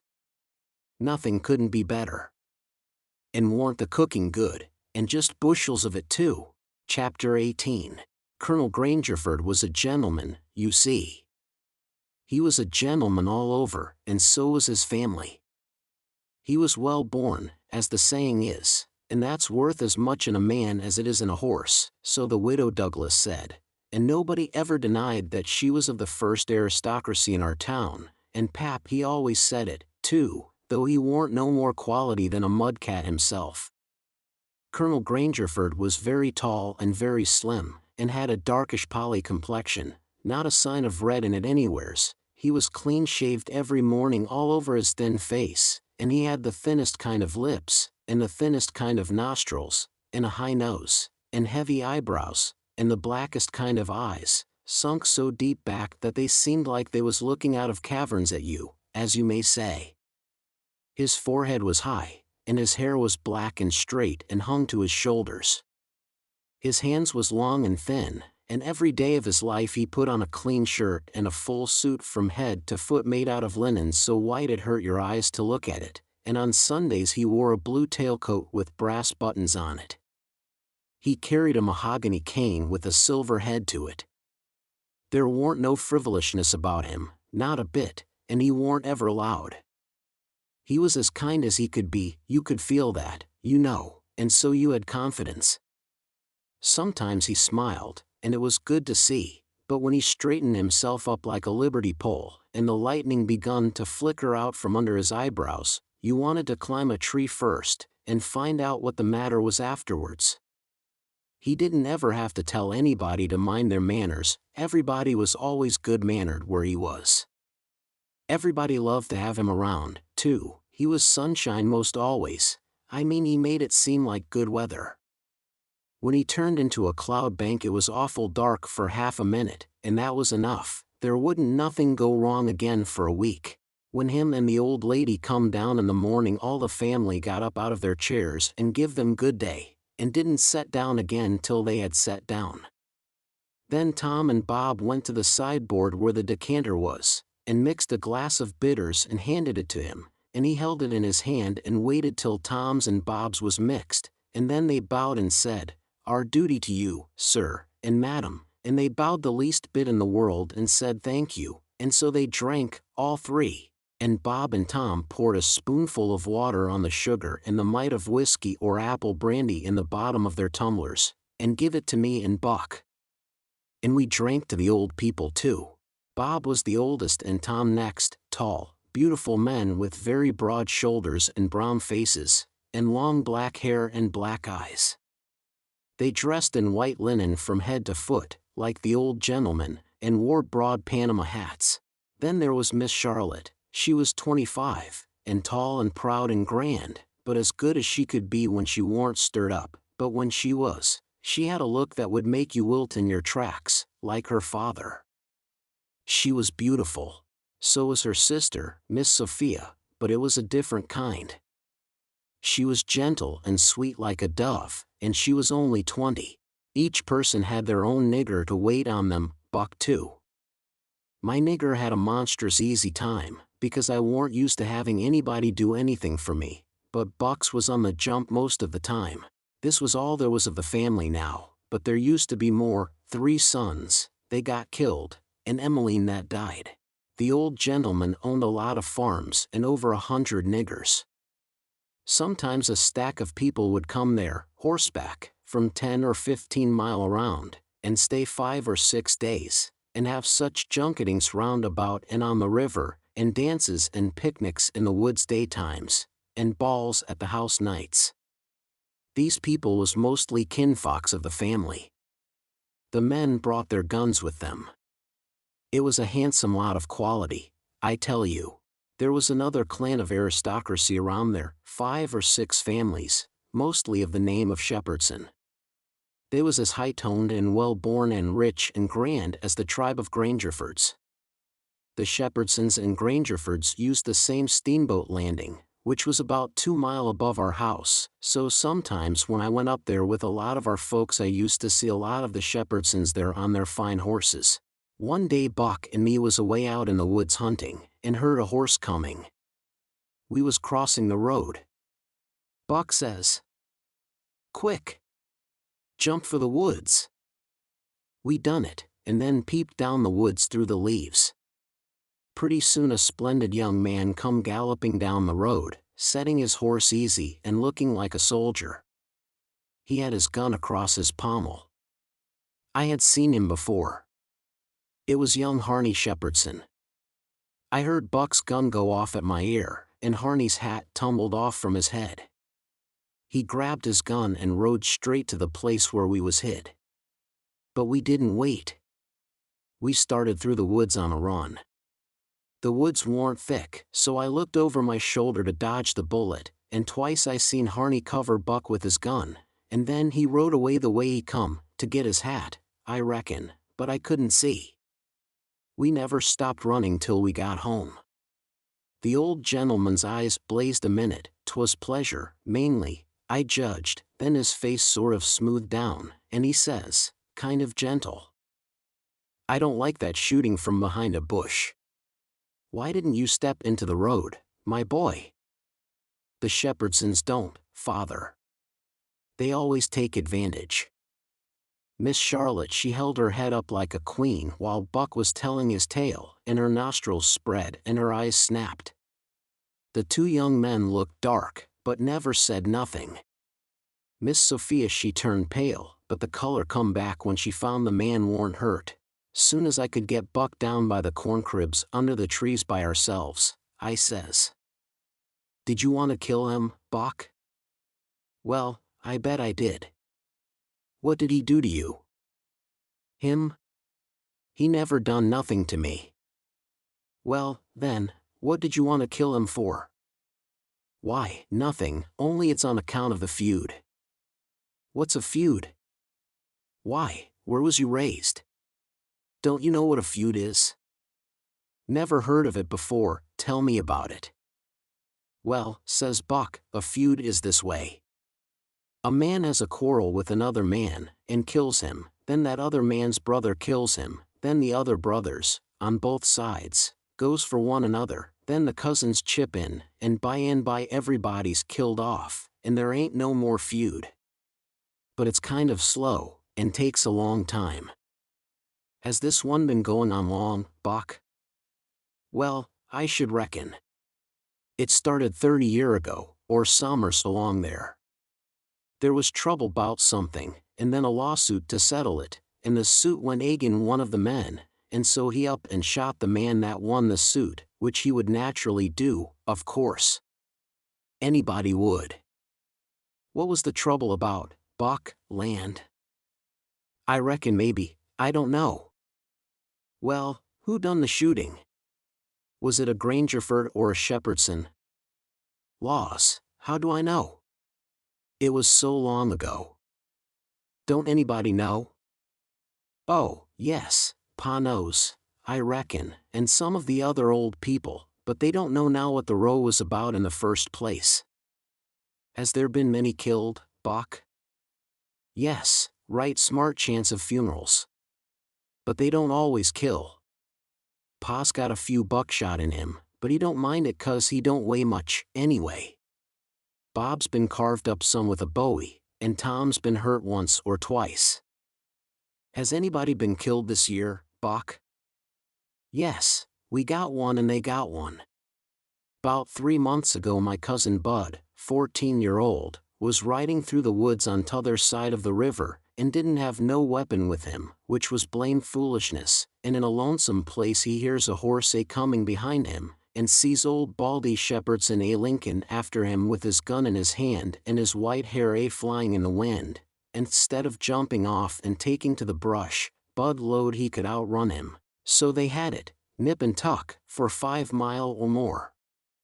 The old man gaining all the time, so at last Bud seen it warn't any use, so he stopped and faced around so as to have the bullet holes in front, you know, and the old man he rode up and shot him down.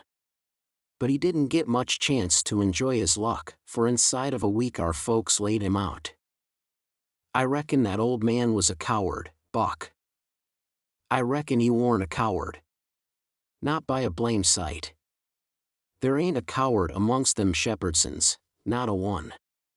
And there ain't no cowards amongst the Grangerfords either. Why, that old man kept up his end in a fight one day for half an hour against 3 Grangerfords, and come out winner. They was all horseback. He lit off of his horse and got behind a little woodpile, and kept his horse before him to stop the bullets, but the Grangerfords stayed on their horses and capered around the old man, and peppered away at him, and he peppered away at them. Him and his horse both went home pretty leaky and crippled, but the Grangerfords had to be fetched home, and one of them was dead, and another died the next day. No, sir, if a body's out hunting for cowards he don't want to fool away any time amongst them Shepherdsons, because they don't breed any of that kind. Next Sunday we all went to church, about 3 mile, everybody horseback. The men took their guns along, so did Buck, and kept them between their knees or stood them handy against the wall. The Shepherdsons done the same. It was pretty ornery preaching, all about brotherly love, and such like tiresomeness, but everybody said it was a good sermon, and they all talked it over going home, and had such a powerful lot to say about faith and good works and free grace and predestination, and I don't know what all, that it did seem to me to be one of the roughest Sundays I had run across yet. About an hour after dinner everybody was dozing around, some in their chairs and some in their rooms, and it got to be pretty dull. Buck and a dog was stretched out on the grass in the sun sound asleep. I went up to our room, and judged I would take a nap myself. I found that sweet Miss Sophia standing in her door, which was next to ours, and she took me in her room and shut the door very soft, and asked me if I liked her, and I said I did, and she asked me if I would do something for her and not tell anybody, and I said I would. Then she said she'd forgot her Testament, and left it in the seat at church between 2 other books, and would I slip out quiet and go there and fetch it to her, and not say nothing to nobody. I said I would. So I slid out and slipped off up the road, and there weren't anybody at the church, except maybe a hog or two, for there weren't any lock on the door, and hogs likes a punchin' floor in summertime because it's cool. If you notice, most folks don't go to church only when they've got to, but a hog is different. Says I to myself, something's up, it ain't natural for a girl to be in such a sweat about a testament. So I give it a shake, and out drops a little piece of paper with 2:30 wrote on it with a pencil. I ransacked it, but couldn't find anything else. I couldn't make anything out of that, so I put the paper in the book again, and when I got home and upstairs there was Miss Sophia in her door waiting for me. She pulled me in and shut the door, then she looked in the testament till she found the paper, and as soon as she read it she looked glad, and before a body could think she grabbed me and give me a squeeze, and said I was the best boy in the world, and not to tell anybody. She was mighty red in the face for a minute, and her eyes lighted up, and it made her powerful pretty. I was a good deal astonished, but when I got my breath I asked her what the paper was about, and she asked me if I had read it, and I said no, and she asked me if I could read writing, and I told her no, only coarse hand, and then she said the paper warn't anything but a bookmark to keep her place, and I might go and play now. I went off down to the river, studying over this thing, and pretty soon I noticed that my nigger was following along behind. When we was out of sight of the house he looked back and around a second, and then comes a running, and says, "Mars George, if you'll come down into the swamp I'll show you a whole stack o' water moccasins." Thinks I, that's mighty curious, he said that yesterday. He oughter know a body don't love water moccasins enough to go around hunting for them. What is he up to, anyway? So I says, "All right, trot ahead." I followed a half a mile, then he struck out over the swamp, and waded ankle deep as much as another half-mile. We come to a little flat piece of land which was dry and very thick with trees and bushes and vines, and he says, "You shove right and da just a few steps, Mars George, da's what dey is. I seed em befo, I don't care to see em no mo dot." Then he slopped right along and went away, and pretty soon the trees hid him. I poked into the place a ways and come to a little open patch as big as a bedroom all hung around with vines, and found a man laying there asleep, and, by jings, it was my old Jim. I waked him up, and I reckoned it was going to be a grand surprise to him to see me again, but it warn't. He nearly cried he was so glad, but he warn't surprised. Said he swum along behind me that night, and heard me yell every time, but didn't answer, because he didn't want nobody to pick him up and take him into slavery again. Says he, "I got hurt a little, and couldn't swim fast, so I was a considerable ways behind you towards the loss. When you landed I reckoned I could catch up wid you on de lawn dout havin' to shout at you, but when I see dat house I begin to go slow. I usie off too fur to hear what dey say to you, I was 'fraid o' de dogs, but when it usie all quiet agin, I knowed you's in de house, so I struck out for de woods to wait for day. Early in de morning some er de niggers come along, gwine to de fields, and dey tuck me and showed me dis place, wha de dogs can't track me on accounts o' de water, and dey brings me truck to eat every night, and tells me how you's a gettin' along. Why didn't you tell my Jack to fetch me here sooner, Jim?" "Well, 'twarn't no use to disturb you, Huck, tell we could do somethin', but we's all right now. I been a buyin' pots and pans and vittles, as I got a chanct, and a patchin' up de raft nights when." "What raft, Jim?"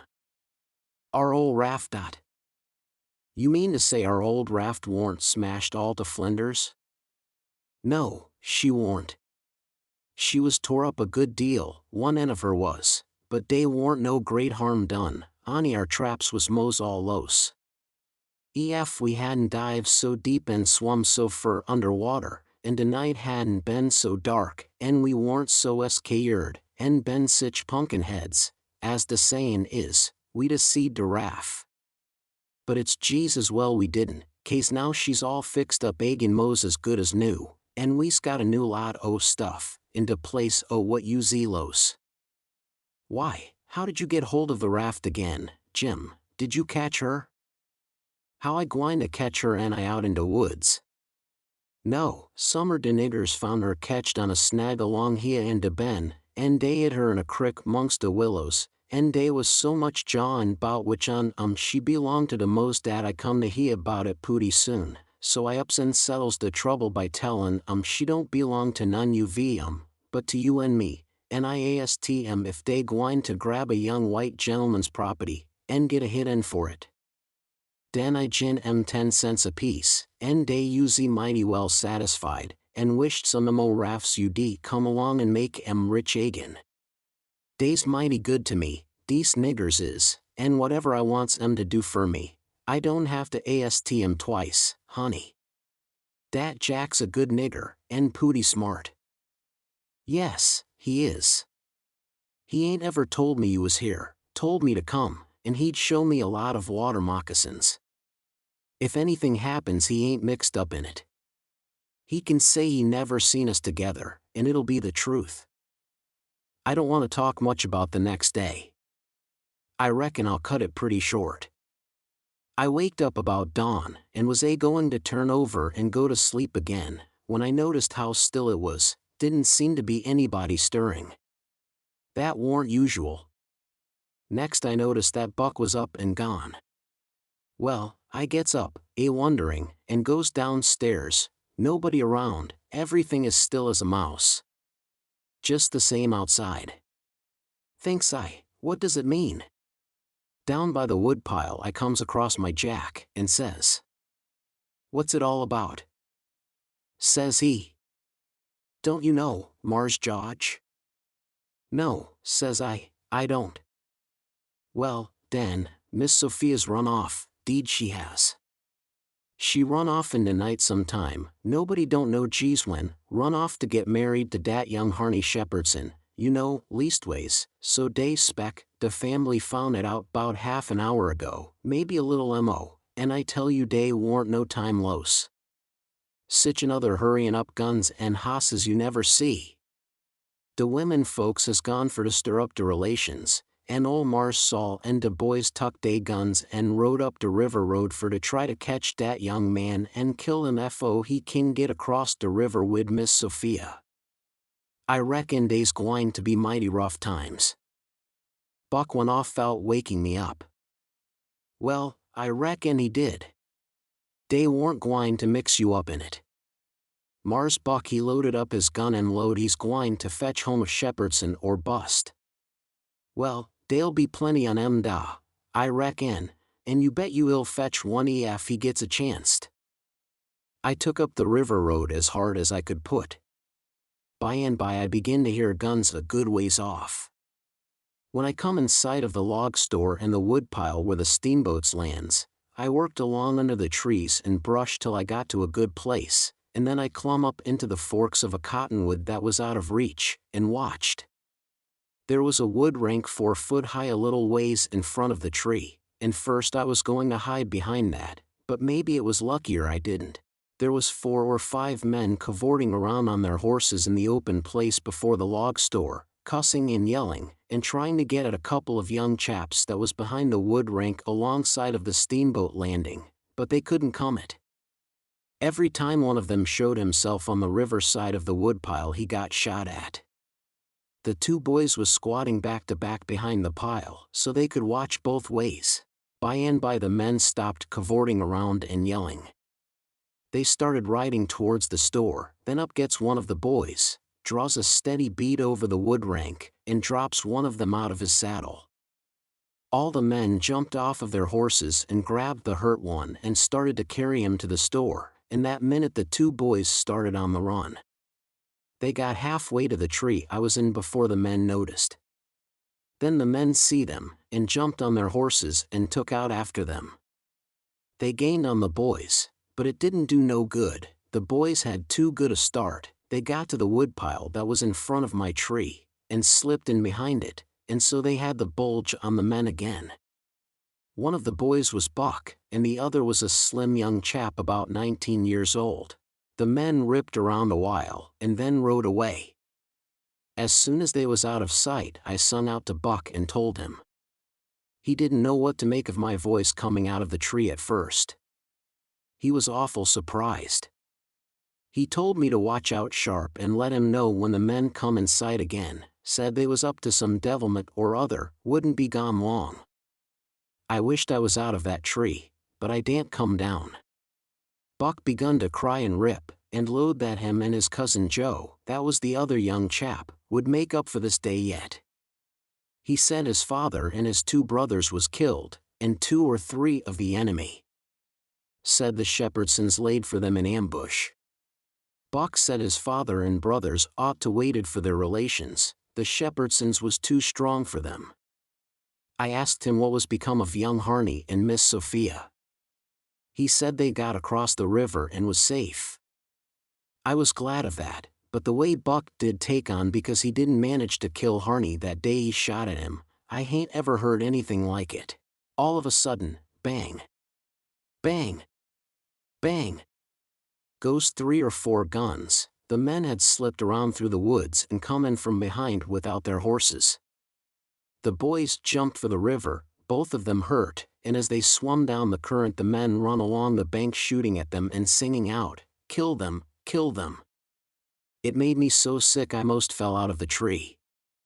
I ain't going to tell all that happened, it would make me sick again if I was to do that. I wished I hadn't ever come ashore that night to see such things. I ain't ever going to get shut of them, lots of times I dream about them. I stayed in the tree till it begun to get dark, afraid to come down. Sometimes I heard guns away off in the woods, and twice I seen little gangs of men gallop past the log store with guns, so I reckon the trouble was still going on.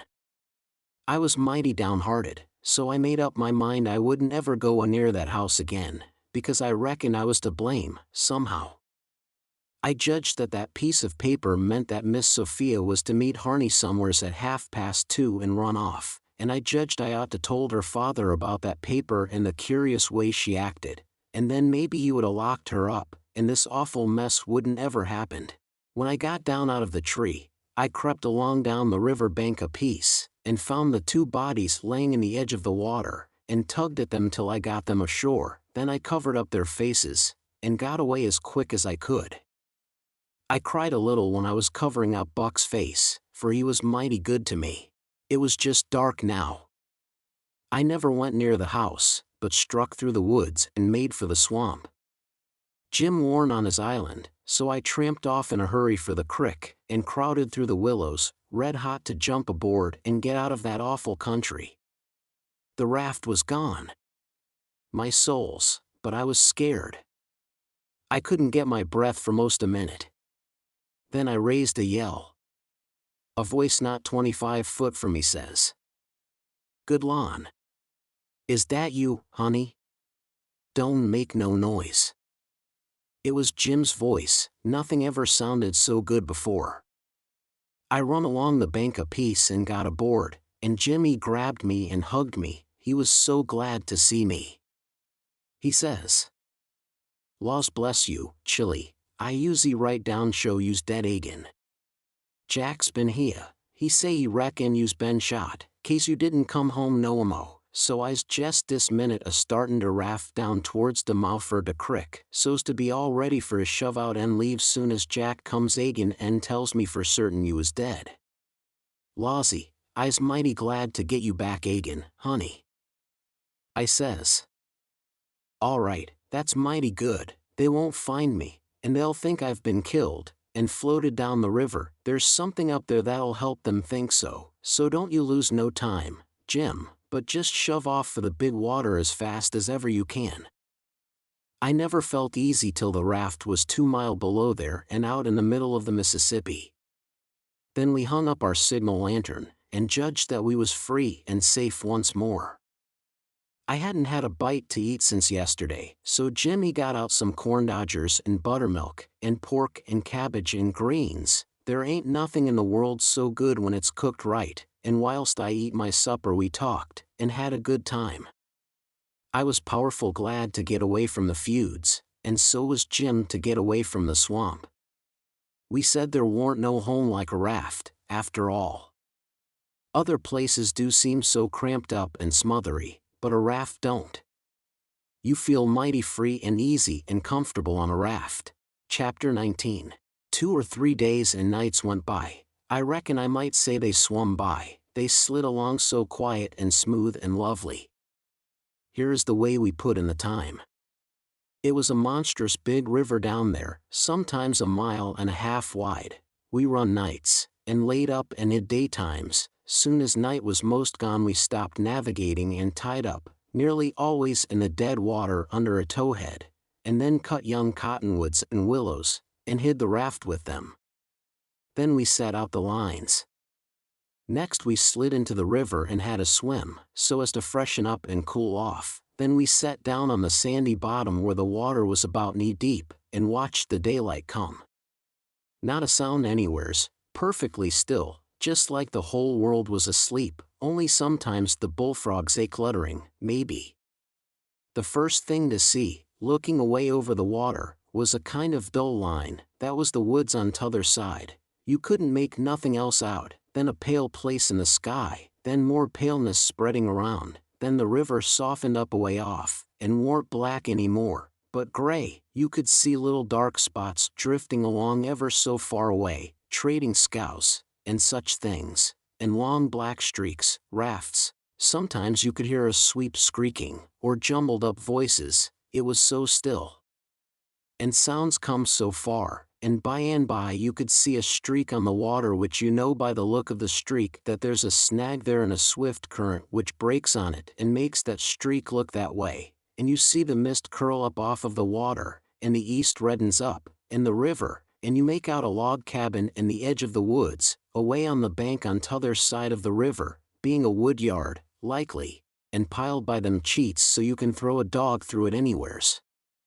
Then the nice breeze springs up, and comes fanning you from over there, so cool and fresh and sweet to smell on account of the woods and the flowers, but sometimes not that way, because they've left dead fish laying around, gars and such, and they do get pretty rank, and next you've got the full day, and everything smiling in the sun, and the songbirds just going it. A little smoke couldn't be noticed now, so we would take some fish off of the lines and cook up a hot breakfast. And afterwards we would watch the lonesomeness of the river, and kind of lazy along, and by lazy off to sleep.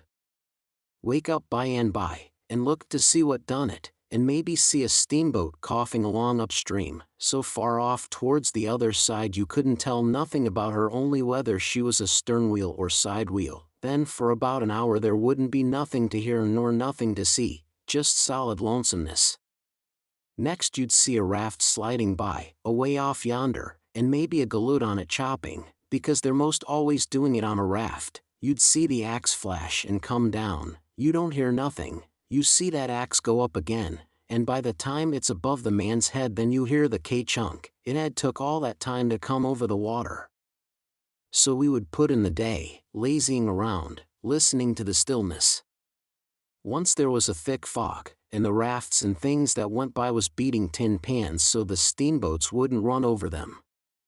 A scow or a raft went by so close we could hear them talking and cussing and laughing, heard them plain, but we couldn't see no sign of them. It made you feel crawly, it was like spirits carrying on that way in the air.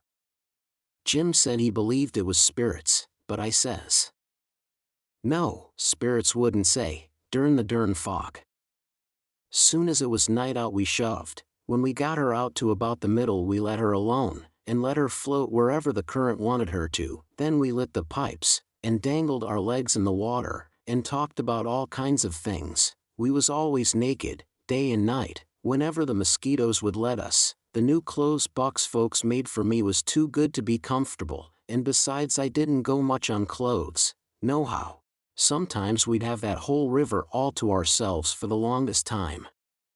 Yonder was the banks and the islands, across the water, and maybe a spark, which was a candle in a cabin window, and sometimes on the water you could see a spark or two, on a raft or a scow, you know, and maybe you could hear a fiddle or a song coming over from one of them crafts. It's lovely to live on a raft. We had the sky up there, all speckled with stars, and we used to lay on our backs and look up at them, and discuss about whether they was made or only just happened. Jim he allowed they was made, but I allowed they happened. I judged it would have took too long to make so many. Jim said the moon could have laid them. Well, that looked kind of reasonable, so I didn't say nothing against it, because I've seen a frog lay most as many, so of course it could be done. We used to watch the stars that fell, too, and see them streak down. Jim allowed they'd got spoiled and was hove out of the nest. Once or twice of a night we would see a steamboat slipping along in the dark, and now and then she would belch a whole world of sparks up out of her chimblies, and they would rain down in the river and look awful pretty. Then she would turn a corner and her lights would wink out and her powwow shut off and leave the river still again, and by her waves would get to us, a long time after she was gone, and joggle the raft a bit, and after that you wouldn't hear nothing for you couldn't tell how long, except maybe frogs or something. After midnight the people on shore went to bed, and then for 2 or 3 hours the shores was black, no more sparks in the cabin windows. These sparks was our clock. The first one that showed again meant morning was coming, so we hunted a place to hide and tie up right away. One morning about daybreak I found a canoe and crossed over a chute to the main shore. It was only 200 yards, and paddled about a mile up a creek amongst the cypress woods, to see if I couldn't get some berries. Just as I was passing a place where a kind of a cowpath crossed the creek, here comes a couple of men tearing up the path as tight as they could foot it. I thought I was a goner, for whenever anybody was after anybody I judged it was me, or maybe Jim. I was about to dig out from there in a hurry, but they was pretty close to me then, and sung out and begged me to save their lives, said they hadn't been doing nothing, and was being chased for it, said there was men and dogs coming. They wanted to jump right in, but I says, "Don't you do it. I don't hear the dogs and horses yet. You've got time to crowd through the brush and get up the creek a little ways, then you take to the water and wade down to me and get in, that'll throw the dogs off the scent." They done it, and soon as they was aboard I lit out for our towhead, and in about 5 or 10 minutes we heard the dogs and the men away off, shouting. We heard them come along towards the creek, but couldn't see them. They seemed to stop and fool around a while. Then, as we got further and further away all the time, we couldn't hardly hear them at all. By the time we had left a mile of woods behind us and struck the river, everything was quiet, and we paddled over to the towhead and hid in the cottonwoods and was safe. One of these fellows was about 70 or upwards, and had a bald head and very gray whiskers. He had an old battered-up slouch hat on, and a greasy blue woolen shirt, and ragged old blue jeans breeches stuffed into his boot tops, and home-knit galluses. No, he only had one. He had an old long-tailed blue jeans coat with slick brass buttons flung over his arm, and both of them had big, fat, ratty-looking carpet-bags. The other fellow was about 30, and dressed about as ornery. After breakfast we all laid off and talked, and the first thing that come out was that these chaps didn't know one another. "What got you into trouble?" says the bald head to t'other chap. "Well, I'd been selling an article to take the tartar off the teeth, and it does take it off, too, and generally the enamel along with it, but I stayed about one night longer than I ought to, and was just in the act of sliding out when I ran across you on the trail this side of town, and you told me they were coming, and begged me to help you to get off. So I told you I was expecting trouble myself, and would scatter out with you. That's the whole yarn. What's yourn?" "Well, I'd been runnin' a little temperance revival thar, 'bout a week, and was the pet of the women folks, big and little, for I was makin' it mighty warm for the rummies, I tell you, and talkin' as much as $5 or $6 a night, 10 cents a head, children and niggers free, and business growin' all the time, when somehow or another a little report got around last night that I had a way of puttin' in my time with a private jug on the sly. A nigger rousted me out this mornin', and told me the people was getherin' on the quiet with their dogs and horses, and they'd be along pretty soon and give me 'bout half an hour's start, and then run me down if they could, and if they got me they'd tar and feather me and ride me on a rail, sure. I didn't wait for no breakfast, I warn't hungry." "Old man," said the young one, I reckon we might double team it together, what do you think? I ain't undisposed. What's your line, mainly? Sure, printer by trade, do a little in patent medicines, theater actor, tragedy, you know, take a turn to mesmerism and phrenology when there's a chance, teach singing geography school for a change, sling a lecture sometimes, oh, I do lots of things, most anything that comes handy, so it ain't work. What's your lay? I've done considerable in the doctoring way in my time. Layin' on o' hands is my best holt, for cancer and paralysis, and sich things, and I can tell a fortune pretty good when I've got somebody along to find out the facts for me. Preachin's my line, too, and workin' camp meetin's, and missionaryin' around. Nobody never said anything for a while, then the young man hove a sigh and says, Alas! What re you alas sin about, says the bald head. To think I should have lived to be leading such a life, and be degraded down into such company. And he begun to wipe the corner of his eye with a rag. Durn your skin, ain't the company good enough for you, says the bald head, pretty pert and uppish. Yes, it is good enough for me, it's as good as I deserve, for who fetched me so low when I was so high? I did myself. I don't blame you, gentlemen, far from it, I don't blame anybody.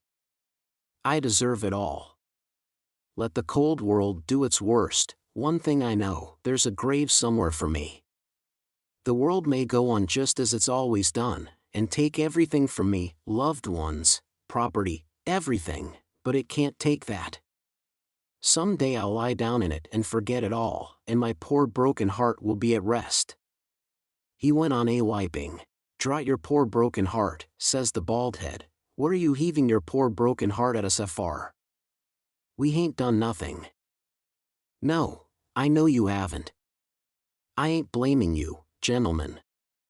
I brought myself down, yes, I did it myself. It's right I should suffer, perfectly right, I don't make any moan. Brought you down from war? War was you brought down from? Ah, you would not believe me, the world never believes, let it pass, 'tis no matter. The secret of my birth. The secret of your birth. Do you mean to say? Gentlemen, says the young man, very solemn, I will reveal it to you, for I feel I may have confidence in you. By rights I am a duke. Jim's eyes bugged out when he heard that, and I reckon mine did, too. Then the bald head says, No. You can't mean it. Yes. My great-grandfather, eldest son of the Duke of Bridgewater, fled to this country about the end of the last century, to breathe the pure air of freedom, married here, and died, leaving a son, his own father dying about the same time. The second son of the late Duke seized the titles and estates, the infant real Duke was ignored. I am the lineal descendant of that infant, I am the rightful Duke of Bridgewater, and here am I, forlorn, torn from my high estate, hunted of men, despised by the cold world, ragged, worn, heartbroken, and degraded to the companionship of felons on a raft. Jim pitied him ever so much, and so did I. We tried to comfort him, but he said it warn't much use, he couldn't be much comforted, said if we was a mind to acknowledge him, that would do him more good than most anything else, so we said we would, if he would tell us how. He said we ought to bow when we spoke to him, and say your grace, or my lord, or your lordship, and he wouldn't mind it if we called him plain Bridgewater, which, he said, was a title anyway, and not a name, and one of us ought to wait on him at dinner, and do any little thing for him he wanted done. Well, that was all easy, so we done it. All through dinner Jim stood around and waited on him, and says, Will yo' grace have some o' dis or some o' dat, and so on, and a body could see it was mighty pleasing to him. But the old man got pretty silent by and by, didn't have much to say, and didn't look pretty comfortable over all that petting that was going on around that Duke. He seemed to have something on his mind. So, along in the afternoon, he says, Looky here, Bilgewater, he says, I'm nation sorry for you, but you ain't the only person that's had troubles like that. No? No, you ain't.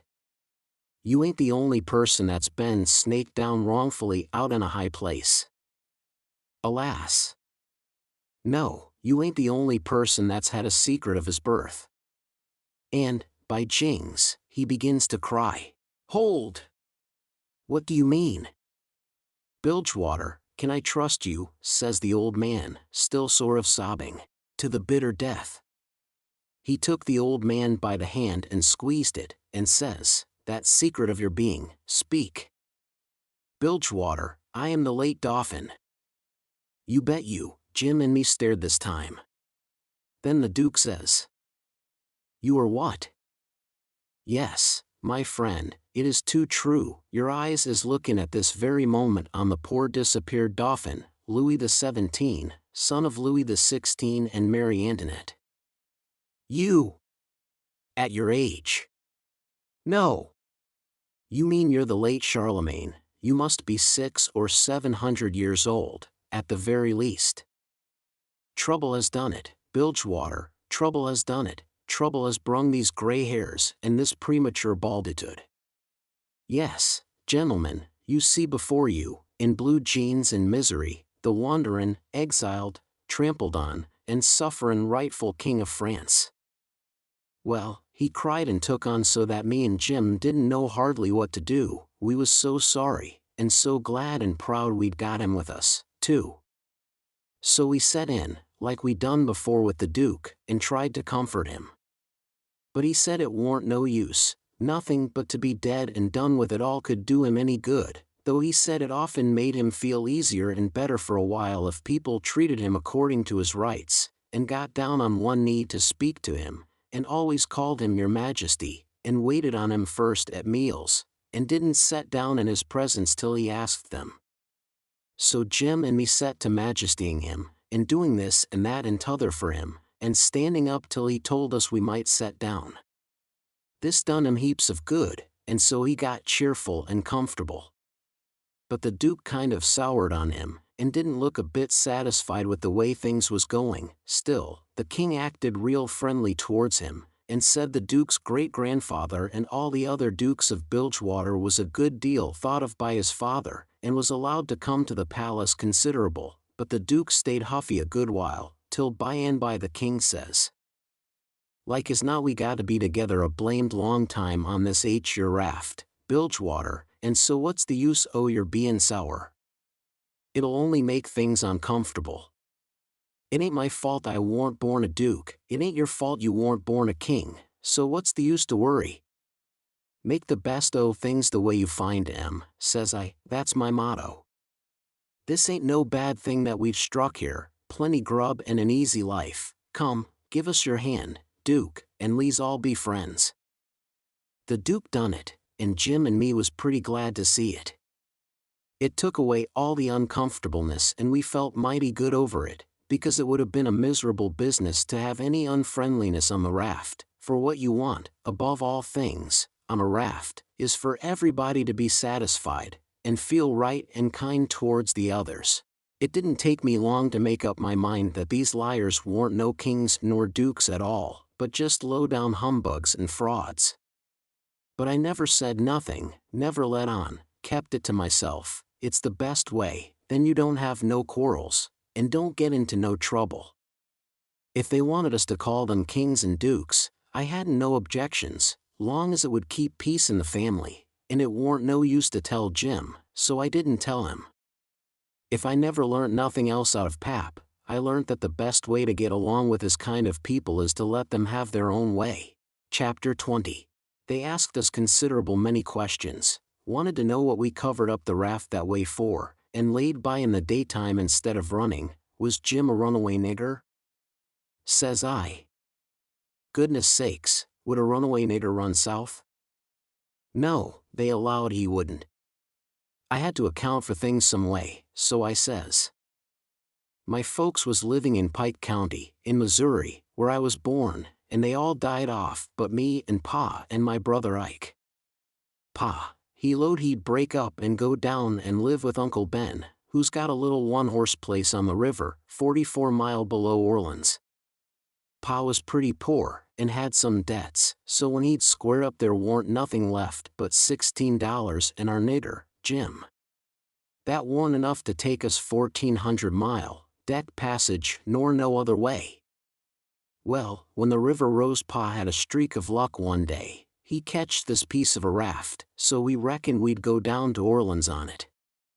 Pa's luck didn't hold out. A steamboat run over the for'ard corner of the raft one night, and we all went overboard and dove under the wheel. Jim and me come up all right, but Pa was drunk, and Ike was only 4 years old, so they never come up no more.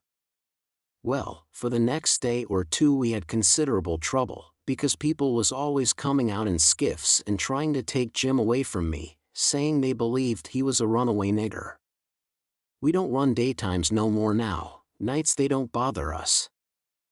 The Duke says, "Leave me alone to cipher out a way so we can run in the daytime if we want to. I'll think the thing over, I'll invent a plan that'll fix it. We'll let it alone for today, because of course we don't want to go by that town yonder in daylight, it mightn't be healthy."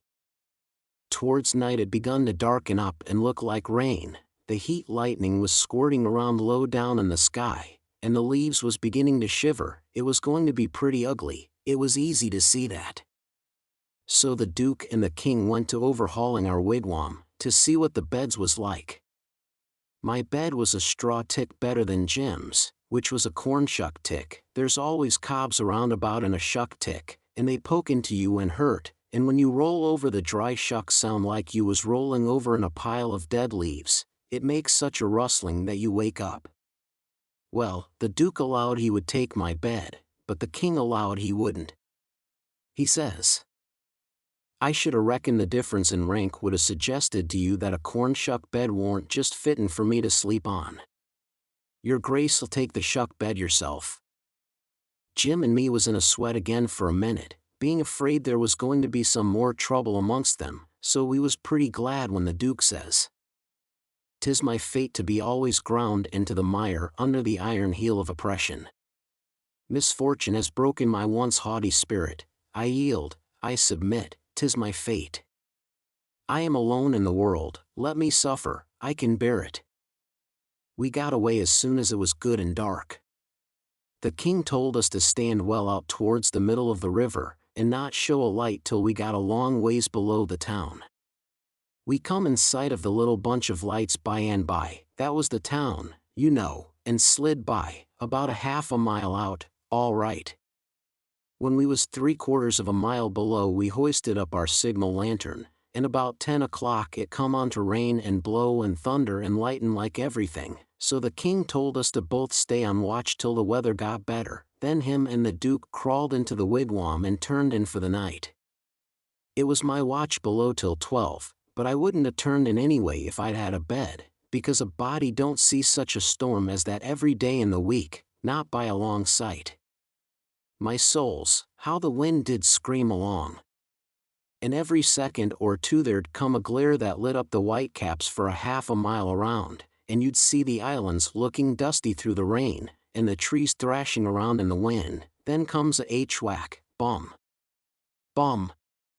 Bumbalumbalum bum bum bum bum, and the thunder would go rumbling and grumbling away, and quit, and then rip comes another flash and another sockdolager. The waves most washed me off the raft sometimes, but I hadn't any clothes on, and didn't mind. We didn't have no trouble about snags. The lightning was glaring and flittering around so constant that we could see them plenty soon enough to throw her head this way or that and miss them. I had the middle watch, you know, but I was pretty sleepy by that time, so Jim he said he would stand the first half of it for me. He was always mighty good that way, Jim was. I crawled into the wigwam, but the King and the Duke had their legs sprawled around so there warn't no show for me, so I laid outside. I didn't mind the rain, because it was warm, and the waves warn't running so high now. About 2 they come up again, though, and Jim was going to call me, but he changed his mind, because he reckoned they warn't high enough yet to do any harm, but he was mistaken about that, for pretty soon all of a sudden along comes a regular ripper and washed me overboard. It most killed Jim a laughing. He was the easiest nigger to laugh that ever was, anyway. I took the watch, and Jimmy laid down and snored away, and by the storm let up for good and all, in the first cabin light that showed, I rousted him out and we slid the raft into hiding quarters for the day. The king got out an old ratty deck of cards after breakfast, and him and the duke played 7-up a while, 5 cents a game. Then they got tired of it, and allowed they would lay out a campaign, as they called it. The duke went down into his carpet bag, and fetched up a lot of little printed bills and read them out loud. One bill said, the celebrated Dr. Armand de Montalban, of Paris, would lecture on the science of phrenology at such and such a place, on the blank day of blank, at 10 cents admission, and furnish charts of character at 25 cents apiece. The Duke said that was him. In another bill he was the world-renowned Shakespearean tragedian, Garrick the Younger, of Drury Lane, London. In other bills he had a lot of other names and done other wonderful things, like finding water and gold with a divining rod, dissipating witch spells, and so on. By and by he says. But the histrionic muse is the darling. Have you ever trod the boards, royalty? No, says the king. You shall, then, before you're 3 days older, fall in grandeur, says the duke. The first good town we come to will hire a hall and do the sword fight in Richard III. In the balcony scene in Romeo and Juliet. How does that strike you? I'm in, up to the hub, for anything that will pay, Bilgewater, but, you see, I don't know nothing about play actin', and hain't ever seen much of it. I was too small when Pap used to have 'em at the palace. Do you reckon you can learn me? Easy. All right. I'm just freezin' for something fresh, anyway. Le's commence right away. So the Duke he told him all about who Romeo was and who Juliet was, and said he was used to being Romeo, so the king could be Juliet. But if Juliet's such a young gal, Duke, my peeled head and my white whiskers is goin' to look uncommon odd on her, maybe. No, don't you worry, these country jakes won't ever think of that. Besides, you know, you'll be in costume, and that makes all the difference in the world. Juliet's in a balcony, enjoying the moonlight before she goes to bed, and she's got on her nightgown and her ruffled nightcap. Here are the costumes for the parts. He got out 2 or 3 curtain calico suits, which he said was medieval armor for Richard III. And t'other chap, in a long white cotton nightshirt and a ruffled nightcap to match. The king was satisfied, so the Duke got out his book and read the parts over in the most splendid spread-eagle way, prancing around and acting at the same time, to show how it had got to be done. Then he give the book to the king and told him to get his part by heart. There was a little one-horse town about 3 miles down the bend, and after dinner the Duke said he had ciphered out his idea about how to run in daylight without it being dangersome for Jim, so he allowed he would go down to the town and fix that thing. The king allowed he would go, too, and see if he couldn't strike something. We was out of coffee, so Jim said I better go along with them in the canoe and get some. When we got there warn't nobody stirring, streets empty, and perfectly dead and still, like Sunday. We found a sick nigger sunning himself in a backyard, and he said everybody that warn't too young or too sick or too old was gone to camp meeting, about 2 mile back in the woods. The king got the directions, and allowed he'd go and work that camp meeting for all it was worth, and I might go, too. The Duke said what he was after was a printing office. We found it, a little bit of a concern, up over a carpenter shop, carpenters and printers all gone to the meeting, and no doors locked. It was a dirty, littered-up place, and had ink marks, and handbills with pictures of horses and runaway niggers on them, all over the walls. The Duke shed his coat and said he was all right now. So me and the king lit out for the camp meeting. We got there in about a half an hour fairly dripping, for it was a most awful hot day. There was as much as 1,000 people there from 20 mile around. The woods was full of teams and wagons, hitched everywheres, feeding out of the wagon troughs and stomping to keep off the flies. There was sheds made out of poles and roofed over with branches, where they had lemonade and gingerbread to sell, and piles of watermelons and green corn and such like truck. The preaching was going on under the same kinds of sheds, only they was bigger and held crowds of people. The benches was made out of outside slabs of logs, with holes bored in the round side to drive sticks into for legs. They didn't have no backs. The preachers had high platforms to stand on at one end of the sheds. The women had on sunbonnets, and some had linsey-woolsey frocks, some gingham ones, and a few of the young ones had on calico. Some of the young men was barefooted, and some of the children didn't have on any clothes but just a tow linen shirt. Some of the old women was knitting, and some of the young folks was courting on the sly. The first shed we come to the preacher was lining out him. He lined out 2 lines, everybody sung it, and it was kind of grand to hear it, there was so many of them and they done it in such a rousing way. Then he lined out 2 more for them to sing, and so on. The people woke up more and more, and sung louder and louder, and towards the end some begun to groan, and some begun to shout. Then the preacher begun to preach, and begun in earnest, too, and went weaving first to one side of the platform and then the other, and then leaning down over the front of it, with his arms and his body going all the time, and shouting his words out with all his might, and every now and then he would hold up his Bible and spread it open, and kind of pass it around this way and that, shouting, "It's the brazen serpent in the wilderness. Look upon it and live." And people would shout out, "Glory, Amen." And so he went on, and the people groaning and crying and saying Amen. "Oh, come to the mourner's bench. Come, black with sin. Amen, come, sick and sore. Amen, come, lame and halt and blind. Amen, come, poor and needy, sunk in shame. Amen, come, all that's worn and soiled and suffering, come with a broken spirit. Come with a contrite heart. Come in your rags and sin and dirt. The waters that cleanse is free, the door of heaven stands open, oh, enter in and be at rest. Amen. Glory, glory, hallelujah." And so on. You couldn't make out what the preacher said anymore, on account of the shouting and crying. Folks got up everywheres in the crowd, and worked their way just by main strength to the mourner's bench, with the tears running down their faces, and when all the mourners had got up there to the front benches in a crowd, they sung and shouted and flung themselves down on the straw, just crazy and wild. Well, the first I knowed the king got going, and you could hear him over everybody, and next he went charging up onto the platform, and the preacher he begged him to speak to the people, and he done it.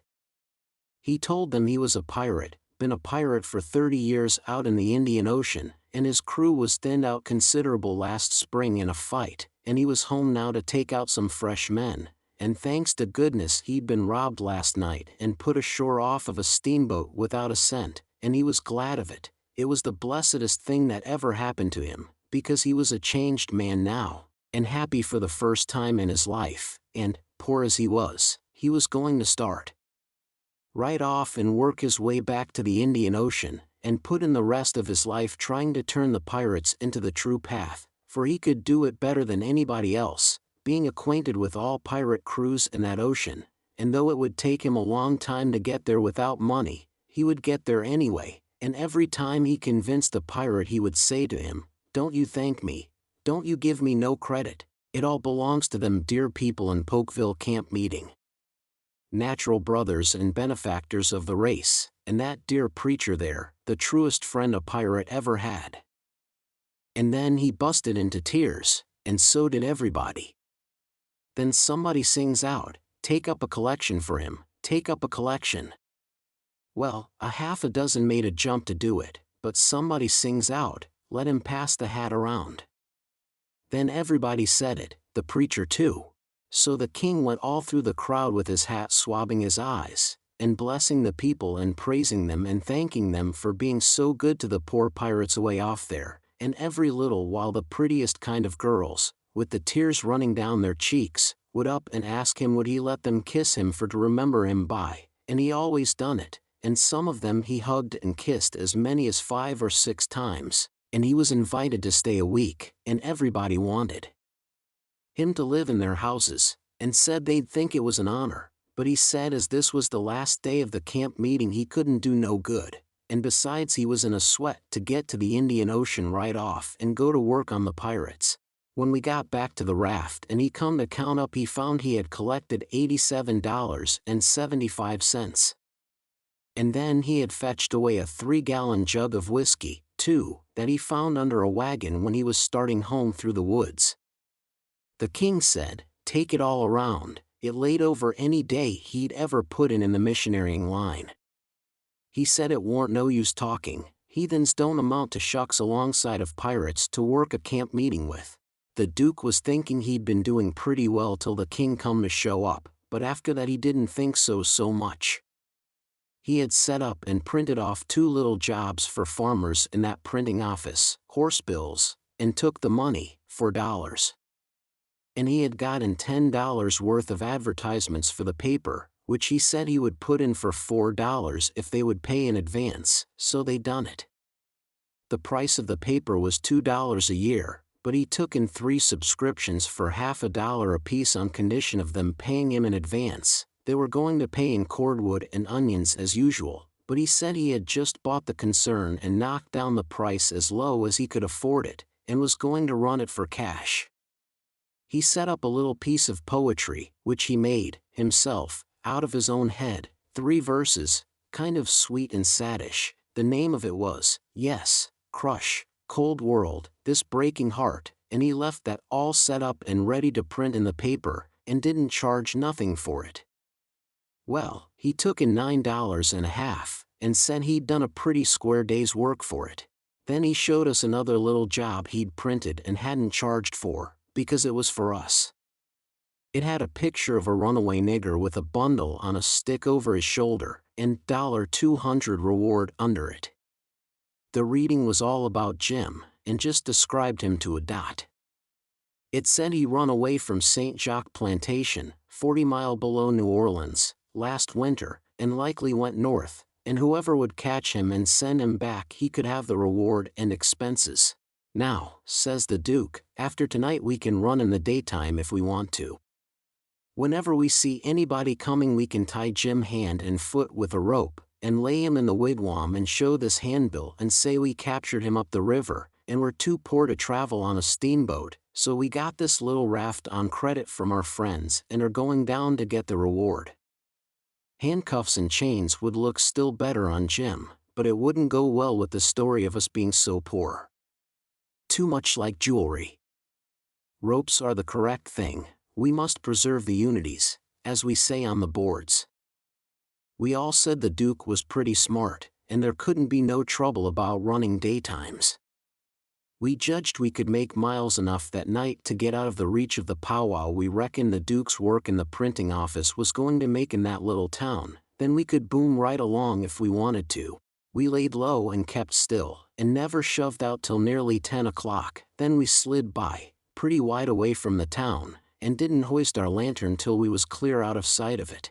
When Jim called me to take the watch at 4 in the morning, he says, "Huck, does you reckon we gwine to run across any mo kings on dis trip?"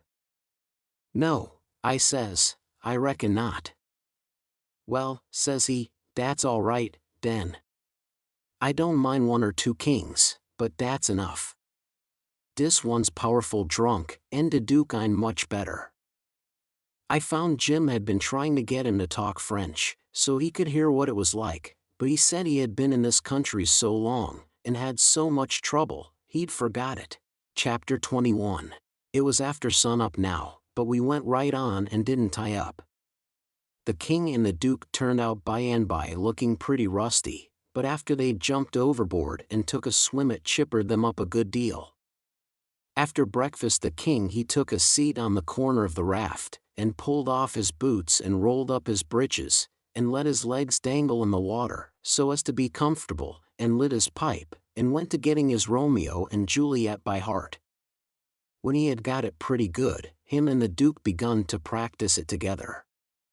The Duke had to learn him over and over again how to say every speech, and he made him sigh, and put his hand on his heart, and after a while he said he'd done it pretty well, only, he says, you mustn't bellow out Romeo that way, like a bull, you must say it soft and sick and languishy, so, Romeo.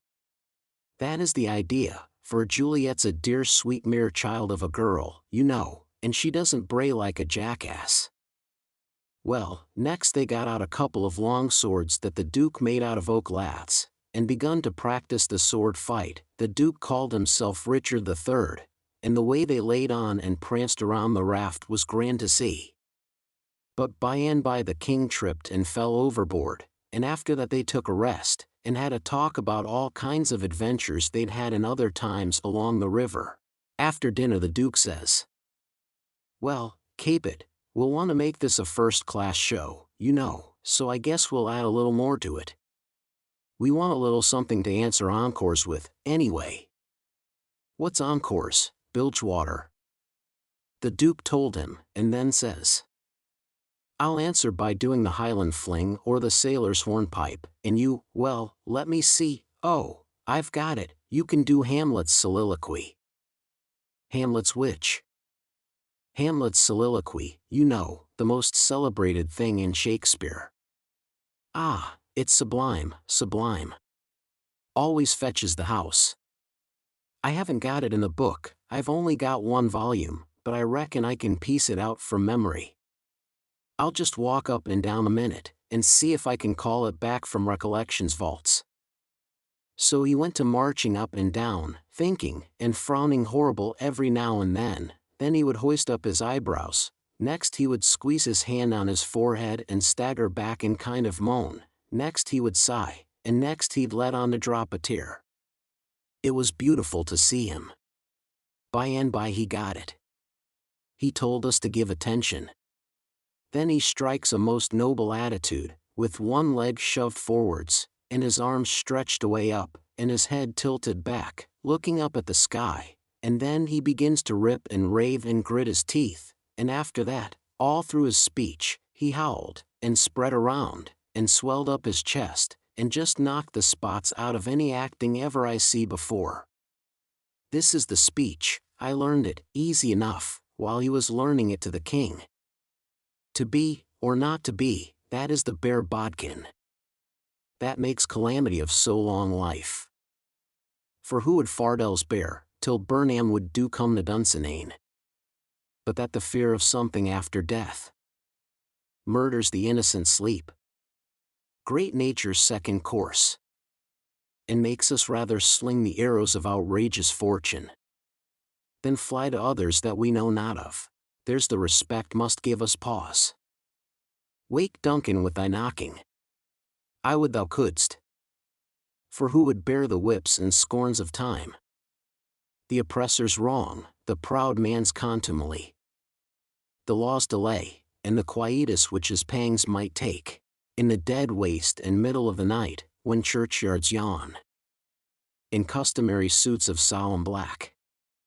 But that the undiscovered country from whose bourne no traveler returns breathes forth contagion on the world. And thus the native hue of resolution, like the poor cat I the adage, is sicklied o'er with care, and all the clouds that lowered o'er our housetops with this regard their currents turn awry, and lose the name of action. 'Tis a consummation devoutly to be wished, but soft you, the fair Ophelia, ope not thy ponderous and marble jaws, but get thee to a nunnery, go.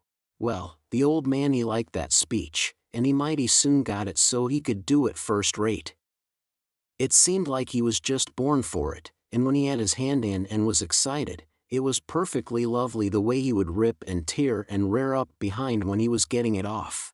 The first chance we got, the Duke he had some show bills printed, and after that, for 2 or 3 days as we floated along, the raft was a most uncommon lively place, for there warn't nothing but sword fighting and rehearsing, as the Duke called it, going on all the time.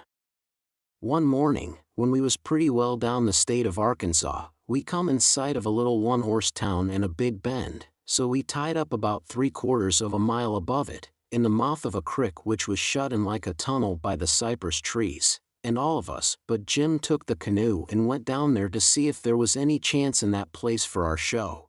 We struck it mighty lucky. There was going to be a circus there that afternoon, and the country people was already beginning to come in all kinds of old shackly wagons, and on horses. The circus would leave before night, so our show would have a pretty good chance. The Dookie hired the courthouse, and we went around and stuck up our bills. They read like this: Shakespearean revival. Wonderful attraction. For one night only. The world-renowned tragedians. David Garrick the Younger, of Drury Lane Theatre, London. And Edmund Kean the Elder, of the Royal Haymarket Theatre, Whitechapel, Pudding Lane, Piccadilly, London, and the Royal Continental Theatres, in their sublime Shakespearean spectacle entitled The Balcony Scene. In Romeo and Juliet. Romeo. Mr. Garrick. Juliet. Mr. Kean. Assisted by the whole strength of the company. New costumes, new scenery, new appointments. Also, the thrilling, masterly, and blood-curdling broadsword conflict.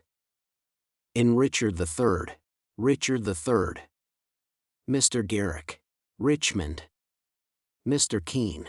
Also, by special request, Hamlet's immoral soliloquy, by the illustrious Kean, done by him 300 consecutive nights in Paris, for one night only. On account of imperative European engagements, admission 25 cents, children and servants, 10 cents. Then we went loafing around the town. The stores and houses was most all old shackly dried up frame concerns that hadn't ever been painted. They was set up 3 or 4 foot above ground on stilts, so as to be out of reach of the water when the river was overflowed. The houses had little gardens around them, but they didn't seem to raise hardly anything in them but Jimson weeds, and sunflowers, and ash piles, and old curled-up boots and shoes, and pieces of bottles, and rags, and played-out tinware. The fences was made of different kinds of boards, nailed on at different times, and they leaned every which way, and had gates that didn't generally have but one hinge, a leather one. Some of the fences had been whitewashed, some time or another, but the Duke said it was in Columbus's time, like enough. There was generally hogs in the garden, and people driving them out. All the stores was along one street. They had white domestic awnings in front, and the country people hitched their horses to the awning posts. There was empty dry goods boxes under the awnings, and loafers roosting on them all day long, whittling them with their Barlow knives, and chawing tobacco, and gaping and yawning and stretching, a mighty ornery lot. They generally had on yellow straw hats most as wide as an umbrella, but didn't wear no coats nor waistcoats. They called one another Bill, and Buck, and Hank, and Joe, and Andy, and talked lazy and drawly, and used considerable many cuss words. There was as many as one loafer leaning up against every awning post, and he most always had his hands in his breeches pockets, except when he fetched them out to lend a chaw of tobacco or scratch. What a body was hearing amongst them all the time was, "Gimme a chaw v tobaccer, Hank." "Can't, I hain't got but one chaw left." "Ask Bill." Maybe Billy gives him a chaw, maybe he lies and says he ain't got none. Some of them kinds of loafers never has a cent in the world, nor a chaw of tobacco of their own. They get all their chawing by borrowing. They say to a fellow, "I wished you'd lend me a chaw, Jack. I just this minute give Ben Thompson the last chaw I had," which is a lie pretty much every time. It don't fool nobody but a stranger, but Jack ain't no stranger, so he says, "You give him a chaw, did you?" "So did your sister's cat's grandmother." "You pay me back the chaws you've already borried off and me, Leif Buckner, then I'll loan you 1 or 2 ton of it, and won't charge you no back in trust, nother." "Well, I did pay you back some of it onct." "Yes, you did, 'bout 6 chaws. You borried store tobaccer and paid back niggerhead." Store tobacco is flat black plug, but these fellows mostly chaws the natural leaf twisted. When they borrow a chaw they don't generally cut it off with a knife, but set the plug in between their teeth, and gnaw with their teeth and tug at the plug with their hands till they get it in two. Then sometimes the one that owns the tobacco looks mournful at it when it's handed back, and says, sarcastic, "Here, gimme the chaw, and you take the plug." All the streets and lanes was just mud, they warn't nothing else but mud, mud as black as tar and nigh about a foot deep in some places, and 2 or 3 inches deep in all the places. The hogs loafed and grunted around everywheres. You'd see a muddy sow and a litter of pigs come lazying along the street and hollop herself right down in the way, where folks had to walk around her, and she'd stretch out and shut her eyes and wave her ears whilst the pigs was milking her, and look as happy as if she was on salary. And pretty soon you'd hear a loafer sing out, "Hi! So boy! Sick him, Tige," and away the sow would go, squealing most horrible, with a dog or 2 swinging to each ear, and 3 or 4 dozen more a-coming, and then you would see all the loafers get up and watch the thing out of sight, and laugh at the fun and look grateful for the noise. Then they'd settle back again till there was a dog fight. There couldn't anything wake them up all over, and make them happy all over, like a dog fight, unless it might be putting turpentine on a stray dog and setting fire to him, or tying a tin pan to his tail and see him run himself to death. On the river front some of the houses was sticking out over the bank, and they was bowed and bent, and about ready to tumble in. The people had moved out of them. The bank was caved away under one corner of some others, and that corner was hanging over. People lived in them yet, but it was dangersome, because sometimes a strip of land as wide as a house caves in at a time. Sometimes a belt of land a quarter of a mile deep will start in and cave along till it all caves into the river in one summer. Such a town as that has to be always moving back, and back, and back, because the river's always gnawing at it. The nearer it got to noon that day the thicker and thicker was the wagons and horses in the streets, and more coming all the time. Families fetched their dinners with them from the country, and eat them in the wagons. There was considerable whiskey drinking going on, and I seen 3 fights. By and by somebody sings out, "Here comes old Boggs, in from the country for his little old monthly drunk, here he comes, boys." All the loafers looked glad. I reckon they was used to having fun out of Boggs. One of them says, "Wonder who he's a-gwine to chaw up this time.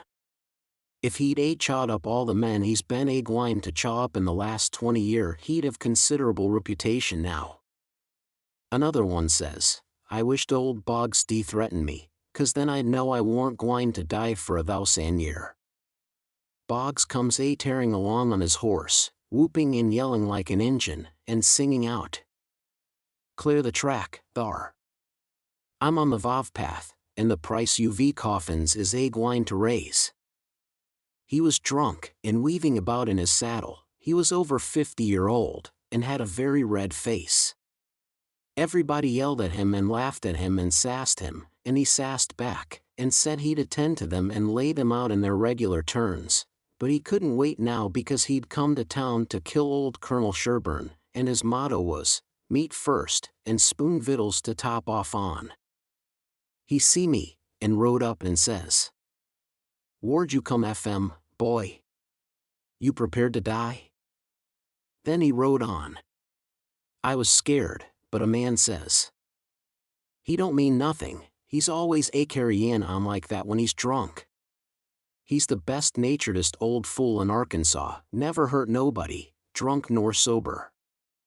Boggs rode up before the biggest store in town, and bent his head down so he could see under the curtain of the awning and yells, "Come out here, Sherburne. Come out and meet the man you've swindled. You're the hound I'm after, and I'm a-gwine to have you, too." And so he went on, calling Sherburne everything he could lay his tongue to, and the whole street packed with people listening and laughing and going on. By and by a proud-looking man about 55, and he was a heap the best-dressed man in that town, 2 steps out of the store, and the crowd drops back on each side to let him come. He says to Boggs, "Mighty Sam and slow," he says. "I'm tired of this, but I'll endure it till 1 o'clock. Till 1 o'clock, mind, no longer. If you open your mouth against me only once after that time you can't travel so far, but I will find you." Then he turns and goes in. The crowd looked mighty sober, nobody stirred, and there warn't no more laughing. Boggs rode off blackguarding Sherburne as loud as he could yell, all down the street, and pretty soon back he comes and stops before the store, still keeping it up. Some men crowded around him and tried to get him to shut up, but he wouldn't. They told him it would be 1 o'clock in about 15 minutes, and so he must go home, he must go right away. But it didn't do no good. He cussed away with all his might, and throwed his hat down in the mud and rode over it, and pretty soon away he went raging down the street again, with his gray hair flying. Everybody that could get a chance at him tried their best to coax him off of his horse so they could lock him up and get him sober, but it warn't no use. Up the street he would tear again, and give Sherburne another cussing. By and by somebody says, "Go for his daughter, quick, go for his daughter, sometimes he'll listen to her. If anybody can persuade him, she can." So somebody started on a run. I walked down street a ways and stopped. In about 5 or 10 minutes here comes Boggs again, but not on his horse. He was reeling across the street towards me, bareheaded, with a friend on both sides of him holt of his arms and hurrying him along. He was quiet, and looked uneasy, and he warn't hanging back any, but was doing some of the hurrying himself. Somebody sings out, "Boggs." I looked over there to see who said it, and it was that Colonel Sherburne. He was standing perfectly still in the street, and had a pistol raised in his right hand, not aiming it, but holding it out with the barrel tilted up towards the sky. The same second I see a young girl coming on the run, and 2 men with her.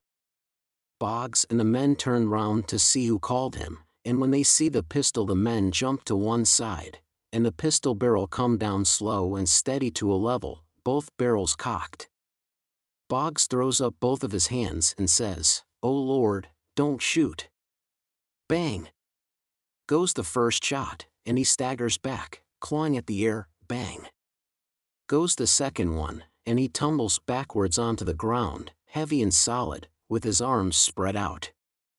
That young girl screamed out and comes rushing, and down she throws herself on her father, crying and saying, "Oh, he's killed him, he's killed him."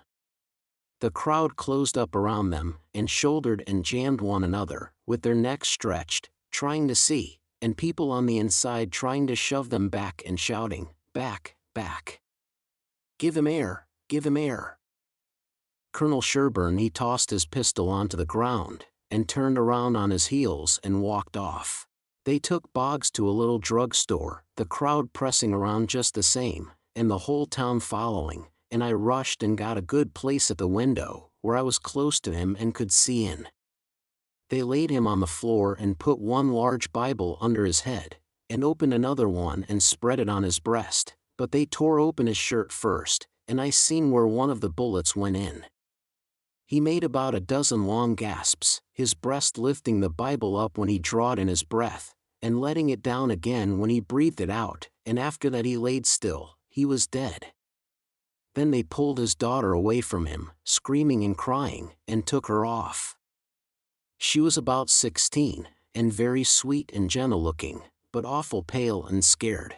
Well, pretty soon the whole town was there, squirming and scrooging and pushing and shoving to get at the window and have a look, but people that had the places wouldn't give them up, and folks behind them was saying all the time, "Say, now, you've looked enough, you fellows, 'tain't right and 'tain't fair for you to stay there all the time, and never give nobody a chance, other folks has their rights as well as you."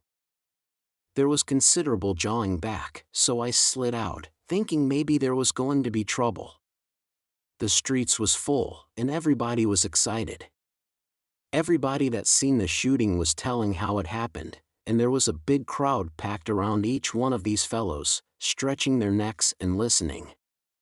One long, lanky man, with long hair and a big white fur stovepipe hat on the back of his head, and a crooked-handled cane, marked out the places on the ground where Boggs stood and where Sherburne stood, and the people following him around from one place to t'other and watching everything he done, and bobbing their heads to show they understood, and stooping a little and resting their hands on their thighs to watch him mark the places on the ground with his cane, and then he stood up straight and stiff where Sherburne had stood, frowning and having his hat brimmed down over his eyes, and sung out, "Boggs," and then fetched his cane down slow to a level, and says bang, staggered backwards, says bang, again, and fell down flat on his back. The people that had seen the thing said he'd done it perfect, said it was just exactly the way it all happened. Then as much as a dozen people got out their bottles and treated him. Well, by and by somebody said Sherburne ought to be lynched.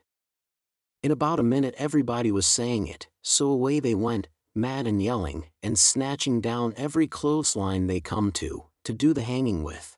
Chapter 22. They swarmed up towards Sherburne's house, whooping and raging like Injuns, and everything had to clear the way or get run over and tromped to mush, and it was awful to see.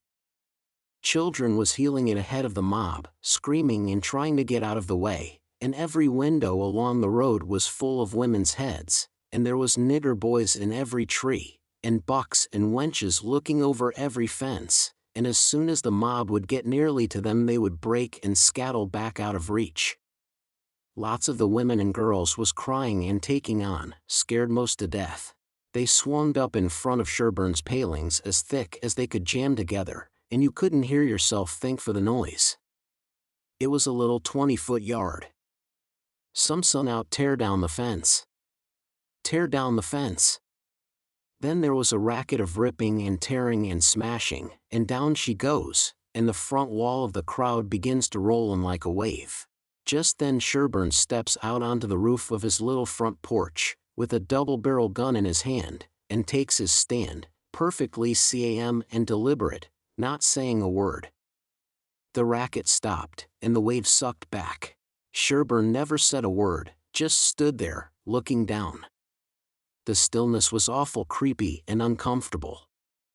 Sherburne run his eyes slow along the crowd, and wherever it struck the people tried a little to outgaze him, but they couldn't. They dropped their eyes and looked sneaky. Then pretty soon Sherburne sort of laughed, not the pleasant kind, but the kind that makes you feel like when you are eating bread that's got sand in it. Then he says, slow and scornful, "The idea of you lynching anybody. It's amusing.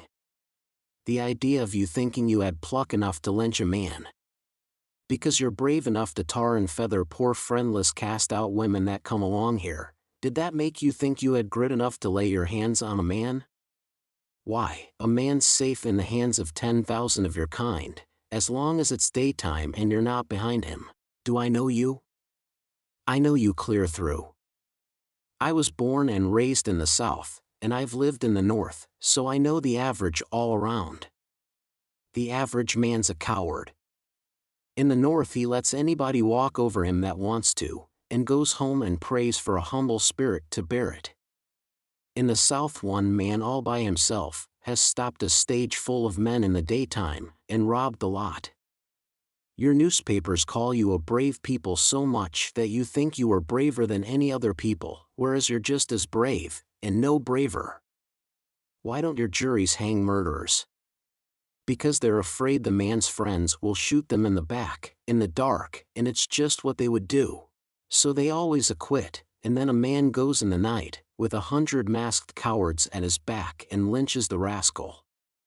Your mistake is that you didn't bring a man with you. That's one mistake, and the other is that you didn't come in the dark and fetch your masks. You brought part of a man, Buck Harkness, there, and if you hadn't had him to start you, you'd have taken it out in blowing. You didn't want to come. The average man don't like trouble and danger. You don't like trouble and danger. But if only half a man, like Buck Harkness, there, shouts lynch him. Lynch him, you're afraid to back down, afraid you'll be found out to be what you are, cowards, and so you raise a yell, and hang yourselves onto that half a man's coat tail, and come raging up here, swearing what big things you're going to do. The pitifullest thing out is a mob. That's what an army is, a mob. They don't fight with courage that's born in them, but with courage that's borrowed from their mass, and from their officers. But a mob without any man at the head of it is beneath pitifulness. Now the thing for you to do is to droop your tails and go home and crawl in a hole. If any real lynching's going to be done, it will be done in the dark, southern fashion, and when they come they'll bring their masks, and fetch a man along. Now leave, and take your half a man with you, tossing his gun up across his left arm and cocking it when he says this. The crowd washed back sudden, and then broke all apart, and went tearing off every which way, and Buck Harkness he heeled it after them, looking tolerable cheap. I could have stayed if I wanted to, but I didn't want to. I went to the circus and loafed around the backside till the watchman went by, and then dived in under the tent. I had my $20 gold piece and some other money, but I reckon I better save it, because there ain't no telling how soon you are going to need it, away from home and amongst strangers that way. You can't be too careful. I ain't opposed to spending money on circuses when there ain't no other way, but there ain't no use in wasting it on them. It was a real bully circus. It was the splendidest sight that ever was when they all come riding in, 2 and 2, a gentleman and lady, side by side, the men just in their drawers and undershirts, and no shoes nor stirrups, and resting their hands on their thighs easy and comfortable. There must have been 20 of them, and every lady with a lovely complexion, and perfectly beautiful, and looking just like a gang of real sure-enough queens, and dressed in clothes that cost millions of dollars, and just littered with diamonds. It was a powerful fine sight. I never see anything so lovely. And then one by one they got up and stood, and went weaving around the ring so gentle and wavy and graceful, the men looking ever so tall and airy and straight, with their heads bobbing and skimming along, away up there under the tent roof, and every lady's rose-leafy dress flapping soft and silky around her hips, and she looking like the most loveliest parasol. And then faster and faster they went, all of them dancing, first one foot out in the air and then the other, the horses leaning more and more, and the ringmaster going round and round the center pole, cracking his whip and shouting "Hi, hi," and the clown cracking jokes behind him, and by all hands dropped the reins, and every lady put her knuckles on her hips and every gentleman folded his arms, and then how the horses did lean over and hump themselves. And so one after the other they all skipped off into the ring, and made the sweetest bow I ever see, and then scampered out, and everybody clapped their hands and went just about wild.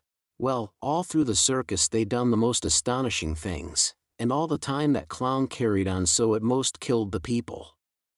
The ringmaster couldn't ever say a word to him, but he was back at him quick as a wink with the funniest things a body ever said, and how he ever could think of so many of them, and so sudden and so pat, was what I couldn't no way understand.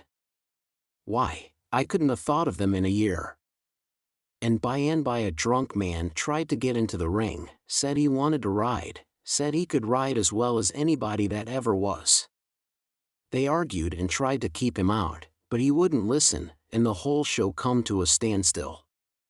Then the people begun to holler at him and make fun of him, and that made him mad, and he begun to rip and tear, so that stirred up the people, and a lot of men begun to pile down off of the benches and swarm towards the ring, saying, "Knock him down. Throw him out," and 1 or 2 women begun to scream. So, then, the ringmaster he made a little speech, and said he hoped there wouldn't be no disturbance, and if the man would promise he wouldn't make no more trouble he would let him ride if he thought he could stay on the horse. So everybody laughed and said all right, and the man got on.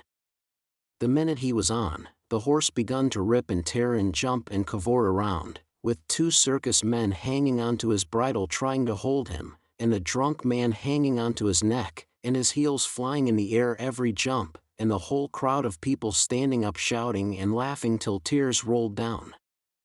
And at last, sure enough, all the circus men could do the horse broke loose, and away he went like the very nation, round and round the ring, with that sot laying down on him and hanging to his neck, with first one leg hanging most to the ground on one side, and then t'other one on t'other side, and the people just crazy.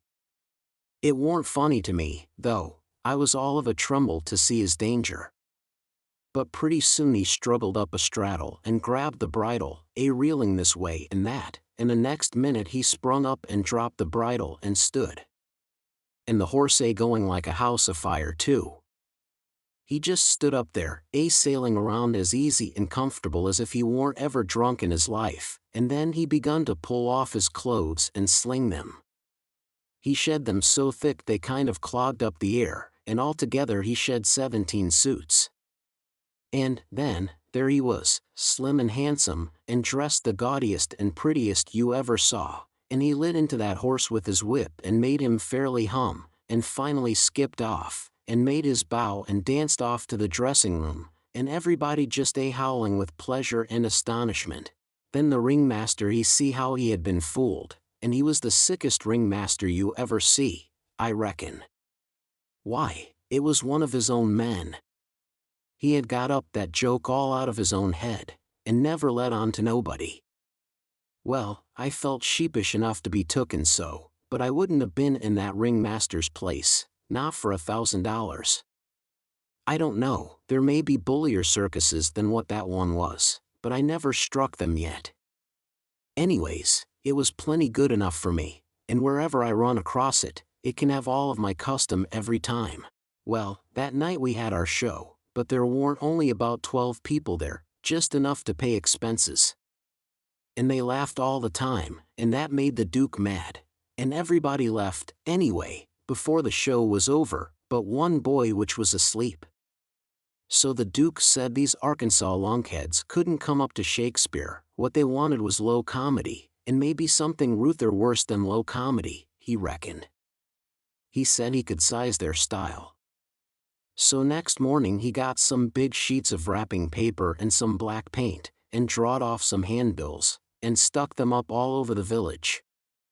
The bills said, "At the courthouse, for 3 nights only, the world-renowned tragedians, David Garrick the Younger, and Edmund Kean the Elder, of the London and Continental theaters, in their thrilling tragedy of The King's Camelopard, or The Royal Nonsuch, admission 50 cents.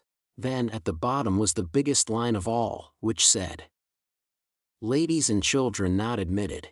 There, says he, if that line don't fetch them, I don't know Arkansas.